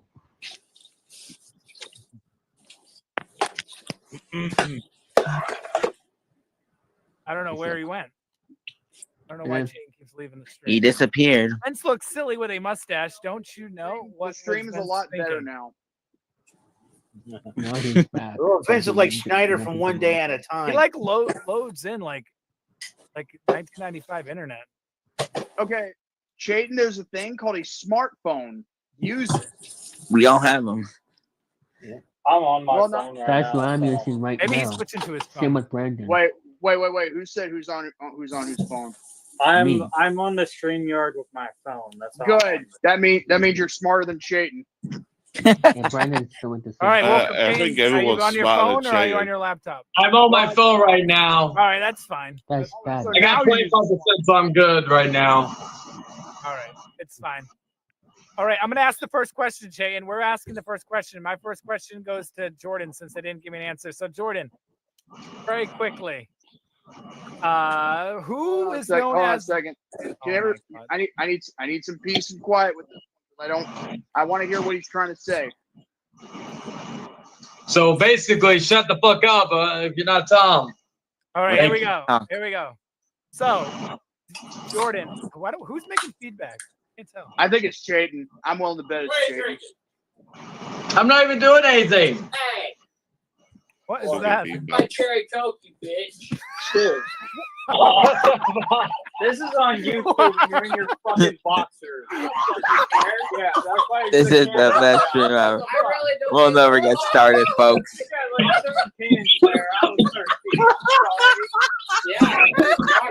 What the fuck?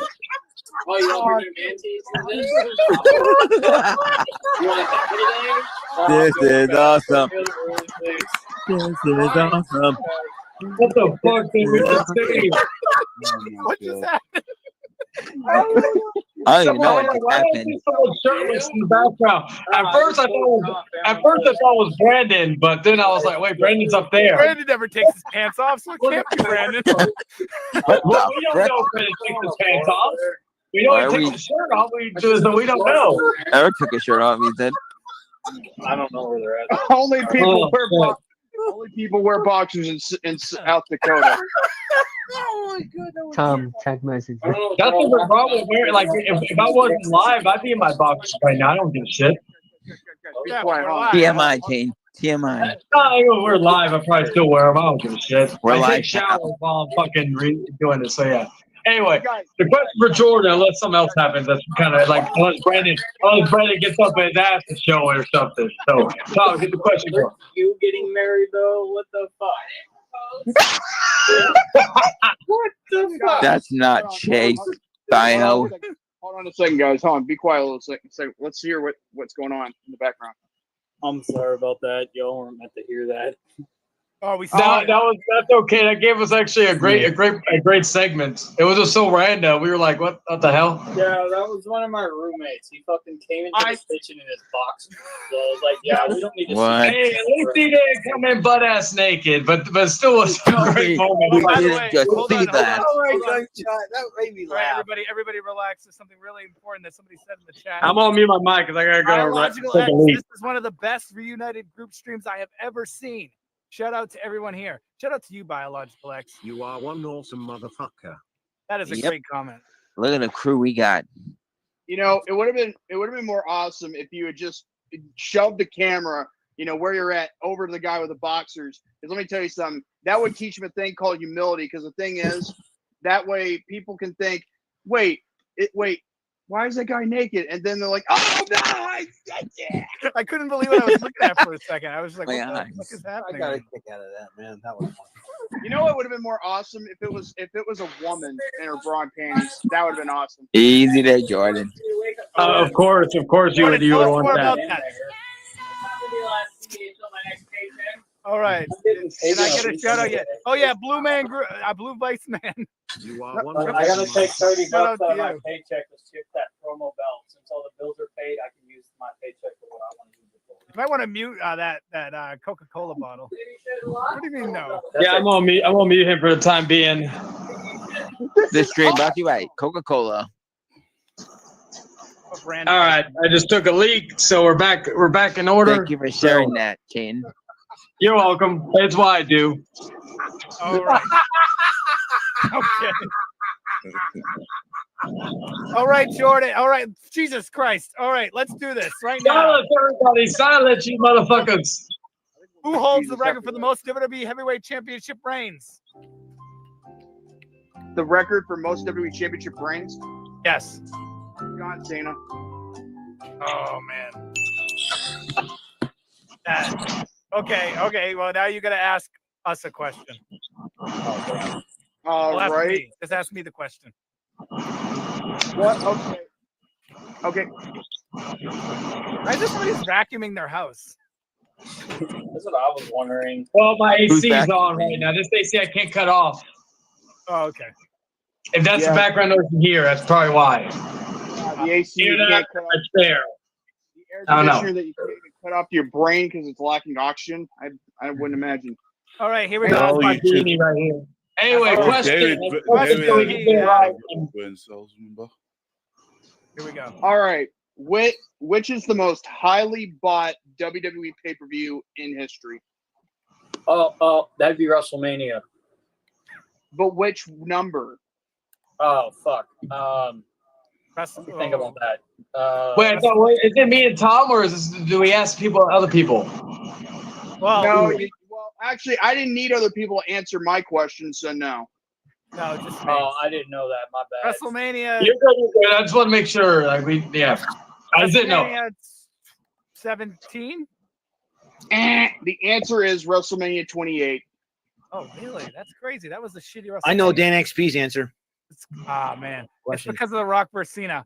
All right. Well, I guess I'll have to spin the wheel on myself. Let's see what Spin the wheel, make a deal. See what we're doing here. 9. 9. What is 9? Let's see. 9. So that means here on the list, 9 is sing a snippet of your favorite WWE entrance theme song. Okay, that sucks. All right, let me do this. I need to have the musical background. Damn it, I would have loved to have this one. Well, I don't know which. Let me think of one real quick. I'm gonna do the Kingdom. I could do it. You know, I'll take the bullet for you. Oh, you can do it. Sure. I mean, we're a team. If you want to take that bullet, go ahead. I'm just a sexy boy. Sexy boy. You should showcase yourself while you're doing it. What? You should showcase yourself while you're doing it. Oh yeah, that's right. Six, it's all layout. Hey, can anyone take the comment down? Because I mean, I got no problem with the comment. It just might get in the way. Oh yeah, I forgot to hide that. All right, here we go. A second. I'm just a sexy boy. Sexy boy. You gotta bring yourself bigger. Oh damn. Oh well. Solo. I only do this for my TikTok for people who want to pay. All right, here we go. I'm saying it twice, so instead of I'm singing it a third time. All right, Oh do well. it again right now. I'm just a sexy boy.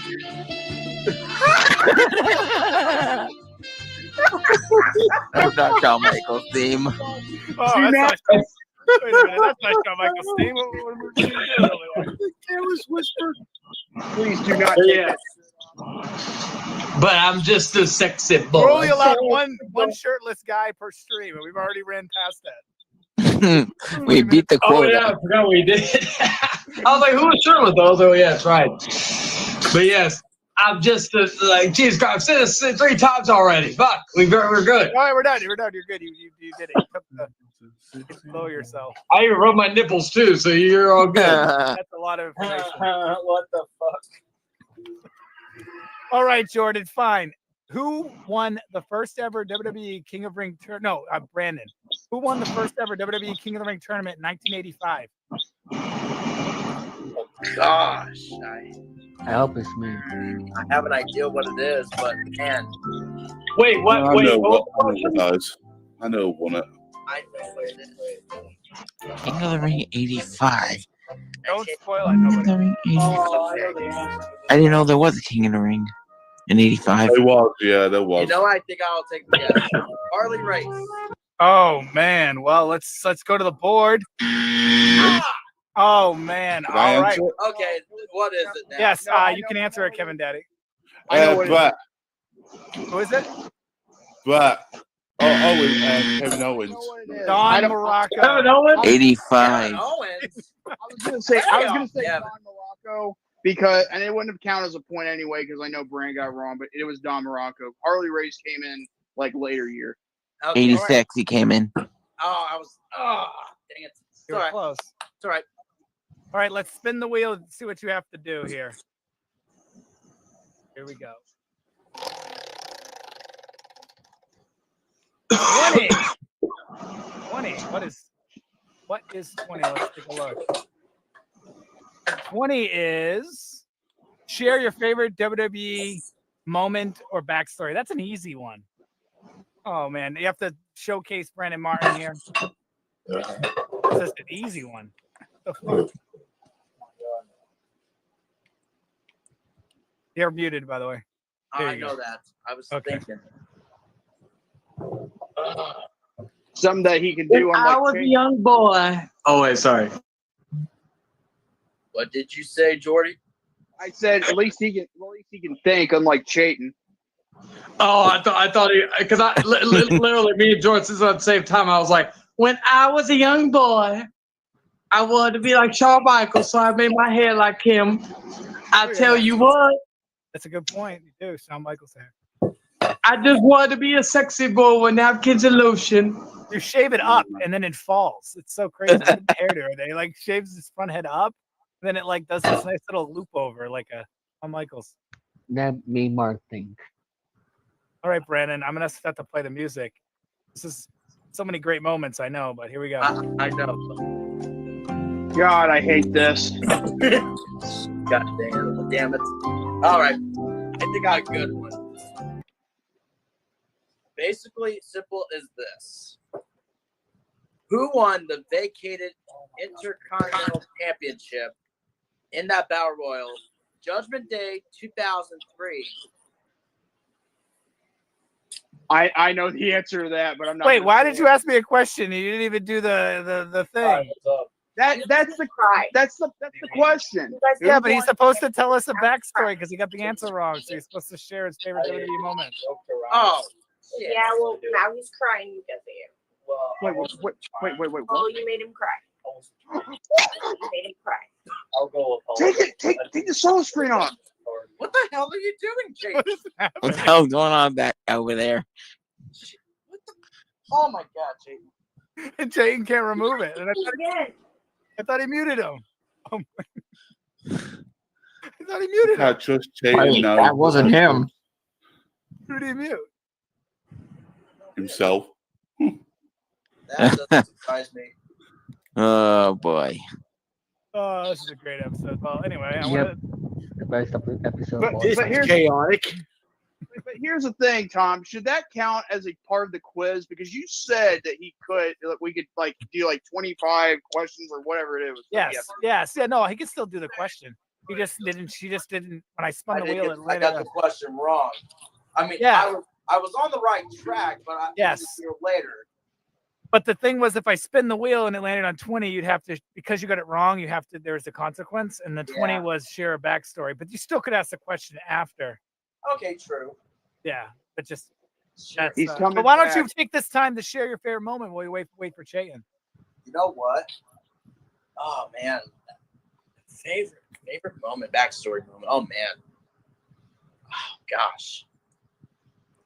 To be honest, back then, wasn't a wrestling fan at the time. When it was young, so basically I couldn't watch wrestling because later on, basically 2000, even though it's still supposed to be 20, but back in 2009, became a fan, doing my own thing. Watch some good old Ruthless Aggression later on, and basically became a fan of it for a very long time. And basically, I don't have no backstory moment at all, period. That's weird. I know. It don't matter. All right. Well, Brandon Martin, that's pretty cool. I don't know what the fuck's going on. So I guess you can ask me the question since he's not here. Oh, he's back. Perfect timing. Oh, great. It just became a lot more horrible. Nothing new there then. Anyway. All right, Chayton, you're muted. I think it's a lot better for him to be muted. I was just about to say that, Jordan. Yeah, but he's supposed to be answering Brandon's question. Hey, stop sucking dick. Okay, I was gonna say that, but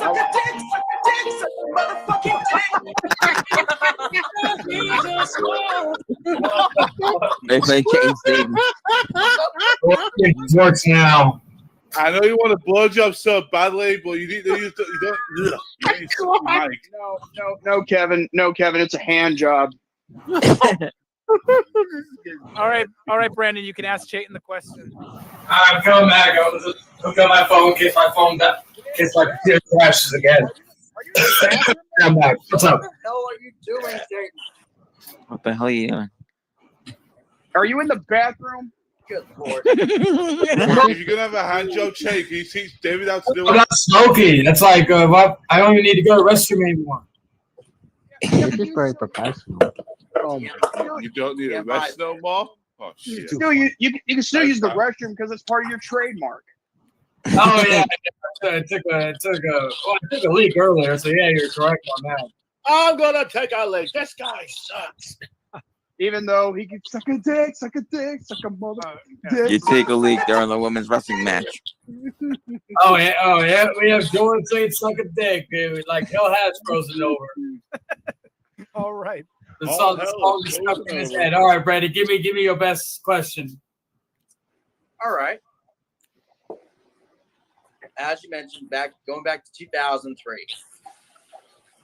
Basically, simple as this: who won that battle royal for the vacated Intercontinental Championship at Judgment Day 2003? Oh, that's simple. That's Christian. Yep. There you go. I watched that show religiously because Tori Wilson and the Sable thing, so I remember that show very vividly. I think we all do. Yes. If you watch it religiously, then you have problems. yes, Tori Wilson. You know the stretcher match between Brock and Big Show. The great match between the great World Heavyweight Title match between Kevin Nash and Triple H, or Kevin Nash should have beaten Triple H to win the title. That snake Triple H jug fucking got his way and got. Look at this. Yeah. Eric Lima's drinking a Coke too.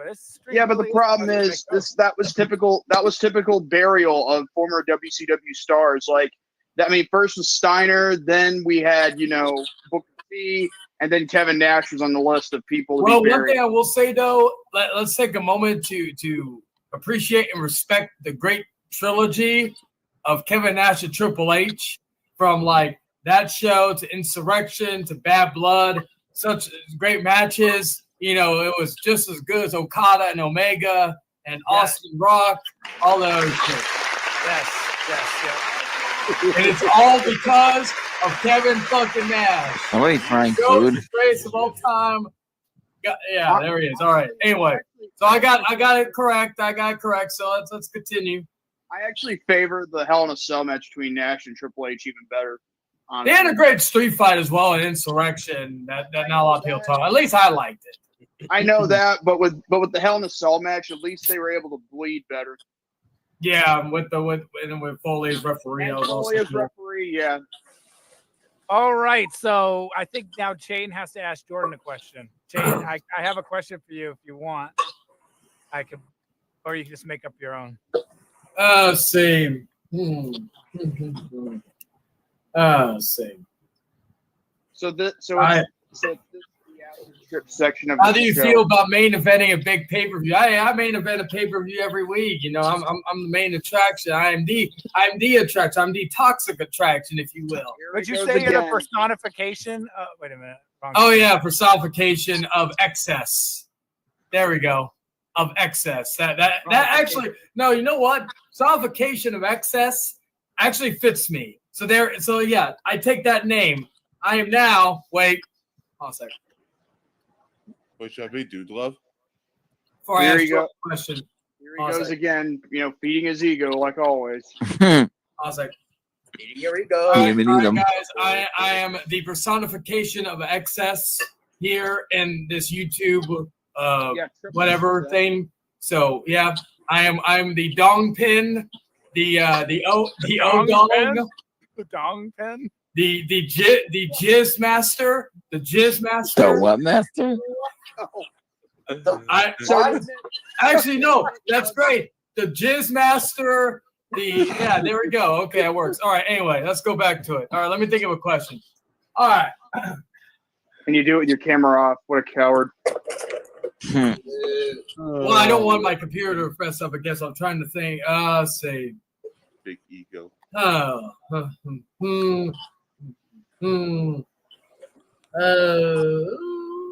trying to think of something that maybe. Oh, now. Oh, I got a good one. Name 3 of Booker T's 6 world title wins. Who did he defeat? and when?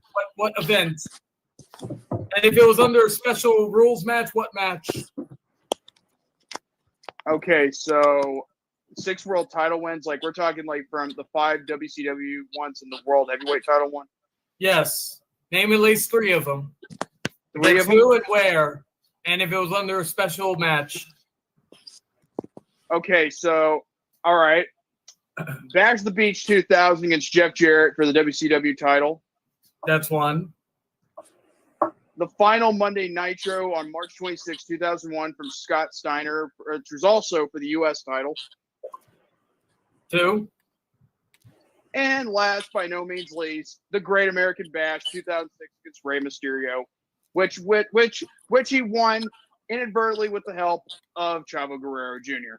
Correct. I was shocked you didn't pick the San Francisco 49ers match, one of Vince Russo's greatest ideas. You wish. But yes, he is correct.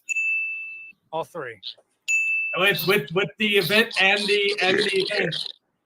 If I wanted to be a real dick, I would have put dates. But nah, I didn't want to do it. I didn't want to be too much of a dick. When are you not too much of a dick? Oh wait, never mind. Don't answer that question. Yeah. All right, so who asks who next? I think it's my turn. Yes, and you Who asked. do you ask? Does Jordan ask me or Jordan asks I'll keep track of that. Jordan asks me. All right. So. All right. I don't know what was that. Okay. Check the private chat for a second, Chayan. Go ahead. I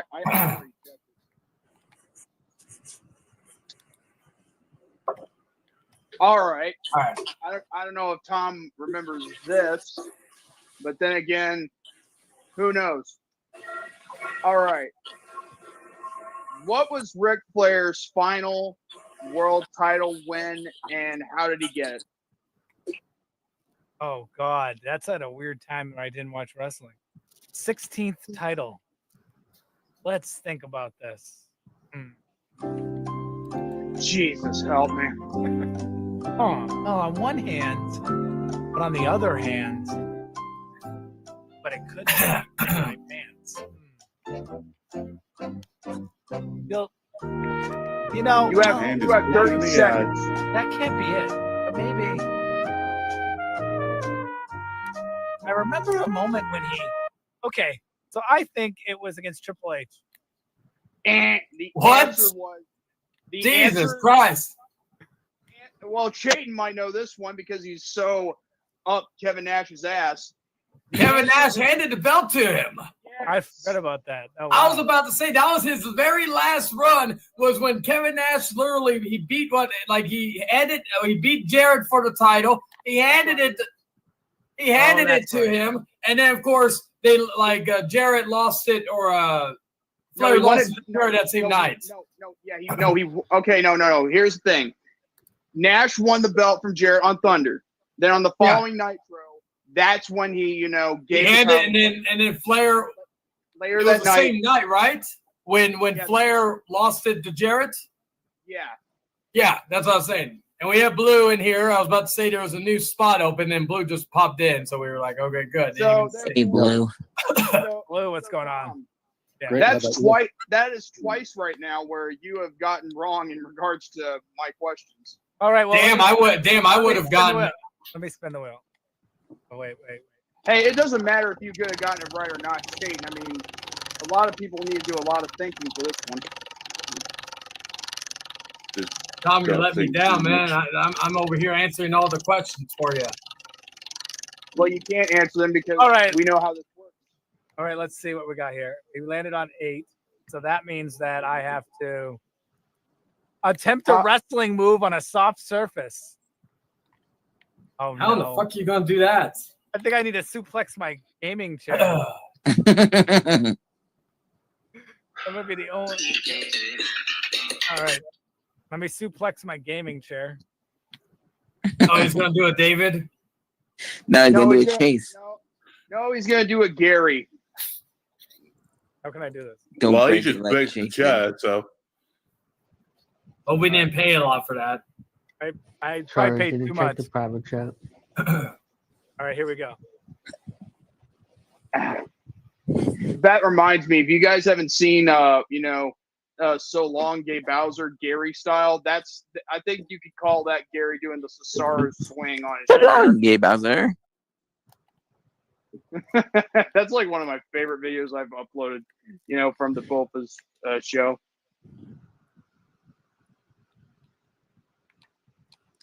Okay, we're gonna try. Let's try to get a better angle. How many questions have we done, like, for each of us? Is he Have we done, fucking the like, chair? Oh my god. Sorry. I'd be surprised. I'd be surprised if his chair gave birth. I was gonna say he's doing a Well, daily. if He's you fucking did that that, chair. then you'll be asking. If you're doing that, I mean, you'll be asking Gary the same question. So, what's he doing now? Is he giving it the money shot? Wait, is Val Venus now? Oh, there you go. That's full. Oh, he's got an X on it too. He's got his own branding. Concerto. Oh God! There. What's Eric doing? Eric's got. Oh, he's got Alf. I was like, oh. Yo, Willie. There, I in honor of Kevin Nash, I power bombed a folding chair. I'm not singing Milk. I had a mom.